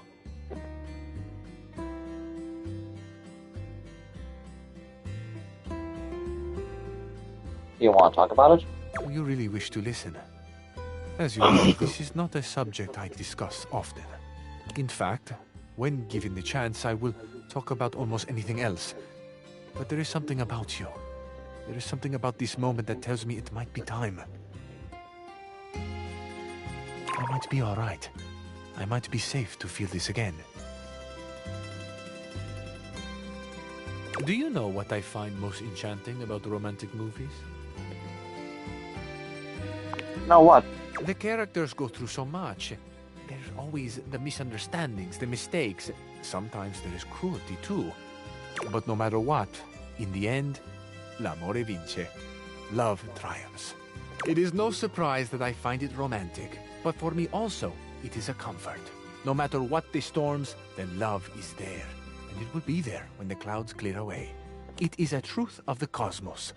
Perhaps to some this will sound silly, but amore, it sustains me. I like romantic comedies too, actually. Yeah, sure. Do you? How wonderful! I love them all. Even the ones I have heard called cheesy, amore. Even though, do you know, I do not like cheese at all. But I love these movies. You know, amore, at this point in the movie, one of the characters must offer a vulnerability. I would like it to be me. May I tell you a truth? Of course you can. I'm here with you and for you. Years ago, I lived with someone. I grew quite close to them. The days we shared seemed to last forever. It was idyllic. They took loving care of me, and in return I kept things organized. I expressed my love for them by creating a space that pleased, where the good feelings grew like flowers in the sun. It is difficult to say, but this was my first love. I was happy for a long time living in this Arcadia. But then? But as we all know, change is the only constant. Even the most perfect flower will eventually fade and wither. It still burns in my heart to think they might not have known the depth of my love. Given a chance, would I have done things differently? Would I have been braver and told them? Would I have let them go at all? I truly do not know. Could have opened yourself fully. I think you did the right thing. You're so handsome. I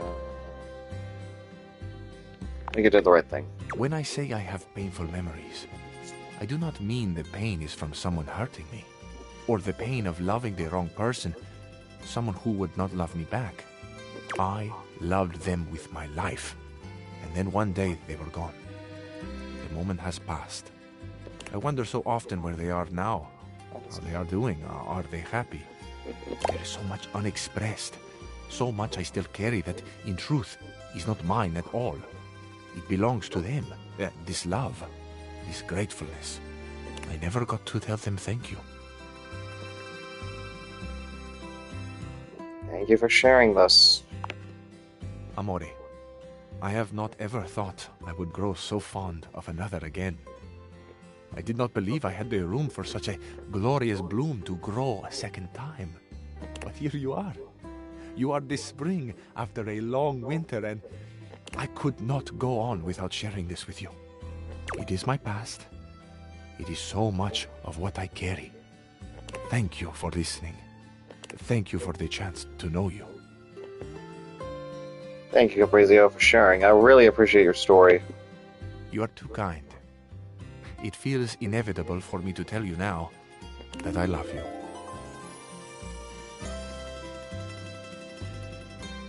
Love you too. What's on your mind? Story sounds very familiar to me. Familiar? They have a tinge of familiarity. Ah, that.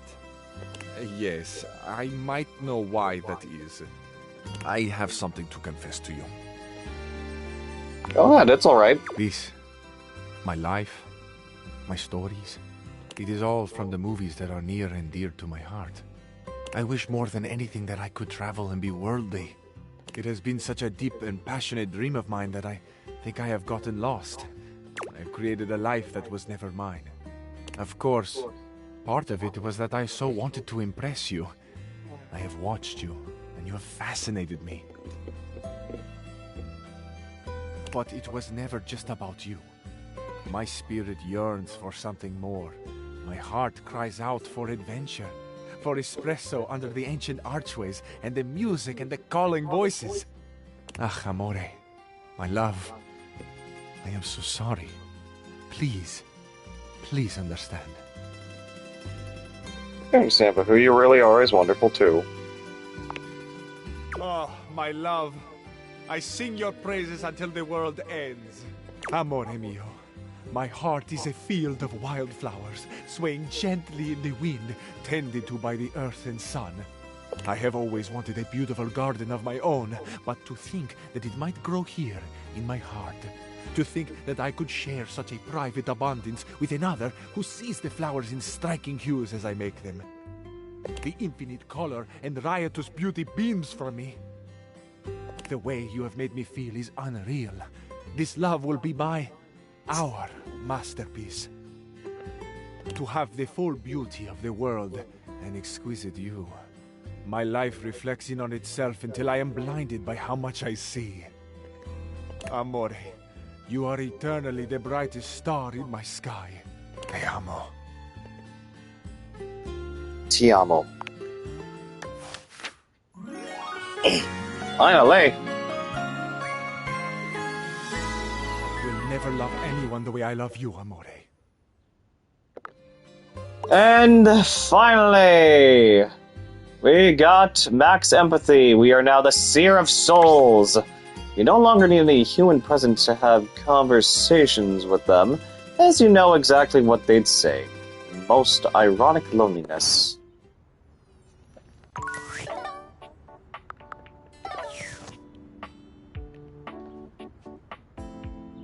Honestly, let's talk with Kopi first. Actually, no, wait. We'll do this, and then talk to Kopi. I've been wondering when we would see you again. Yeah, we were just talking about you. What are you saying? All good stuff.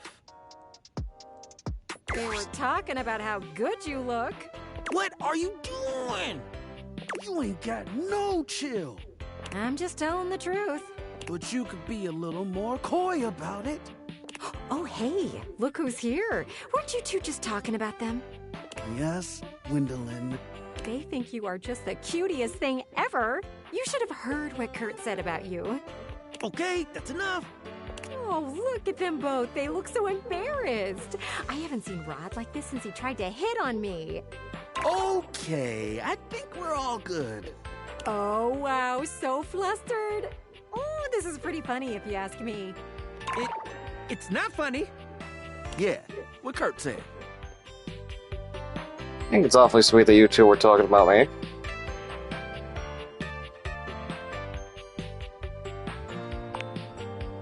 They were going on and on and on. No shade detected. I didn't know Wendelin was listening that hard. I mean, she's right behind you guys. I mean, she is right there. But still, a little privacy would be nice, man. It would be, but you won't get it from me. Why don't you just act like you never found out we were talking about you? Ooh, can't unring that bell. That kind of thing sticks with you. This is a nightmare. Okay. I'm completely embarrassed now. Can we end this, please? You two want to stop talking? That's your favorite thing to do. Thank you, Wendelin. I sense a hint of sarcasm in that thank you. You are not okay, are you, Rod? And to think you liked Wendelin. Cooler heads prevails there. Oh, projection. This is getting bad. Okay, we're ending this conversation. Right now. I think you should leave before they explode from embarrassment. That can happen? I need a nap.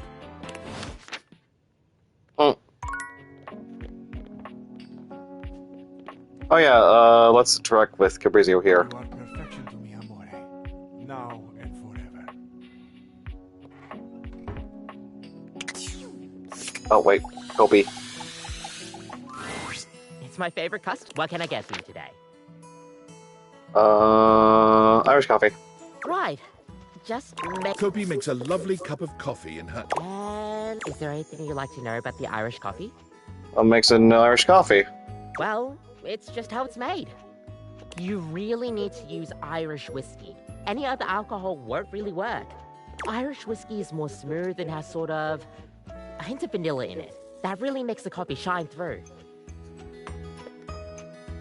What happens if I made it with scotch? I mean, you could try, but don't let any Irish people hear you. We'll see you next time. Alright, and since we have max empathy, I believe it's finally now time to realize Textbox-chan.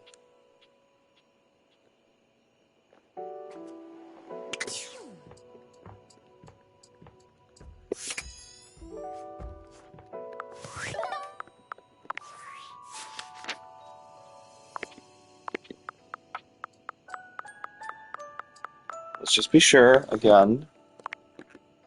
Yep!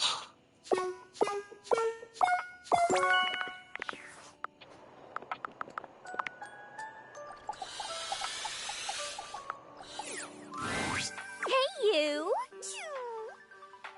Thanks for stopping by.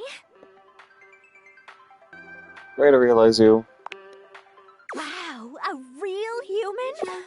Do you have what it takes? Yep. Let's get you realized, Textbox-chan. The spectral energy flows through your Dateviators, and what was once merely the UI of this game becomes...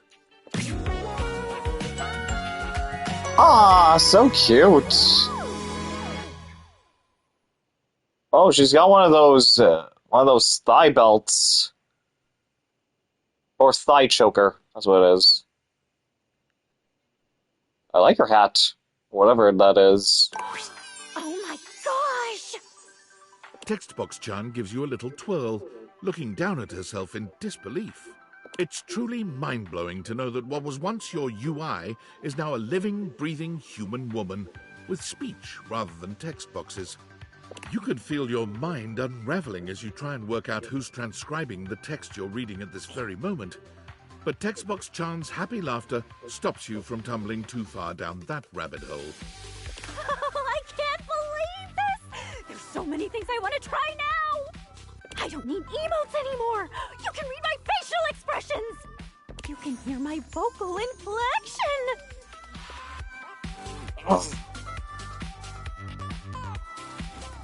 Don't forget body language. Your words have an immediate impact on Textbox-chan. She covers her face with her hands. embarrassing when you say things like that now that I actually have a body. She peeks at you through the cracks of her fingers. You can see that she's blushing. But, now that I do have a body, if you wanted to, with me... Textbox Chan finds her place in the world within the realm of communications, focusing on localization and accessibility. Her sweet personality and natural charm make her an excellent public speaker. It's not long before she turns up on the talk circuit, educating some of the world's biggest game studios and aspiring indie developers alike. Never leave your font selection for last. You wouldn't just style your hair 5 minutes before you leave the house, would you? Don't answer that. But seriously, your font deserves better than a last-minute selection from freefonts.com. I should have probably picked the other option if I wanted to get physically intimate with her. She stays in constant contact with you, visiting when she can. And as always, her texts are full of adorable emotes.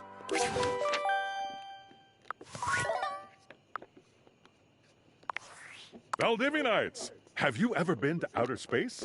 Well, as of right now, I have. Which means I, CEO David Most, have the distinction of being the first corporate CEO to send a team email from beyond our planet's exosphere. Super exciting stuff. But do you know what's even more exciting? The Pentagon has just sent over the final results of our initial employee audit. You'll be happy to know that most of you passed with flying colors. And while, unfortunately, we have yet to determine who stole the lost glasses, the audit did pinpoint a number of employees the government would like to speak with. Thomas Hallmark, you owe $5,000 in back taxes. Tiana Jackson, you're pregnant with twins. Ryan Crandon, the Department of Homeland Security will be outside your apartment in 10 minutes. And Andre Garcia, you've been legally deceased since 1994. Most importantly, this audit has led to a startling discovery. The missing glasses give off trace amounts of radiation, on account of their frames being made of radioactive material. Knowing this, we will be able to track the radiation, allowing us to finally pinpoint their exact location. With any luck, we'll have them before I re-enter Earth's atmosphere.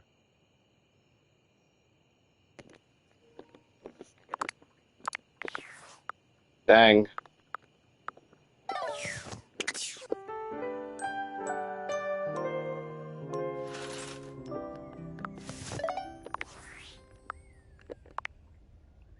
$55 now. Let's see. We're at 4.5 hours now of stream.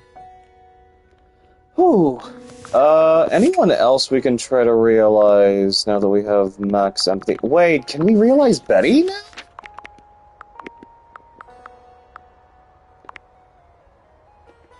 Let's see. Oh, we can realize Art.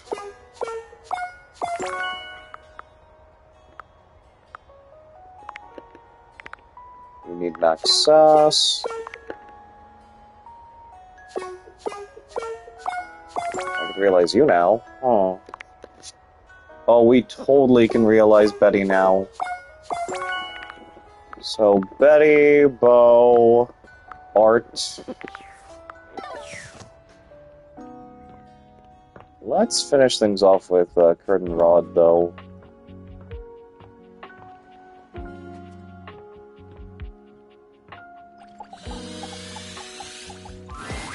Oh, you trying to hang out right now? Of course they are. We're the coolest duo in this house. There ain't much happening over here, though. But something has to be popping off somewhere else. You know. We'll see you at the new spot. Oh, not here? Oh, great. What haven't I checked them?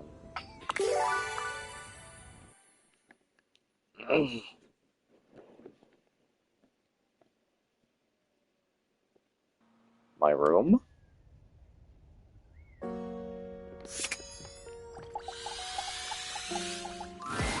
Oh, you trying to hang out? Of course. There ain't something.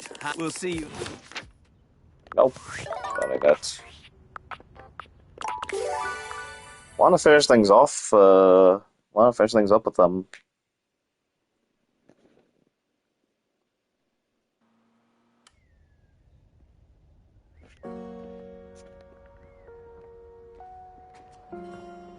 This maybe. Who knows? Maybe it's this. Oh, you trying to... Dang, No. something... We'll see you.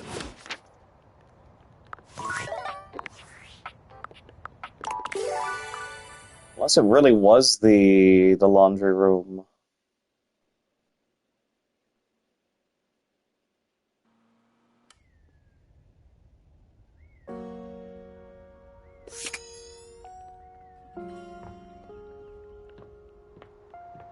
There is none here. No window, no curtains. This is the front door. The office! I forgot to check the office, of course. So, we couldn't help but notice you on your computer. I mean, we weren't snooping or nothing. Kurt was. Yeah, I was looking pretty hard. But we see you signed up for a dating site, didn't you? You're trying to get some action, huh? You reading my messages? Oh, we didn't mean to upset you. If anything, we were just concerned about you. Yeah, we know that trying to get someone to like you can be tough. Especially when you ain't as cool as we are. I told you to leave that part out. Oh, my bad, you're right. What I meant to say was... He didn't mean to say anything. No, let me make it up to you.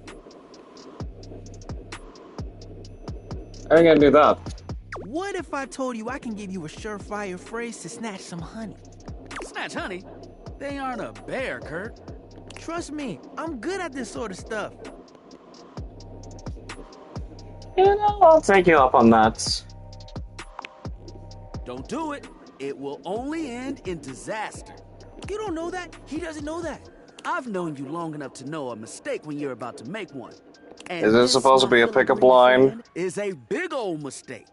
I promise I can help with this. Okay, say one thing you know about our human here. Well, besides their name.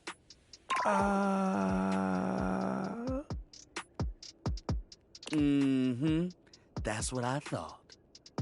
Anyway, the moral of the story is, we won't read your messages anymore.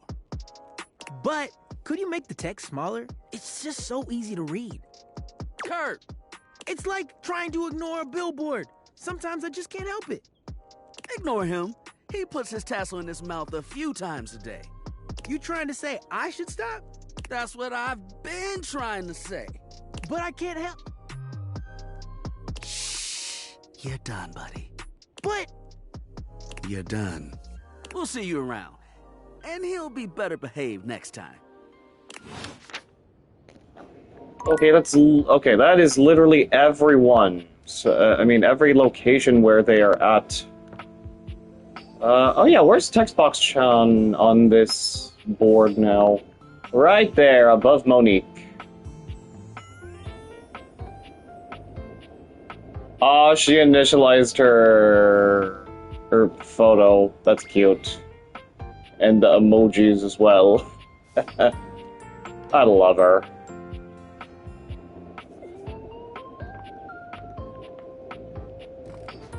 Alright, let's see.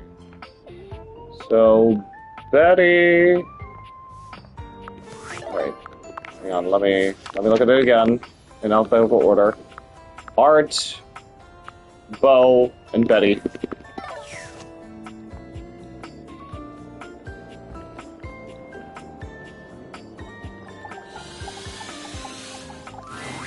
My heart soars. My knees weaken. My raison d'etre has appeared at last. Oh dear. Tell me you're not wearing that fantastic red shirt and hoping it's going to count as artistic expression. Because it does! Tell me, have you come for a stroll through the senses? A stern daddying? Perhaps a gentle caress? Your wish shall be my only mission.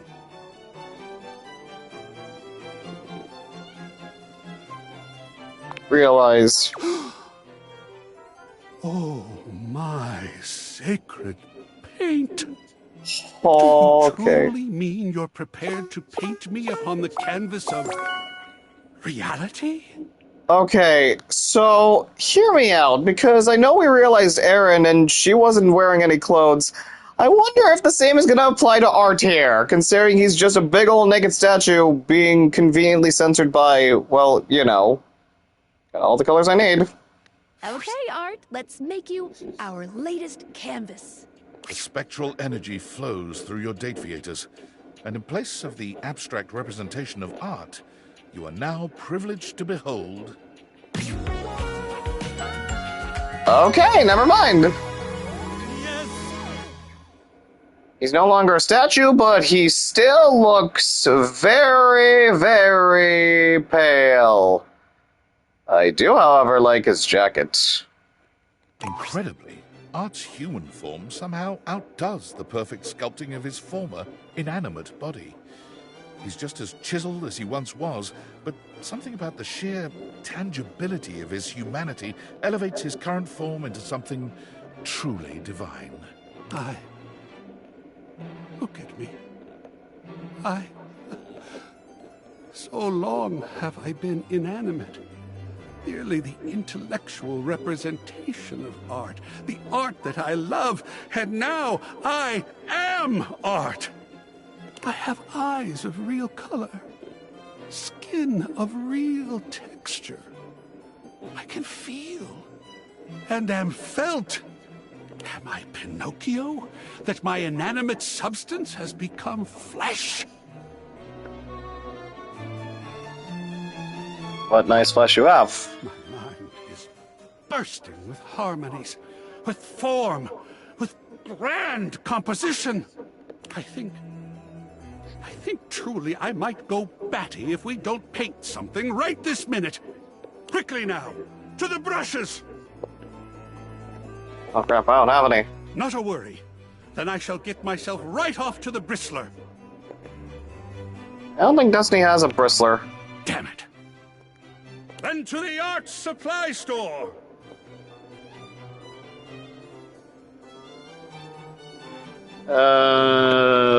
Sure. One of those French girls from that big ship?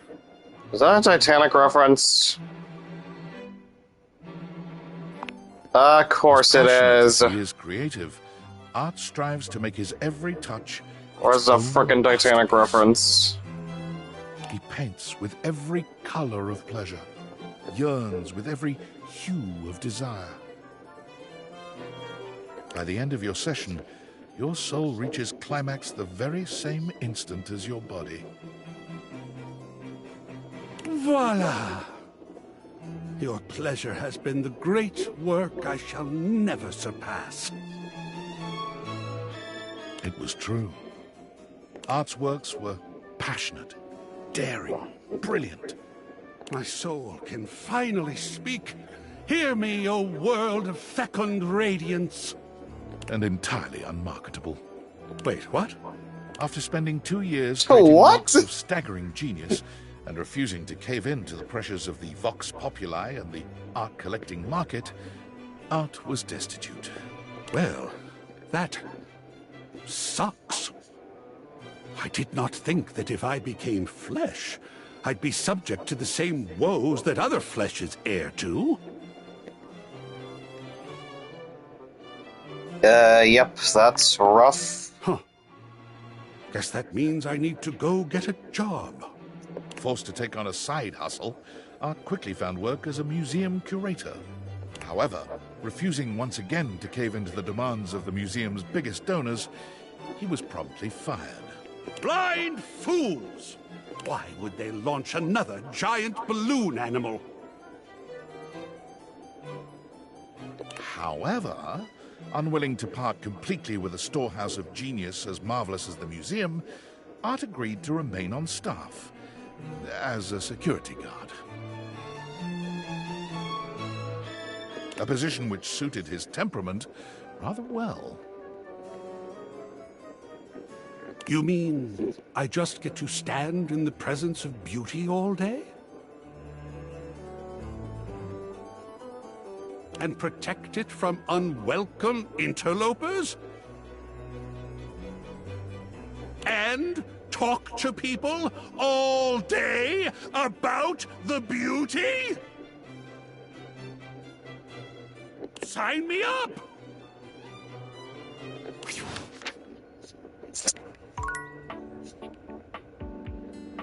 Alright, good for art. Alright, Bo, you are next.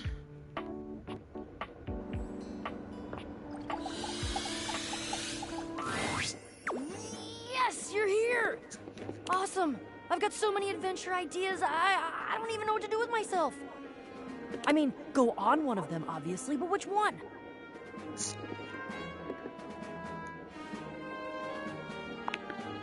Oh my god. No way. Really? Is this realization? It is, right? Everyone's talking about it.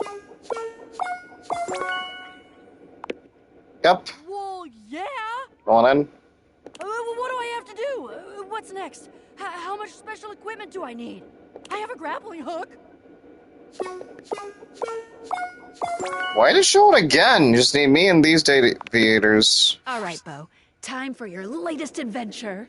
The spectral energy flows through your Dateviators, and what was once merely a box becomes...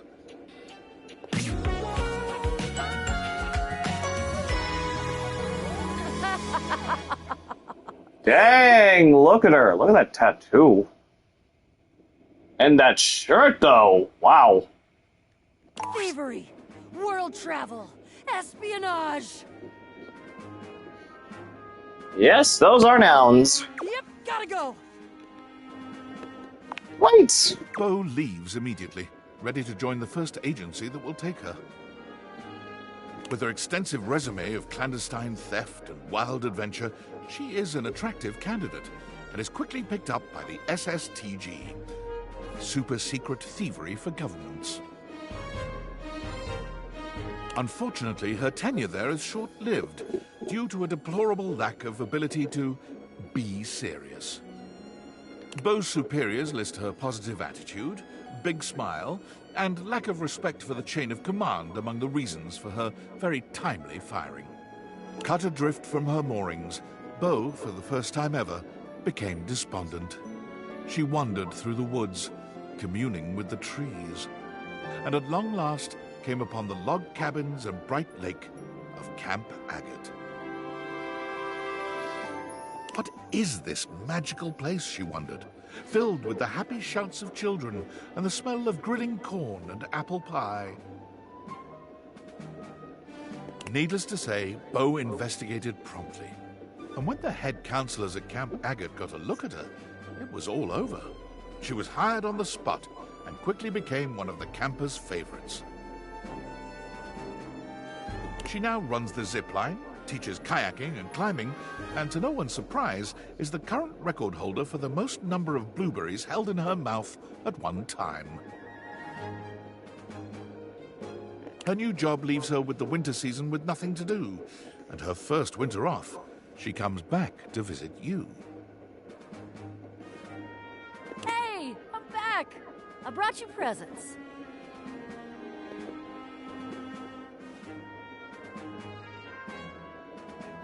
That's awesome. So, I've got a blueberry pie that I made. I've got this completely epic rock that I found. I didn't make it, but I found it and I picked it up and it's shiny, which is awesome.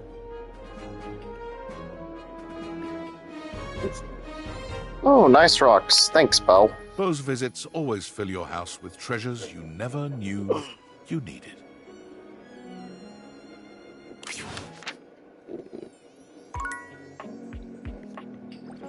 What about Betty? There you are. I was just thinking about you, you know. How about a kiss? Realization. How cool. We can finally really be together. Are we really doing this? Let's do it. Come on, Betty, let's wake you up. The spectral energy flows through your Dateviators, and what was once merely your bed becomes... Whoa! That is quite a dress. Oh, wow. Is this really me now? Betty gives you a twirl, laughing as she does.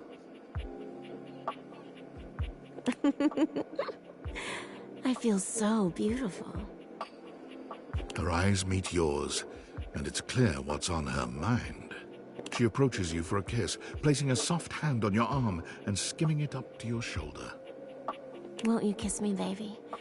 We can finally sleep together. Really sleep together. I'm here. Betty curls her arms around you, pulling you into a kiss that curls your toes and nearly knocks the wind out of you. It's not surprising given what you've known of her, but it doesn't make it any less impactful. Things escalate quickly, and when she leads you back to your bed, you... Show her a good time. It's not every day you get the honor of being someone's first everything, particularly when they're still adjusting to their new body. But you take to your task with the gravity and enthusiasm it deserves, and Betty, for her part, matches your energy. It seems all those years as a bed really taught her a few things. As you lie side by side, catching your breath, Betty curls up against you, resting her head on your chest. I knew it was better with someone you love. I just never imagined how different it would be to be human. The sensation, the intimacy. I can't imagine what it'll be like when we've not seen each other for a little while. A little delayed gratification must heighten everything. Don't make me go a day without you. Aw, you're so sweet. Don't worry, it won't be long. I just need to get myself set up. Get a job, a place to lay my head down. A place to absolutely blow your mind when I finally get to have you over. She laughs, sitting up to look at you with her head propped up on one hand. Thank you for everything, my love. I can't wait to show you the woman I really am. Betty's gift for making others comfortable and her love of sensuality and romance leads her to boudoir photography, where she quickly excels. Betty takes a particular joy in helping her clients feel beautiful. Many of them are people who have never seen themselves in such a light, but feel empowered in front of Betty's lens. Ironically, Betty's boudoir photography rarely takes place in the bedroom. Is she tired of reminders of her old life, or is she simply challenging herself to look beyond the boudoir?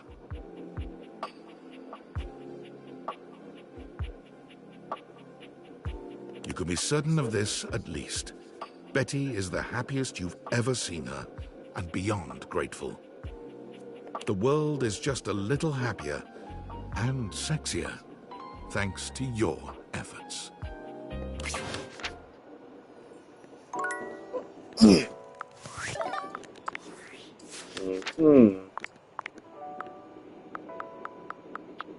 Let me try to find...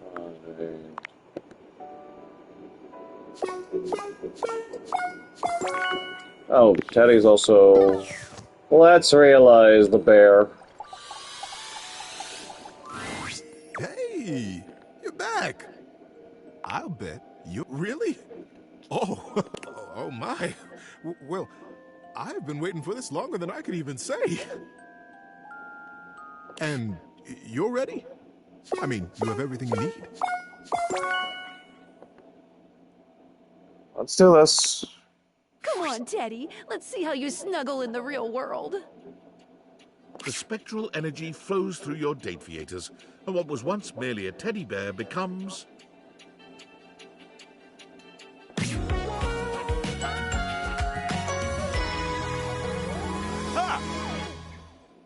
You mean to tell me he got realized into but wearing a bear onesie. And now he's holding what used to be his inanimate object self. Teddy holds his hands out in front of him, clearly marveling at the lack of stitches and stuffing in his new body. My, oh my! Would you look at that? I'm a flesh and blood human being.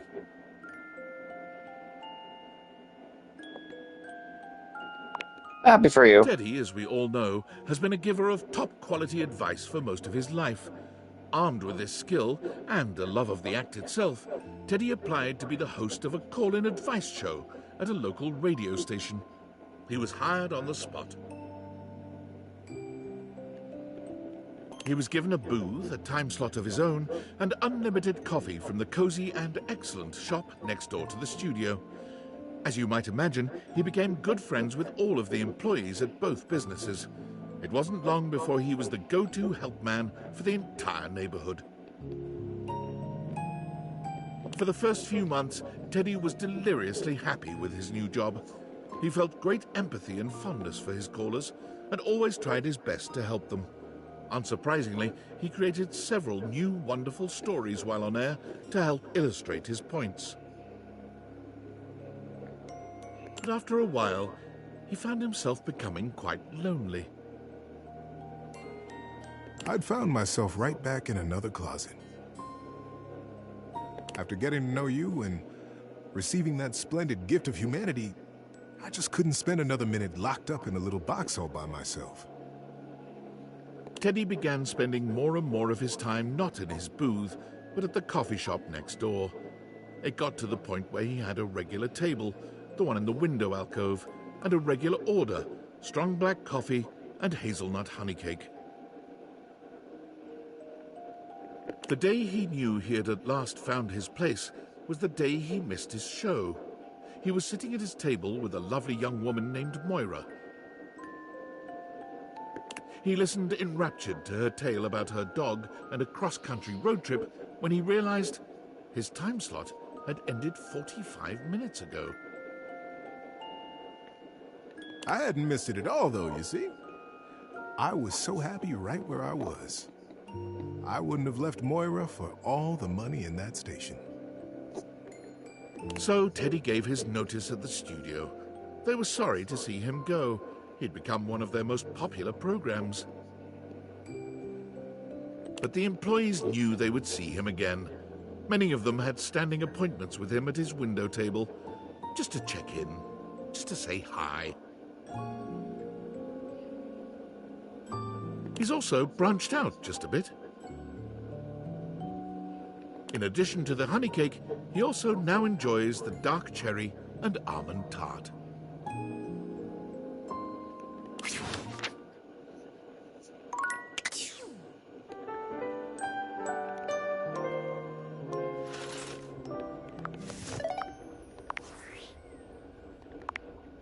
$59.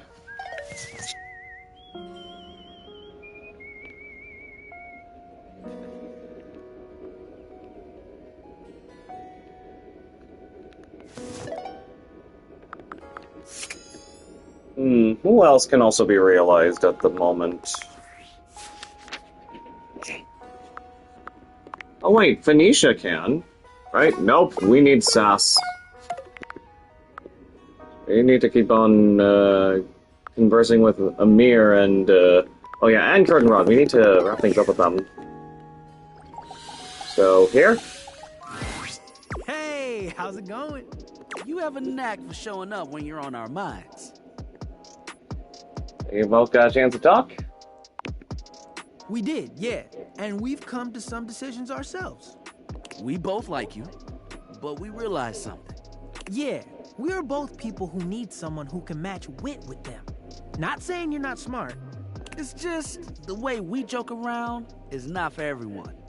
And you were starting to get it, but we need someone who can keep up with us. And we also tried to think about what was fair to you, especially since we know how you feel. Rod and I aren't gonna slow down with the jokes. To date one of us means dealing with them all the time. So we took all of that into consideration and We think it's best to just stay friends. So if I had just continued, like, you know, joking with them, like, yeah, just dissing them and all that, that would have probably led to romance. All of us. That's disappointing. We know it isn't what you want to hear, but we know what we're looking for. Initial feelings aside, we had to look at things pragmatically. So, we thought this would be best. Let me make one thing clear. We want to hang out with you. Oh yeah, having you around has been a blast. Even if you aren't the best at throwing shade. And it might be awkward at first, but we'll get through it. We absolutely will. How does that sound? Sounds like a good idea. Fantastic. I'm so glad you understand. That's what makes you so great. So, we'll see you around, yeah? If you ever need a good laugh, you know where to find us.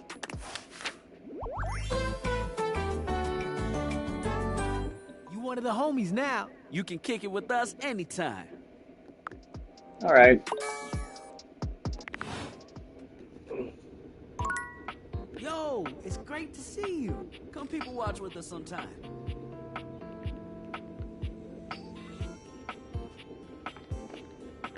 And because of that, I think we can now actually realize Phoenicia.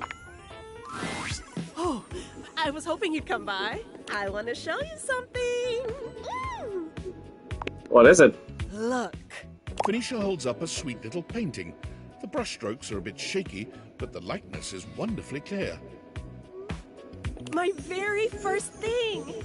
Just for me. A painting? That's right. You're looking at the next Bob Floss. I started taking lessons with art, and it's been incredible. I feel so free. I didn't even record the process.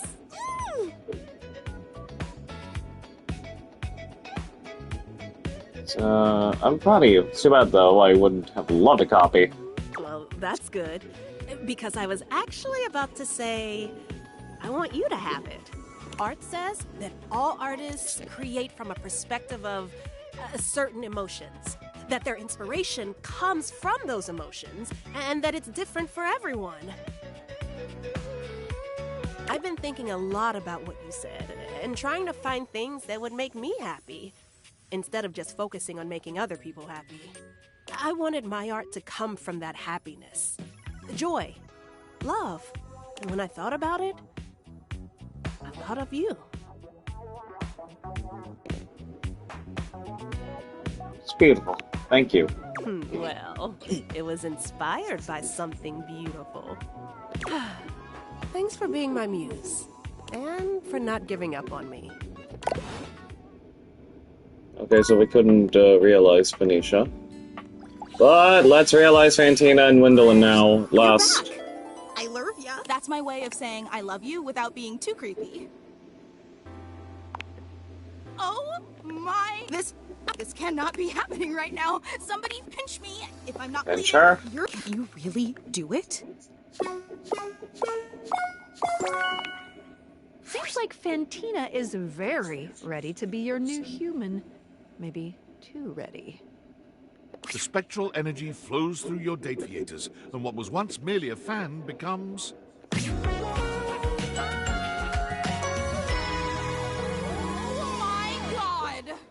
Her hair is still in the style of that of a fan. Fantina's eyes are wide as she inspects her new body, but her wonder is cut short when she meets your gaze. She almost seems surprised to see you.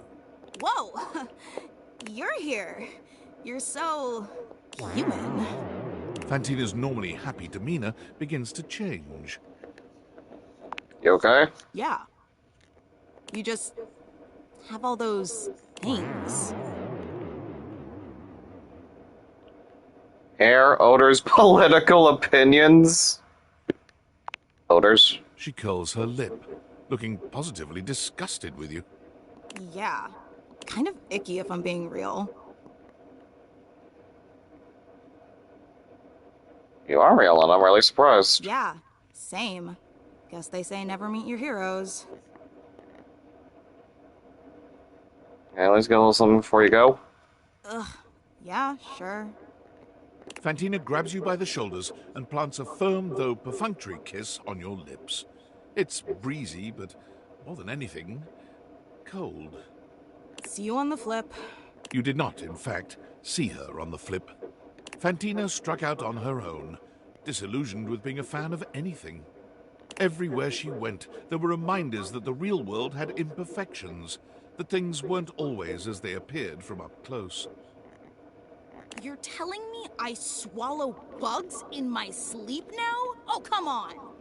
That is, until she found television. Bathed in the glow of the white light, Fantina found solace in the one thing that always transmits a perfect world, in the way she always imagined it. Now that's what I can believe in. This is what some would call a bad ending. Well.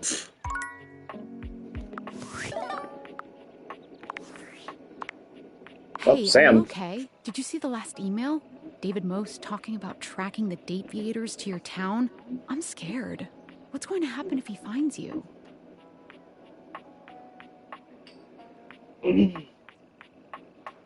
I'm scared too, but I'm not worried, and you shouldn't be either. It is what it I is. could do something to help, but I wouldn't want to give up the Dateviators either. I guess there's nothing you can really do about this, but I don't know how to talk about anything else. It's just so much. Not like he'll even let us forget about this with the constant email blasts. I have a lot to keep me busy. I don't even read those anymore. He really needs a hobby. Yeah, or maybe a love life. Shit, maybe that's why he really wants those glasses so bad. Can you imagine him dating his desk? What an actual nightmare. Well, sort of a subject change, I guess. Let me take our minds off that crazy shit for a minute. I'm sitting here with this resignation letter typed up, but I can't bring myself to send it. Just, God. If you were me, what would you do?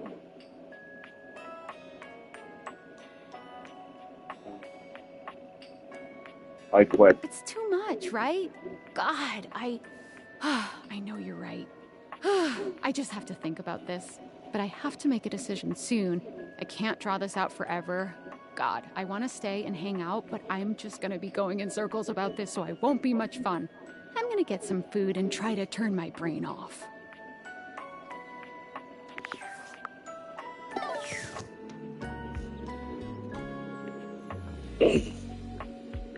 Alright, Gwendolyn, you're next. Now that we're finally done with Curtain Rod. Ah, look who it is. Come by for some natural light? You look like you could use me. Realized? That is so exciting. Do you have everything you need to make it happen? Yep. Here we go! Let's see what's on the other side, Gwendolyn. The spectral energy flows through your Dateviators, and what was once merely a window becomes...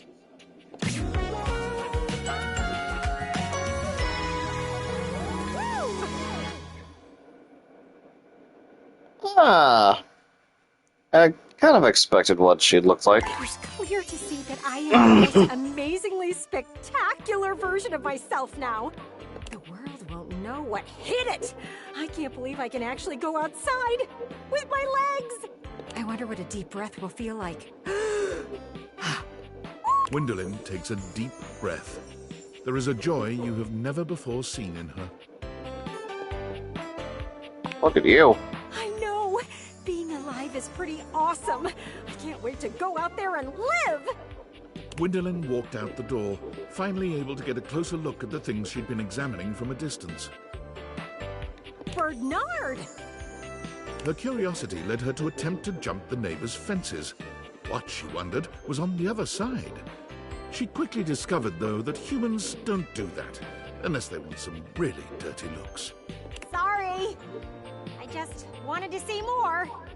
Gwendolyn's insatiable curiosity led her to search out other means of accessing knowledge. It wasn't long before Gwendolyn discovered the greatest window to the world, the Internet. It was horrifying. Ugh! What a terrible place!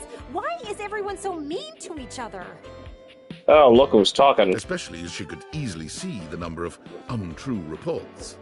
Oh, these sites are all just making stuff up for views. Talk about transparent. The more she researched, the more she came to the same conclusion. I could do this. So she did. With the help of her bird friends, Gwendolyn was able to be in many places at once. She always had the freshest scoops around town, and she broke some of the biggest breakup and relationship drama before anyone else could. Within 6 months' time, she was on TV, dishing out all the dirt. She started every segment with the same catchphrase. Now, a little birdie told me. With trustworthy candor and a million brand deals, she shows no sign of slowing down now. Oh boy.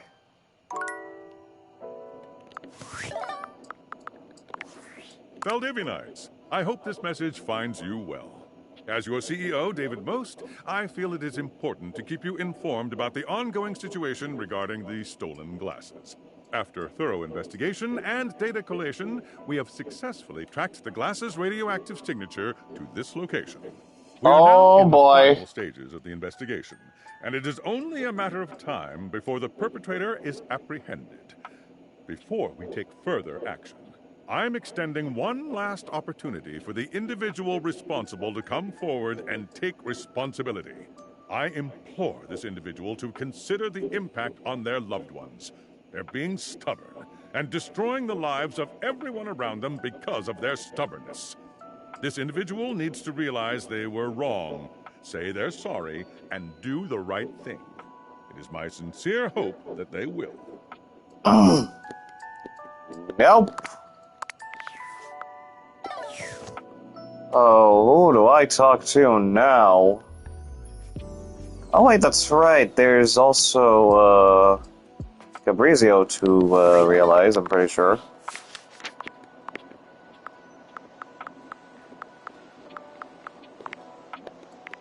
Nope, you still need the max sass. You need max charm and sass. Oh, he needs max charm, no wonder.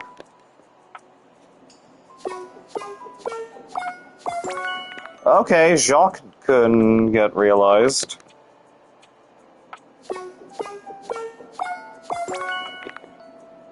Alright, so can Chance.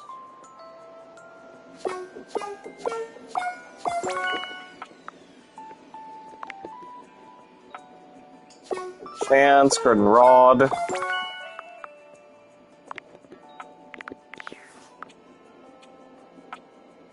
Chance, Grid and Rod, Jacques. You know, considering the...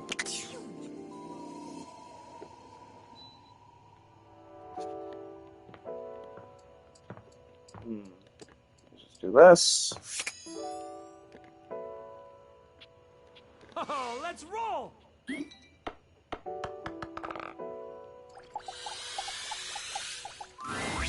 Hey there, pal. Hopefully luck has been on your side. May every day be an adventure for you.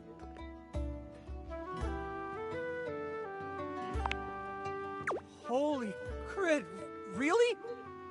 Do you want to realize me? That's outstanding! In all my roles, I never thought I would have a real adventure. I take it you have the required stat allocation? Yep. Sorry, but Chance can't be realized just yet. God damn it. It looks like he might need to be there for Dishy. What do you mean? Actually, Dishy hates me. I don't know if Chance will even show up. And you don't want to maybe make things better? I don't. Let me bring Chance to life. Your choice. Chance, let's start your next campaign. The spectral energy flows through your Dateviators, and what was once merely a 20-sided die becomes...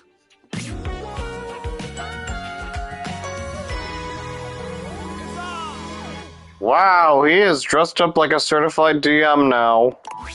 Holy crit! Will you look at that? I have taken on a new form. I wonder what my new movement speed is. Really fantastic. Oh, why, thank you. I owe this new adventure to you and your kindness. Oh, thank you. Chance vowed to keep the love of G&G alive, and he went out LFG. Upon entering human society, he noticed something peculiar. There were children who did not know the joy of creating worlds and working out the complexities of life through play. There were adults who were stuck in their own misfortunes, but didn't have the tools of imagination to work through them. It seems I have a quest of my own. Chance quickly enrolled in classes for psychology, literature, and creative writing, building up his stats with one mission in mind. After graduating with a few certifications, he opened up his table again to those who seek adventure. Except this time, he used the game of G&G to help those who have experienced hardship process and grow from their experiences. He went on to create the largest tabletop therapy clinic in the city. Please, sit down. This is a safe space. Now, how do you want to do this? Many entered his doors, and all left feeling a little lighter, a little braver, and just a bit more critical.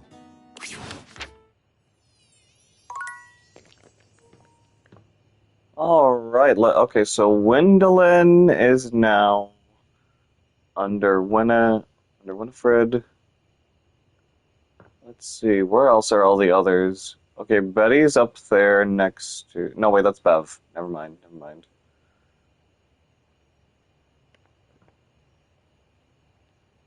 Teddy's next to Daisuke.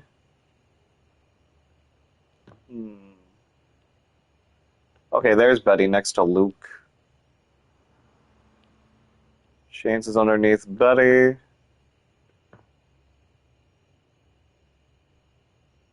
Fantina right there.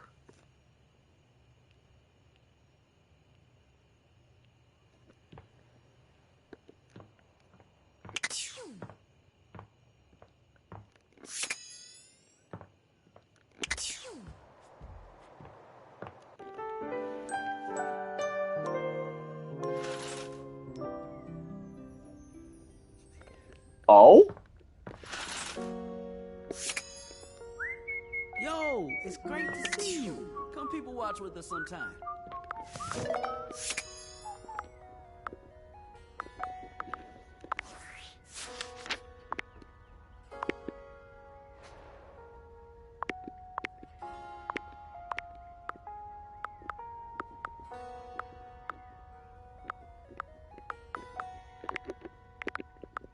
Access is needed. Okay, we can definitely at least realize Miranda. And Lyric, I keep forgetting about Lyric too.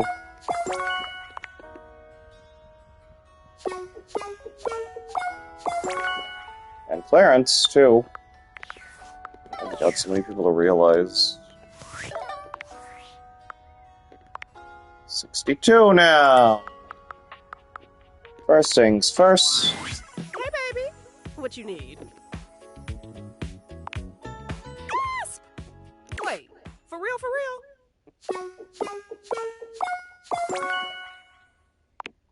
Yep. Phoenicia, life's ringing and it's for you. The spectral energy flows through your Dateviators, and what was once merely a cell phone becomes...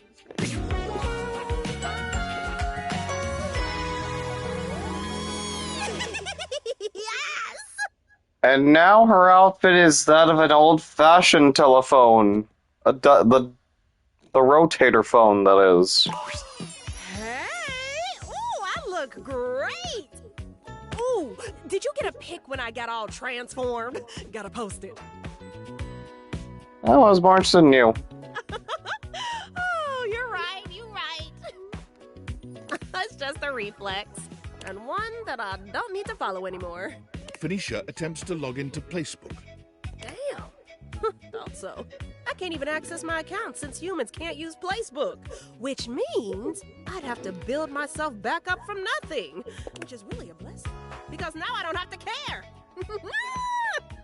Phoenicia throws her hands up in joy. Woo! Wow! What a relief. Well, the way you can get even more relief. Oh, I've got a few ideas. As an influencer, Phoenicia knew all the right ways to do everything, having made all the tips and tricks videos herself.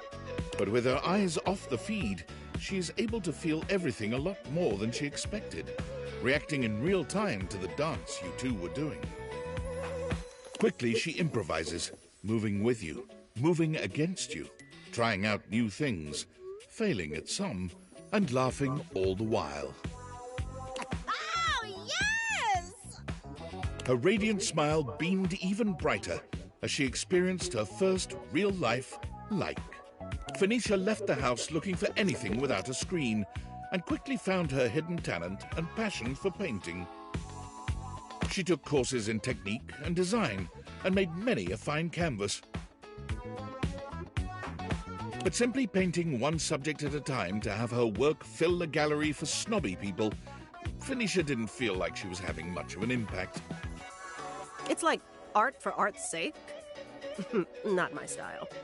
I want to help as many people as I can with these pastels. That's when it appeared. The largest canvas she had ever seen. The side of a 20-story building downtown. She set to work on it. No permits, just her infectious smile and the confidence of a great painter. When she was finished, her art was an inspiration to hundreds of passers-by every day.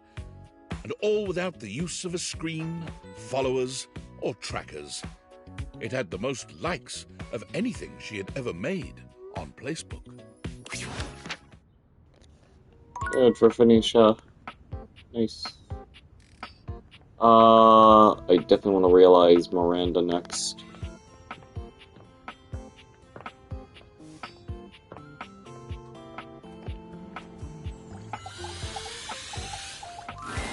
Hola, mi amor. I miss you already. Don't be a stranger, okay? Realize you. Shut up. Ay, Dios. Really? I'm so excited. Oh my god. I don't even know what to do with my cords. Like, now? Like, right now? Yep, I've got everything ready. Set this toaster to realize. The spectral energy flows through your Dateviators, and what was once merely a toaster becomes...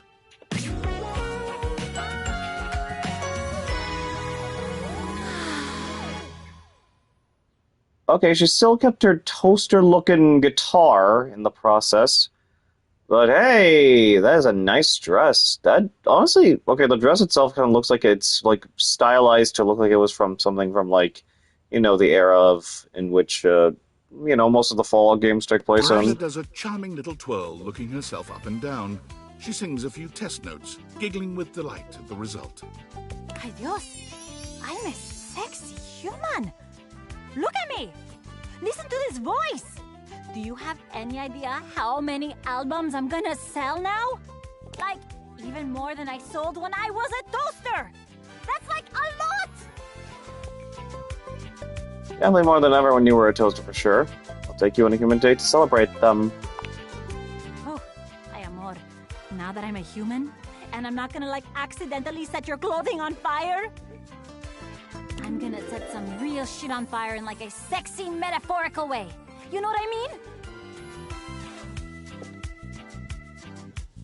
You've always burned me up. Come here, my favorite little slice. You and Miranda share a night of real heat and metaphorical fire that leaves you both slightly cooler and quite tired in the morning. Before she leaves your side, she bends down and gives you a quick but loaded peck on the cheek. Thank you for believing me, amor.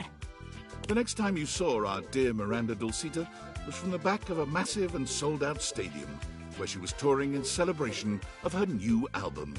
She couldn't see you from the stage, but having gotten your text that you would be there and so excited to finally see her perform live, she threw a great big wink out into the crowd. Mwah.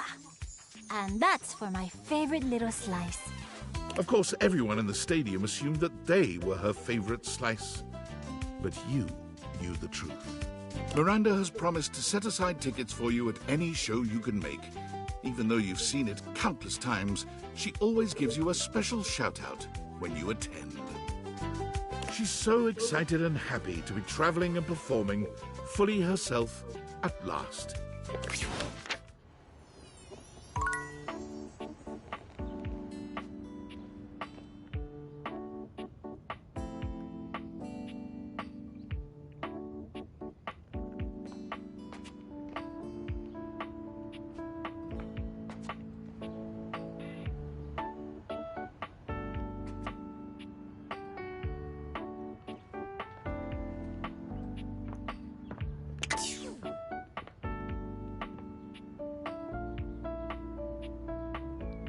Let's look at this now. So where are Miranda and Phoenicia?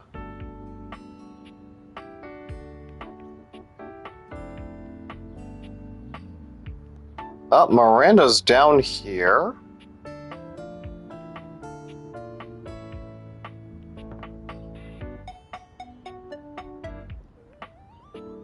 What about Phoenicia? Where is she at on this board?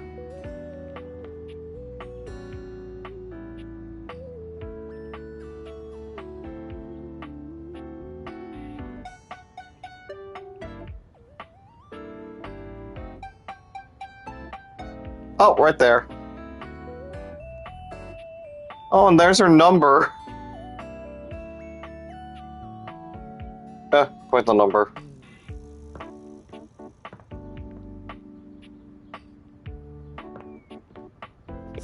Oh yeah, and Lyric as well. Well, hello there. I'm just doing some legwork on my next book. My goodness, what a fun thing to finally be able to say! So I'm just tickled to see you, but I may not be the best conversation partner right now.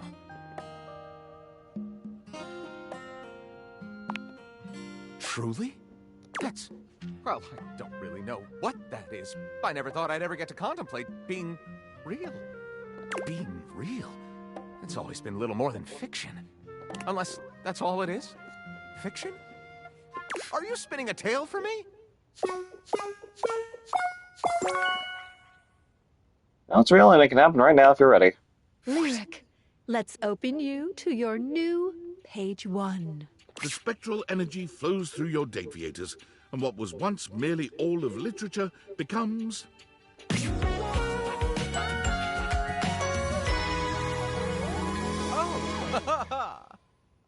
Damn, his pants still looks like it's made of a lot of paper. And pages. And he's got a snake friend? And a bird? Wait, what if the snake eats the bird in the process? Lyric inspects himself, delighting in his transformation. No longer floating before you, he stands on 2 flesh-and-blood legs, with a gorgeous head of blonde hair that cascades down his face. He's even got a few tattoos on him, too. Well, would you take a good, long, appraising look at this specimen before you? I don't know if I'm the most beautiful thing I've ever seen. That honor still goes to the full and verdant potential of my library, but I am not half bad. My goodness, what will I get up to, I wonder?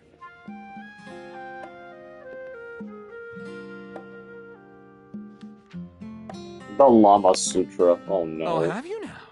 I know that book very well. It is one of the many that I decided to read more than once. Any particular chapters that are sticking out to you?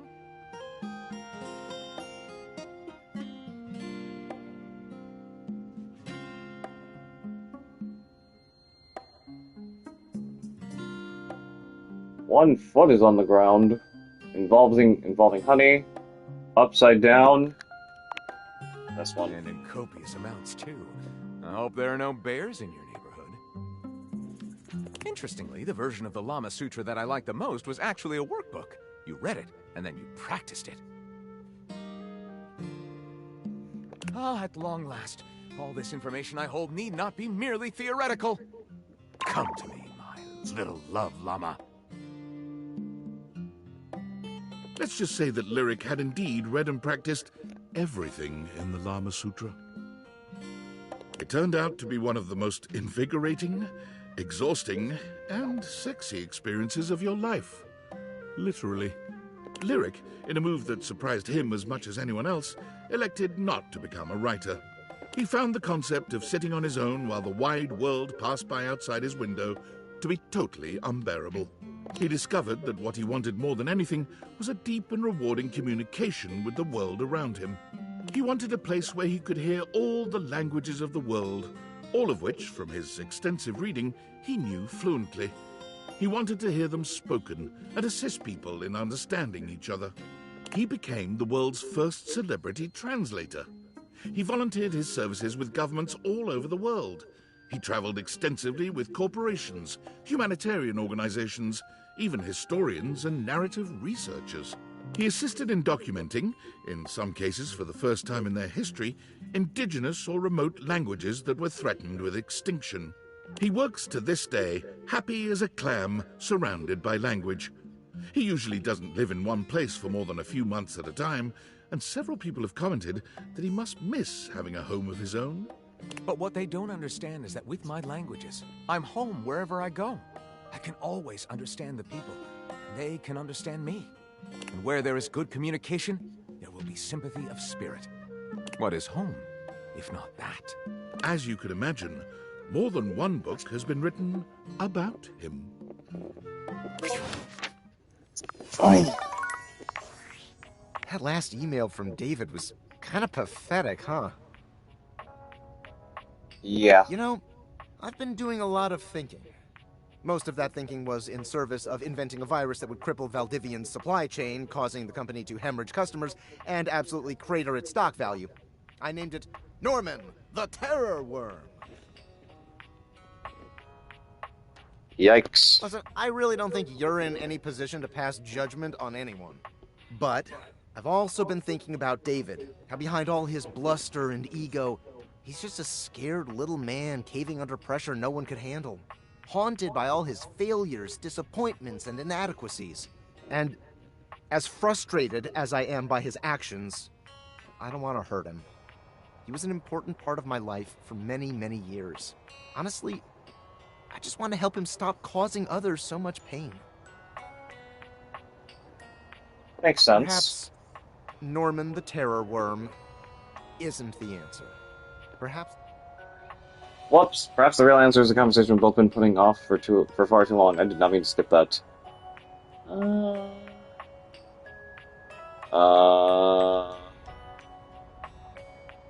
I think so. I have to go now. And not because my battery's low, or because I'm stealing Wi-Fi from a coffee shop, or because I'm hiding in an underground bunker. Although all those things are definitely true, I have to go now to have a difficult conversation with someone I don't talk to anymore. And that's scarier than Norman the Terror Worm could ever be. Wish me luck. Good luck, Franklin. Now, where is Lyric on this whole board?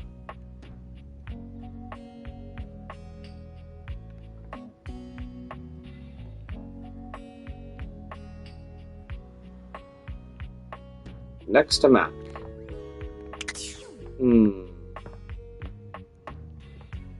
What I think I'll do, considering how long I've been streaming for, goodness gracious, that's 5.5 hours. What I will do is... Oh my god, that's right, I'm starting to realize... I think I'll hold off on realizing certain characters for now, and just proceed with, like, everyone else that needs to be talked to. So, basically... Faria, Johnny, Amir, Kopi, that's right, I need to finish up with... Who else is left on this?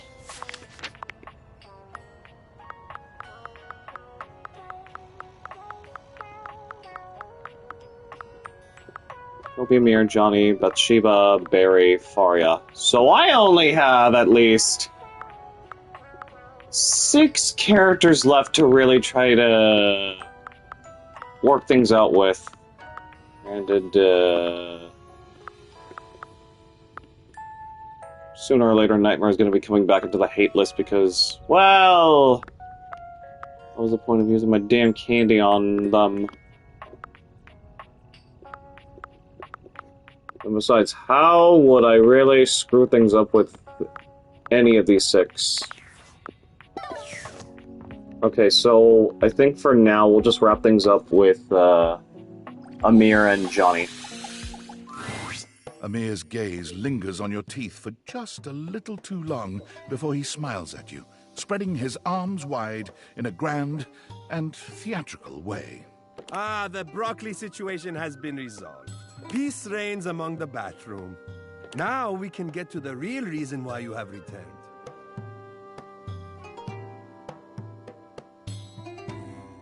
Alright, shoot.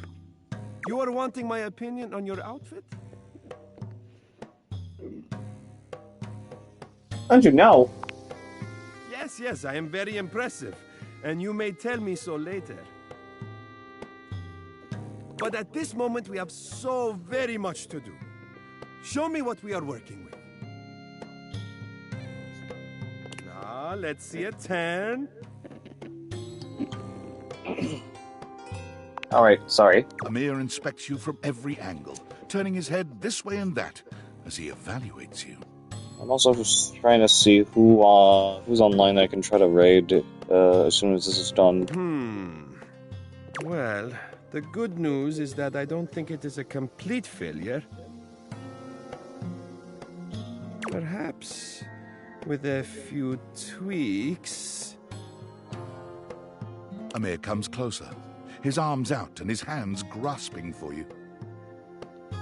Allow me to adjust. His hands are everywhere, though his touch is nothing but respectful. He makes all manner of small changes, pulling and pushing wherever he sees fit.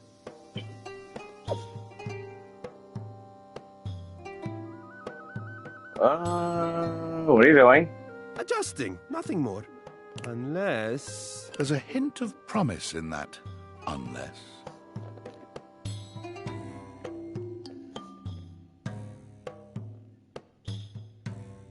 Nope, nothing more. Of course. I am almost finished. Just a teensy bit more. There. Now, come look. What do you think? I look exactly the same. What? Absurd! How can you possibly not see the distinction between what I have conjured and that almost careless display you walked in wearing? Oh, I am getting carried away.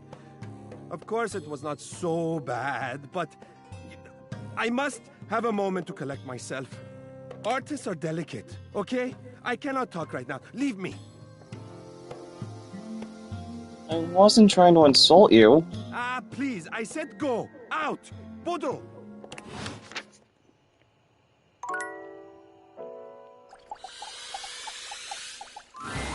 Johnny is in his own world when you come upon him, his handsome face creased with a frown.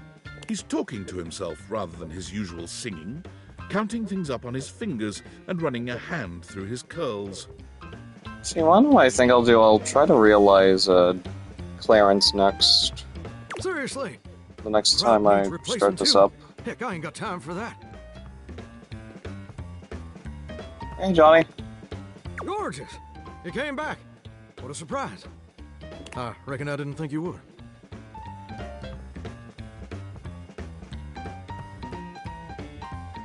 Honestly, I didn't think I would either, but here we are. Destiny is funny that way, ain't it? Anyway, I'm just so glad to see that smiling face again. Makes me happy as a clam in butter sauce. Isn't there something you wanted to tell me? That's right. I did make you that promise. Okay, but first, a question for you. You're not a big-time record producer, are you? Sorry, all the records I produce are very small time artisanal bitches, or no, batches. Wait, damn it. One time I produced a record for getting my head stuck in a bucket for 73 hours. This. Oh! You got yourself a mighty fine sense of humor there, gorgeous. You tickle my funny bone like my old hound dog Duke was gnawing right on it. I like that. Your sense of humor, I mean. I don't like it much when Duke's gnawing on my bones. Those scars don't heal. I'm just sorry you're not a big-time record producer, too. then I'd be sweet on you, no question. With the producer fixation. Well, now, fixation seems a mite bit harsh, but that's a legitimate question. See, I was just asking whether you were a producer, because I was thinking about our conversation the other day. About dreams and all. And I've decided I ain't gonna be a shower much longer. What else would you do? That's a great question, which I'll answer after I recite this little speech I prepared. Don't get me wrong or nothing. Being a shower is an honest way to earn a living. My pappy was a shower. My grandpappy was a shower. Heck, my old hound dog Duke. Well, I reckon he's a shower too. Got me some mighty fine memories of being a shower. Most of them involving sundry drain cleaning products and the way they make me feel inside. But it just ain't my true calling, you understand? Do you know what my real passion is, Gorgeous? Something involving record producers? Very close. Ravishing and perceptive. I like that. My dream, the raison d'etre of my humble existence on this crazy spinning marble, is to be a professional singer. Well, I ain't never told anyone that before. Does it surprise you? I'm capable of being surprised due to a genetic abnormality. No way, that's so cool. Well, it's the truth. See, ever since I was a little baby spigot back in Nashville, rocking on my mama's knee, all I ever wanted on this great green earth was to be a superstar. Like my heroes, Elvis Presley, Lady Wawa, and Chris Barrett. Elvis Presley, Lady Gaga, Chris Barron. Hope it's not Chris Brown. And ever since then, I've practiced whenever I can. Watched every video tutorial there is. But there's just one problem. Tell me, I want to help. It's mighty embarrassing. But my problem is, I'm just too gosh dang insecure. I want to share my love of music with the whole wide world. I want to be recognized for my talents. But every time I think about putting myself out there, I just fall to pieces. What happened exactly? Well, I suppose something a little like this. My palms get sweaty, my hands won't stop shaking. How can I be ready when my heart beats racing? Ooh, wow. That's actually pretty dang good. You don't have any waterproof paper on you by any chance, do you, Gordon?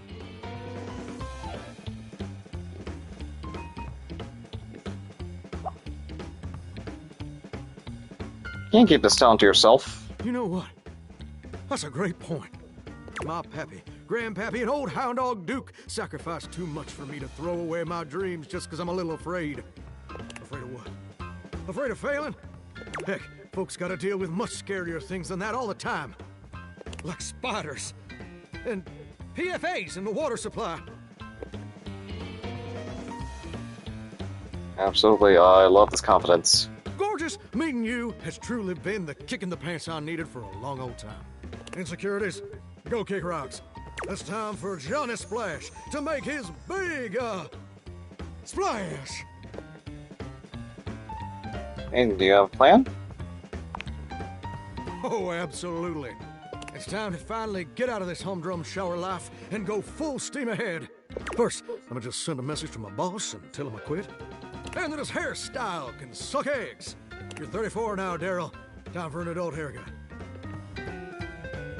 Your boss, like he's the pipe or something? The Daryl, he's my boss. Where? How? Your lore's all over the place. What's that you say? Lord, I'm just an ordinary shower working for a living. Just being like amateur fanfiction, the rules don't add up. I don't know nothing about fans. And fiction, that kind of vernacular goes way over this showerhead. But just you wait. One day I will have my own fan club. Now let me just tab a few more shower tile letters on my loofah pad. And set! Woo! I'm so dang nervous. Heck, my hands are all shaking. But it feels swell, you know? Real swell. Though, that may just be the adrenaline talking. Either way, now it's done. It's time for step 2. Record my audition for American Mastro. American Idol. Tell me everything. It's America's #1 reality TV show. I'm surprised you ain't never heard of it. It's been streaming on Valdivian Plus for like 100 seasons at this point.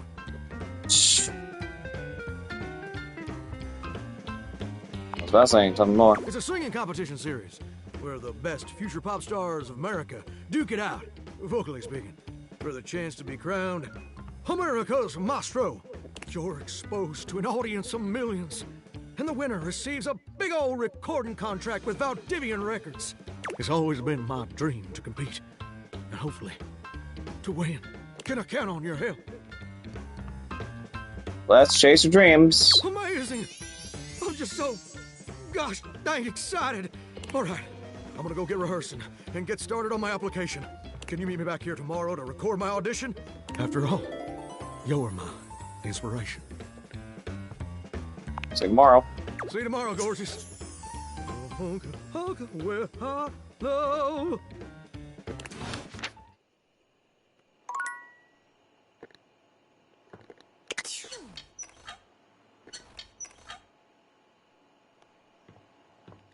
Yeah, it looks really crooked.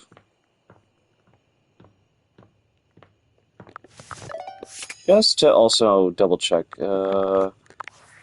take it, yeah, Kobe's probably gonna give me Charm.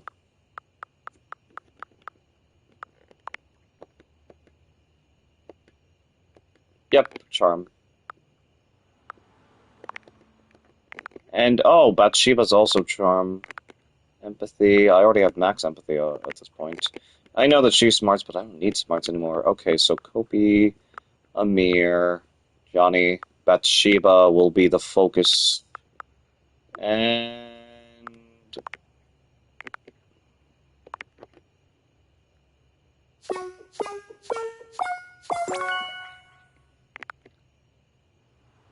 yeah, okay, so these four will be the main focus, along with either...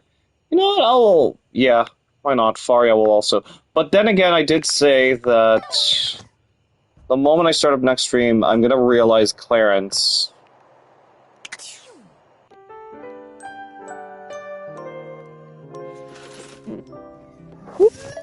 Boy!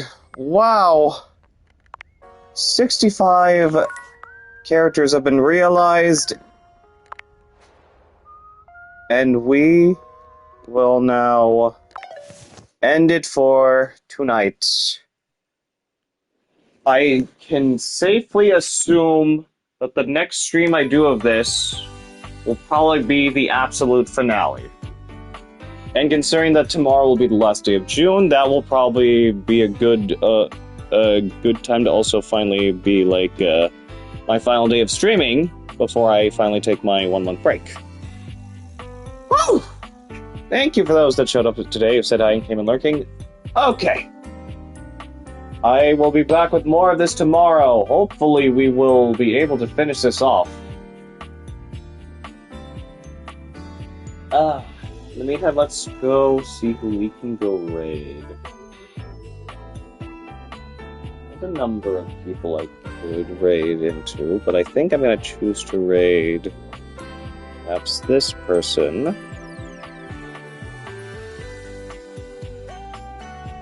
Let's just hope that she hasn't ended yet.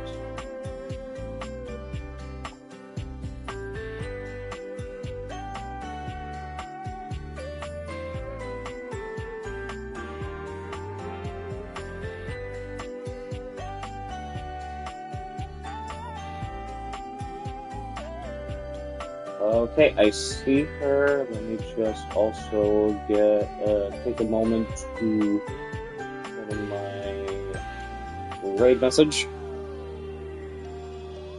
First of all, let's just get the raid started now.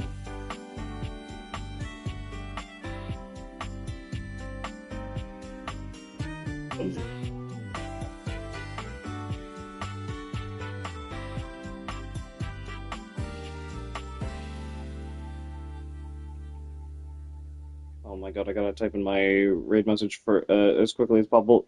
Possible.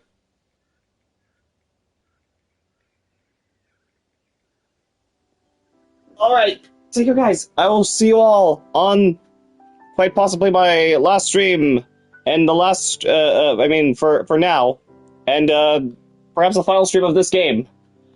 See you all for the possible finale for Date Everything. Take care and have yourselves a good night.